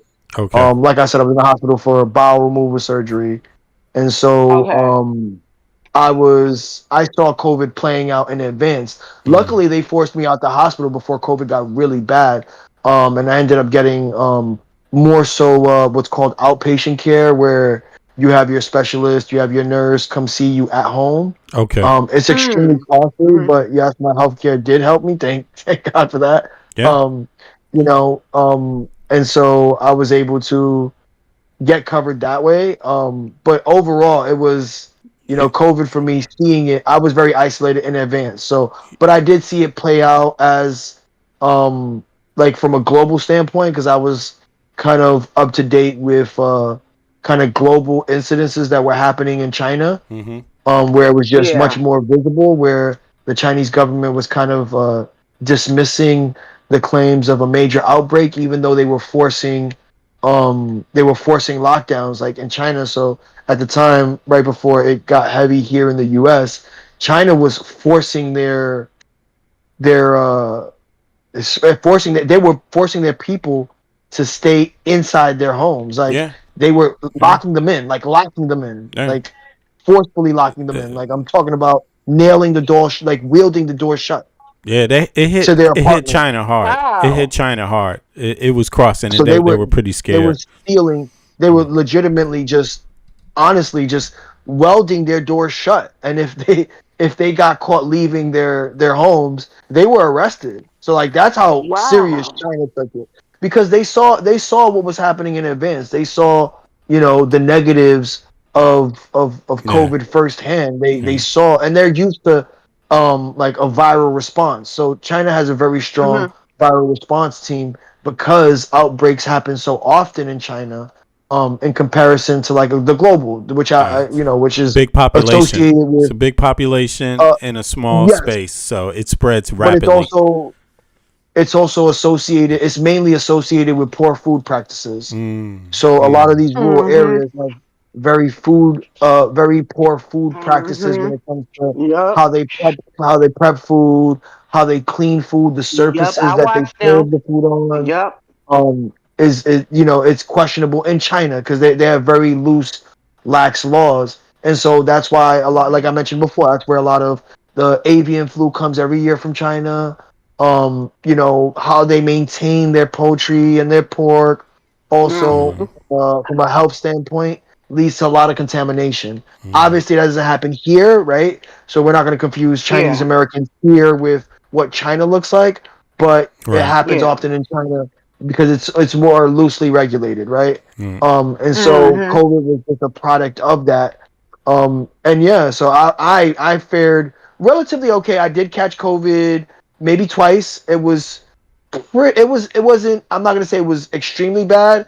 It was noticeably bad, but I recovered fairly quick. I have a sister. She actually lost her sense of taste for a while, for like a couple months, which was a common symptom along with COVID as well. So, it was questionable. So it wasn't good. It wasn't too good. It wasn't too Yeah. bad for me. But I did have a lot of individuals who I know who ended up passing from COVID, unfortunately, Oh and wow. I'm sorry. Oh, sorry to hear that, in the bro. form of like, yeah, it was sudden, but honestly, just really eye opening. And that's where I knew to take COVID very serious. So shortly after me and coming out the hospital, a few people, like a lot of family friends, some distant relatives, ended up losing their lives. Right. One instance was one of my best friend's grandfather, who I knew for like 30 years. He Oh was wow. relatively in good shape, had some issues with high blood pressure, and Mhm. he had COVID symptoms, very mild. This is before COVID was, uh, I guess, suspected to be extremely widespread. And Yeah. so he ended up passing out one day. And I mean, he got to the hospital. He passed out right when he was admitted to the emergency room, and he never woke up. He ended up getting intubated, and like he lasted maybe a week before they declared him brain dead and all that good stuff. That's a hard But yeah, way to COVID go out was, too, was very bro. important. It That's was, that's yeah. hard. I spoke to him literally right before he entered the hospital. My best friend actually took him to the hospital, Oh and wow. he never, after like literally hours later, he just was, he had ended up falling out unconscious. They knew his oxygen levels were dropping drastically. Yes, that's what happens. That's what happens. Hey, That's what I believe happened to me. you know I what's felt like that's what happened to me when I had the pneumonia. Yeah, but a lot of people were hit that had those symptoms. Actually, I wanted to, those experiences are very serious. I didn't, in Denmark, they handled things a little different. Like my kids, they didn't get the vaccination. They waited, because they were isolated. So they had the option of being isolated and wait for it to go around, right? But they got it later, right? But here's the thing. I actually forgot. I just want to say this because hearing you all's experiences also, and both of you had healthcare, right? I actually contracted COVID. It was in my system. I tested positive because I had to for my work. So one of those test kits that you get, everybody had to do it. And if you work in the medical field or healthcare field, you had to take this test. And I didn't really have the symptoms, but it came up positive. So that meant the protocol for people that come up positive with it, even if you feel fine, you had to go home. You had to go home. I had to stay home for 2 weeks and see how it played out, right? And I didn't feel any signs early on, but then it was like later. Yes, that was my second time. Yeah, that was my second time. Yeah, the first time it didn't do anything to me. It just, I had it and there was nothing. Or maybe I didn't have it at all. It's just, I think something about the timing, and the laws came at different times, So whatever the first variant was, I know because I didn't contract the first variant. Right. But the second one I got and I stayed, or if I contracted it, it passed through my body before the system or anything, but the second variant I got. And so I had to stay home from 2 weeks. And after 2 weeks, my job was calling me saying, OK, what's the prognosis? How's things going? And I was like, you know what? I'm not feeling totally fresh suddenly. At first I didn't feel anything. And then they told me, you better go to your doctor, get a blood test. And so I did that. And he said, oh, your vitamin D is low. You gotta it's your blood work, so you need to make sure. They probably drain it. Yeah, so I took a double dosage of vitamin D and boom, that shit took it. It knocked it right out, and I was feeling fresh in 2 days. Yep. And then back to work because I didn't have COVID in my system anymore. But the effects. If you have effects, it can last longer than the virus itself. So so I was lucky. Yeah, there's side effects. Yeah. Now, but listen, let's it's coming up on 5. Go ahead, Eric. Eric. Go ahead. I got COVID about 4 months before it was even reported. I'm an Uber Black driver with a Tesla, and I had some clients that were from South Korea, and I had and I had a really long ride with them. It was about an hour long from here to Los Angeles, maybe about an hour and a half. And by the end of it, I was feeling sick, and I thought it was the regular flu, and I was kind of pissed off. Like, man, did these guys just get me sick? Right. And so on the way back, I think I might have had a mild heart attack, and my chest I had a gnarly chest pain right in the middle of my chest. I never had anything like that before. I'm a pretty serious athlete, and I push myself to the limit all the time. So I kind of know where I'm at, and I just knew something wasn't right. So sure enough, I went and got checked out, and they didn't test me for COVID, but they knew something was up. Right. And they knew something wasn't regular, and they even said I might have had a little odor. So it was like the beginning of when it was just starting, and this was like the November before. They didn't really talk about or get into it that it was really an issue to about February. Yeah, go ahead. November 2018. Around. Yes. Yes, that's what I was saying. The first time I think I might have caught it was like January of 2019. They were saying it was a stomach virus. Right, What you guys had in common was you guys were on the West Coast, and they claimed that the first cases were in San Francisco and in California, to be specific. Yes. And that's where you were as well, Eric, right? You were in. Yeah. So I got it lodged in one of my lungs in the back for about a year and a half. I had some pretty gnarly pain back there, and I trained through it, and it was killing my stamina. I was just getting seriously exhausted, but it was one of those things where pretty much everybody at the school had it. So we kind of had, the group that was sick and the group that wasn't sick. Damn. And if you didn't care, you didn't care. People just kind of just kept going. But to a side story is I do work some very affluent areas of San Diego, and I had some at the time it was not only a statewide mandate that you had to wear a mask if you're out in public, but it was also a mandate with Uber and these rideshare companies. And so what was happening, I was picking up, and I hate to be so stereotypical, but I was picking up in some of these affluent areas is some young Republican men, and they were not only refusing to wear the mask, they were also unvaccinated, and it got to a point where I'm not the police. I'm not the one that's supposed to be, dealing with, their non-compliance, but I had to. And sometimes their friends had to get involved. And it got so bad as these guys were almost like fist fighting in the back seat of my car over this. And this is a thing where you're just going, folks, this isn't me. These are the rules. But now I'm kind of being, put in the position where I have to deal with it. And the only folks that were like that were young Republicans. But it shows you, Yeah, but I seen videos. they're getting their information from people in high places in power, telling them that it's a joke and you don't have to listen to it. And Fauci's wrong, so don't listen to him. Listen to this motherfucker right here instead. All right, so look, it's almost up on 5 hours, so we got to call it. Yeah, we're going 5 hours, mate. But listen, this is literally what it is. They want you listening to this motherfucker right here on the screen. Like, listen, you want to hear how he sounds? Listen. International outbreak. So, and we're doing better at handling it than any country in the world. You gonna trust him with your fucking life? You No. do know part of his brain is missing as well. Part of his what? Part of his brain is missing. It got eaten by a parasite. This is public knowledge. I kid you not. I can't even make this up. I don't even know why they're forcing anyone to listen to this motherfucker on CNN. Like, what? Or anyone. I mean, they just destroyed the whole CDC just by hiring him. Yes. Listen to his ass. Yes. It's like, what? How? How can I listen to him?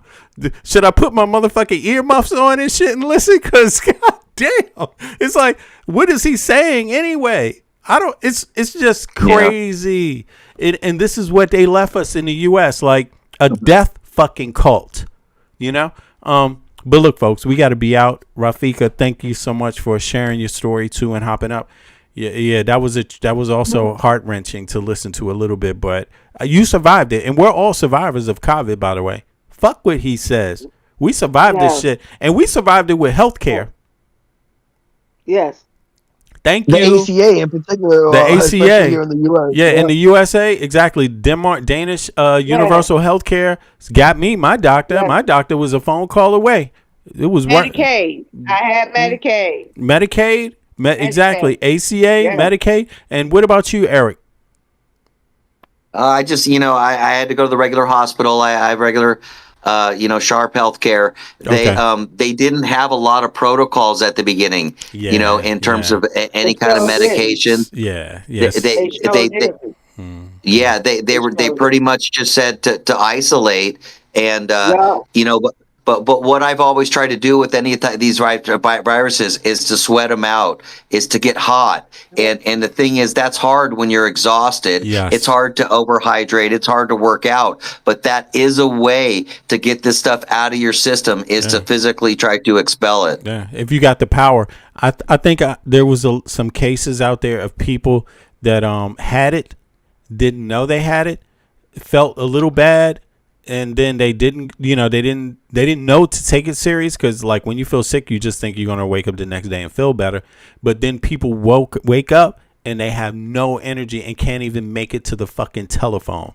Like that shit zaps them. It makes you don't want to eat. Well, that's the thing and that's when their sexual libido, when your sexual desire started to drop, all of a sudden, that was a big indicator that you have COVID. Well, mine never dropped, but I tell you one thing for sure. One thing for sure is that I did experience some weird shit. Like I woke up and I was like, I feel fresh. I was like, you know what? I'm ready. I think I'm all through, and then I wait, and then all of a sudden, an hour later, 2 hours later, like just total out of it. And I couldn't figure that out for 2 days. And my job started calling me, what's going on? And they were like, no, you need to actually get your blood tested because it's probably maybe vitamin D deficiency or something. Because, you know, luckily I work in the health field, so they hear this stuff all the time. They get the information immediately. So they knew they had an idea of what it was. And they were right. I called my doctor, and the doctor was like, yeah, that's what it is. And then I actually started taking the vitamin D before. But as soon as my job told me to, right, I was already taking normal doses, but somehow it wasn't enough. And I waited for 2 more days, and I took the test, and my doctor said, yeah, your vitamin D was still low, so you need to take a special kind and like continue that for a few days. And then, you know, and it did, and I felt great after a few days. So, but the COVID was out of me by then. So, you know, and my doctor just told me, call me when you feel better. And then I did. And so I went back to work after that. But yo, I appreciate everybody's story. I think it's a good way to close out this segment. You know, I'm going to let this lunatic rock a little bit more and then say peace to everybody. Appreciate everybody for hopping up here. Peace to the mods. To the mods, Yeah. if you guys can add Discord, add yourselves to Discord so we can have some better communication and streamline more things as we grow as a channel. Yeah, who's a mod in the chat? I think I'm already in Yeah, there. you're already in, Rafika. Who else? I think is Madame is a mod now, and Jess is a mod. Whoever, if you're a mod, add Discord. Please add Discord because we haven't Is it Jess? Yeah, Jess. Yeah, Jess. Yeah, so Jess, if you hear this, and Madame, if you hear this, the end of the podcast, please, Madame is still here. Please get the Discord app on your phone so we can link and have some share some information. All right, I appreciate everybody. We have some guidelines on Discord. Yeah, exactly for everybody. Yeah. Yeah. What's up, Ed? I see you there, bro. Appreciate you. And Yeah. V, I need to talk to you too. Okay. Word, no doubt. All right, so peace, everybody. Appreciate y'all. Let's let this lunatic up here have the floor again and see how long you can stand it. Okay. Now, no cheating. Don't put your earplugs in or anything. We gonna listen to this. I am your retribution. This is your punishment, guys. Yeah, this is your. There you go. Yeah. Remember, all his neighbors are Republicans. and if you happens to meet this dude, wear a mask and wear a whole bodysuit, like whole plastic suit. All right. So, all right, y'all. All right. Peace, everybody. We out. Mexico has 15 times the amount of measles per capita that we have. Canada has 4 times the amount of measles. England has 2 times the amount of measles. Did I cause those measles outbreaks? You're the most famous. Did I cause 137,000 cases? You're the most famous vaccine skeptic on the planet. Let me tell you, because actually Anthony Fauci in his diaries notice how he didn't mention the EU.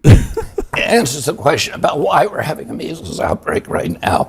The reason we're having a measles outbreak because of the COVID lockdowns, because people didn't, like children, during that period did not get vaccinated. And in his diaries, he says this is going to cause massive outbreaks in measles and more children, he says this, are going to die. Let me finish, because you could accuse me of something. Now let me. No, I didn't. I asked you a question. Yeah, let me give you the answer. He says in his diaries, more children are going to die from measles because of these lockdowns than COVID. So if you want to know, and that age group that should have gotten the MMR when they're 18 months and didn't get it, they're the ones being infected.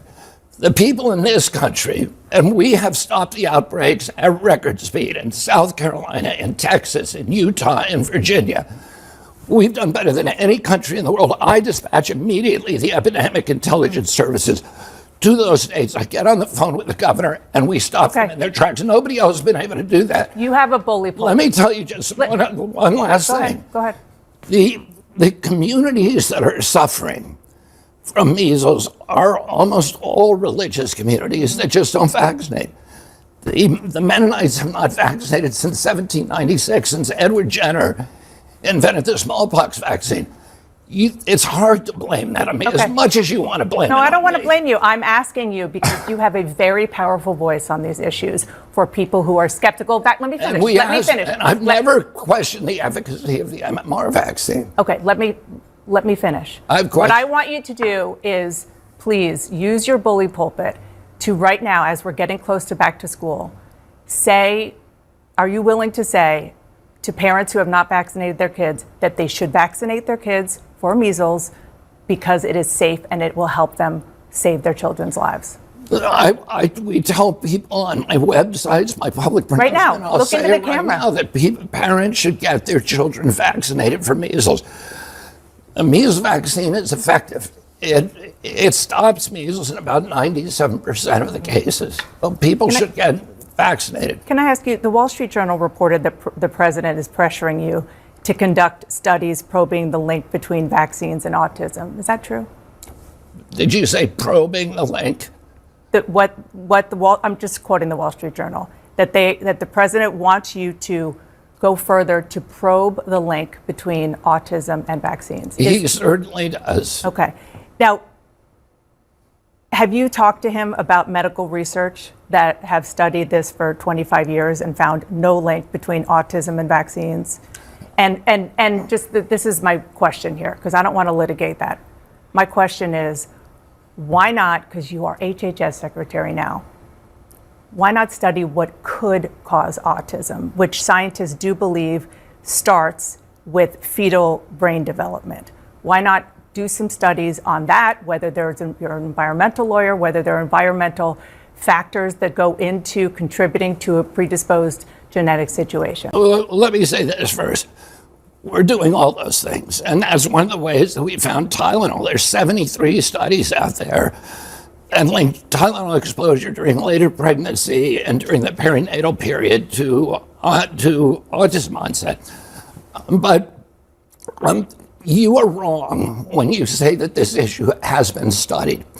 It has been studied, and you're rolling your eyes, Dana. But I am, because I don't want to have you use our air to say this. There have been more than 40 studies involving 5.6 million people to conclude there is no link between vaccines and autism. This is the head of the Committee of Infectious Diseases for the American Academy of Pediatrics. And now let me tell you what the Institute of Medicine says, which is the National Academy of Sciences, which is the ultimate arbiter on vaccine safety, and which it does not have an interest in this debate. It says that none of the 8 vaccines that are administered during the first 6 months of life have ever been studied for a relationship to autism. It found 2 studies, one on the DTP vaccine, that showed that it does cause autism, and one on the hepatitis B vaccine. And again, suggests that it does cause autism. The Institute of Medicine dismissed those 2 studies because they were based on CDC's database. The studies that you're referring to are all for one vaccine, the MMR vaccine, or one ingredient, thimerosal. So you are actually looking at, you're starting new studies to try to link autism, but you're also telling me— I'm not trying to link autism to anything. I'm trying to find out, why has autism gone Are you from also less trying than to, why are you has also trying to autism find gone- out how it interacts with people's DNA, what's predisposed to have an autistic child? Are you doing both? Yeah, but Dana, you probably don't understand this because you're not a scientist, but genes you're not don't either. cause genes don't cause epidemics. I understand genes. They can provide a Epidemics. vulnerability. A but you gene need provides an environmental exposure. That's what I'm asking. Are you studying the We're environmental looking exposure? at all the different environmental exposures, but your statement, you have been fooled. Your statement that this has been studied is not true. It's categorically It is not true. considered. Not for any of the studies. It is considered. Considered by who? By every scientist who has studied this. That is not true. I can give you hundreds of scientists who have looked at this. So and on the say, one why hand, isn't you are. Do you understand why the people aren't National getting? Academy of Sciences. What greater authority Do you have understand than why that? people are not getting measles vaccines? Because they're hearing you say that it could You're cause trying autism. to change the subject. I'm not. It's very much Yeah, you are. related. Show me one of the studies that's been done on the first 8 the vaccines during the first 6 months of life. You will not find them. The National Academy of Sciences. So say if that's they the do not case, then why are exist. you telling people to get the people, measles vaccine? Because that is one of the vaccines that has been studied. Okay. It's the only one that has been studied. Do you want people to get the MMR vaccine? Yeah, I said that already. Okay, so I know you're flustered now, and it is. I'm not flustered at all. Because I am people frustrated. have not been honest. The with reason you. I'm frustrated is because you are the HHS. You are the HHS secretary, and you are talking about things that lead to vaccine hesitancy in this country, and it is something that causes problems for people when there is not anything. Let me ask you something. Do you see your job as ending vaccine hesitancy, or do you see your job as telling the truth to the American people? I see my job as telling the truth, and the truth is that there is Crime babies looking for food, starvation, the recipe people subdue. The people you trust got it in for you. Deceit is the word of the day, and every clue. Don't let it go. It's from the days of old. Time is up, but some still do not know. Can I make up my mind? Is it worth the dime? Do I have to take a minute just to make it mine? Life's never fair, but don't listen to the TV. Go out and take a listen to the streets with the people in the slums and the homeless bums with degrees and degrees sitting under a tree. It's not easy in the world for the poor man, the one that brought you to reality. See, they don't want you to know about the black sheep. Even 7 roads to the 12 families all around the globe with an ancient code. Is it really asking a lot to say a death old? Cause we sitting on the earth looking back at extinct. Then I'm standing on some ground that's about to sink. I ain't scared for a minute, I ain't about to blink, but I documented for the world what I see and think. Feel we on the call and I feel we on the break. All Congress gonna do is waste paper and ink. Vote or die. You voted and you'll die. You can have it both ways, can't say it's a lie. You can march all you want, but they playing you wrong. They only understand war, it's the same old song. They want war. All they really want is a war. Diversionary tactic to make the big score. The diamonds in the morning, you know they want more, but they wanna keep you low, so they manifest the war. All they really want is a war. Diversionary tactic to make the big score. The diamonds in the morning, you know they want more, but they wanna keep you low, so they manifest the war. Like a lotus coming out of the mud with colors, I create envy in those with power but jealous. I unify the poor with my song, the hell with the others. Descended the way they treat indigenous brothers, cause I understand we link forever. They try to hate us even though that we keep it together. I'm not talking about controlling the air or the weather. I'm talking about maintaining the truth, the high endeavor. A rebel drops bombs in the midst of trouble. The free world counterattack and now there's double. But nature gets the shit in a way that's subtle. If you stop the machines for a minute you might hear, but they won't cause the TV's whisper in the ear. And capitalism has eyes that don't fear, and they cloud up and get crazy and won't steer. And like an ab, it's hard to get an ass to listen. Living like this is like living in prison. It's hard to keep hope when you're living in prison. The spiritual thoughts, so yes, the mental prison. The outside, yes, it's got to get through. Something's gotta die, so something here can live. Your life is nothing if you got nothing to give. Keeping the spiritual, yes, disguise as religion. Controlling your mind, the mental prison. They want war. All they really want is a war. Diversionary tactic to make the big score. The diamonds in the morning, you know they want more, but they wanna keep you low, so they manifest the war. All they really want is a war. Diversionary tactic to make the big score. The diamonds in the morning, you know they want more, but they wanna keep you low, so they manifest the war.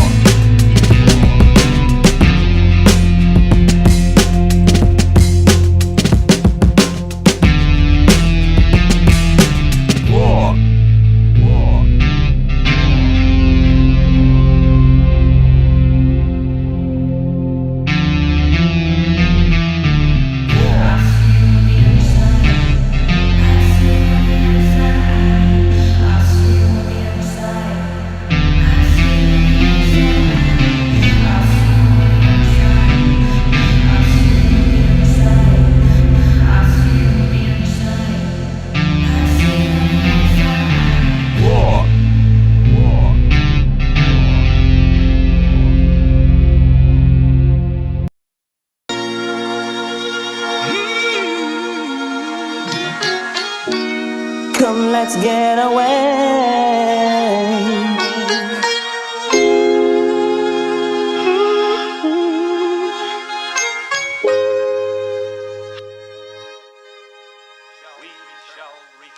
In the jungle, a place where the monkeys swing, where peace, love, and harmony.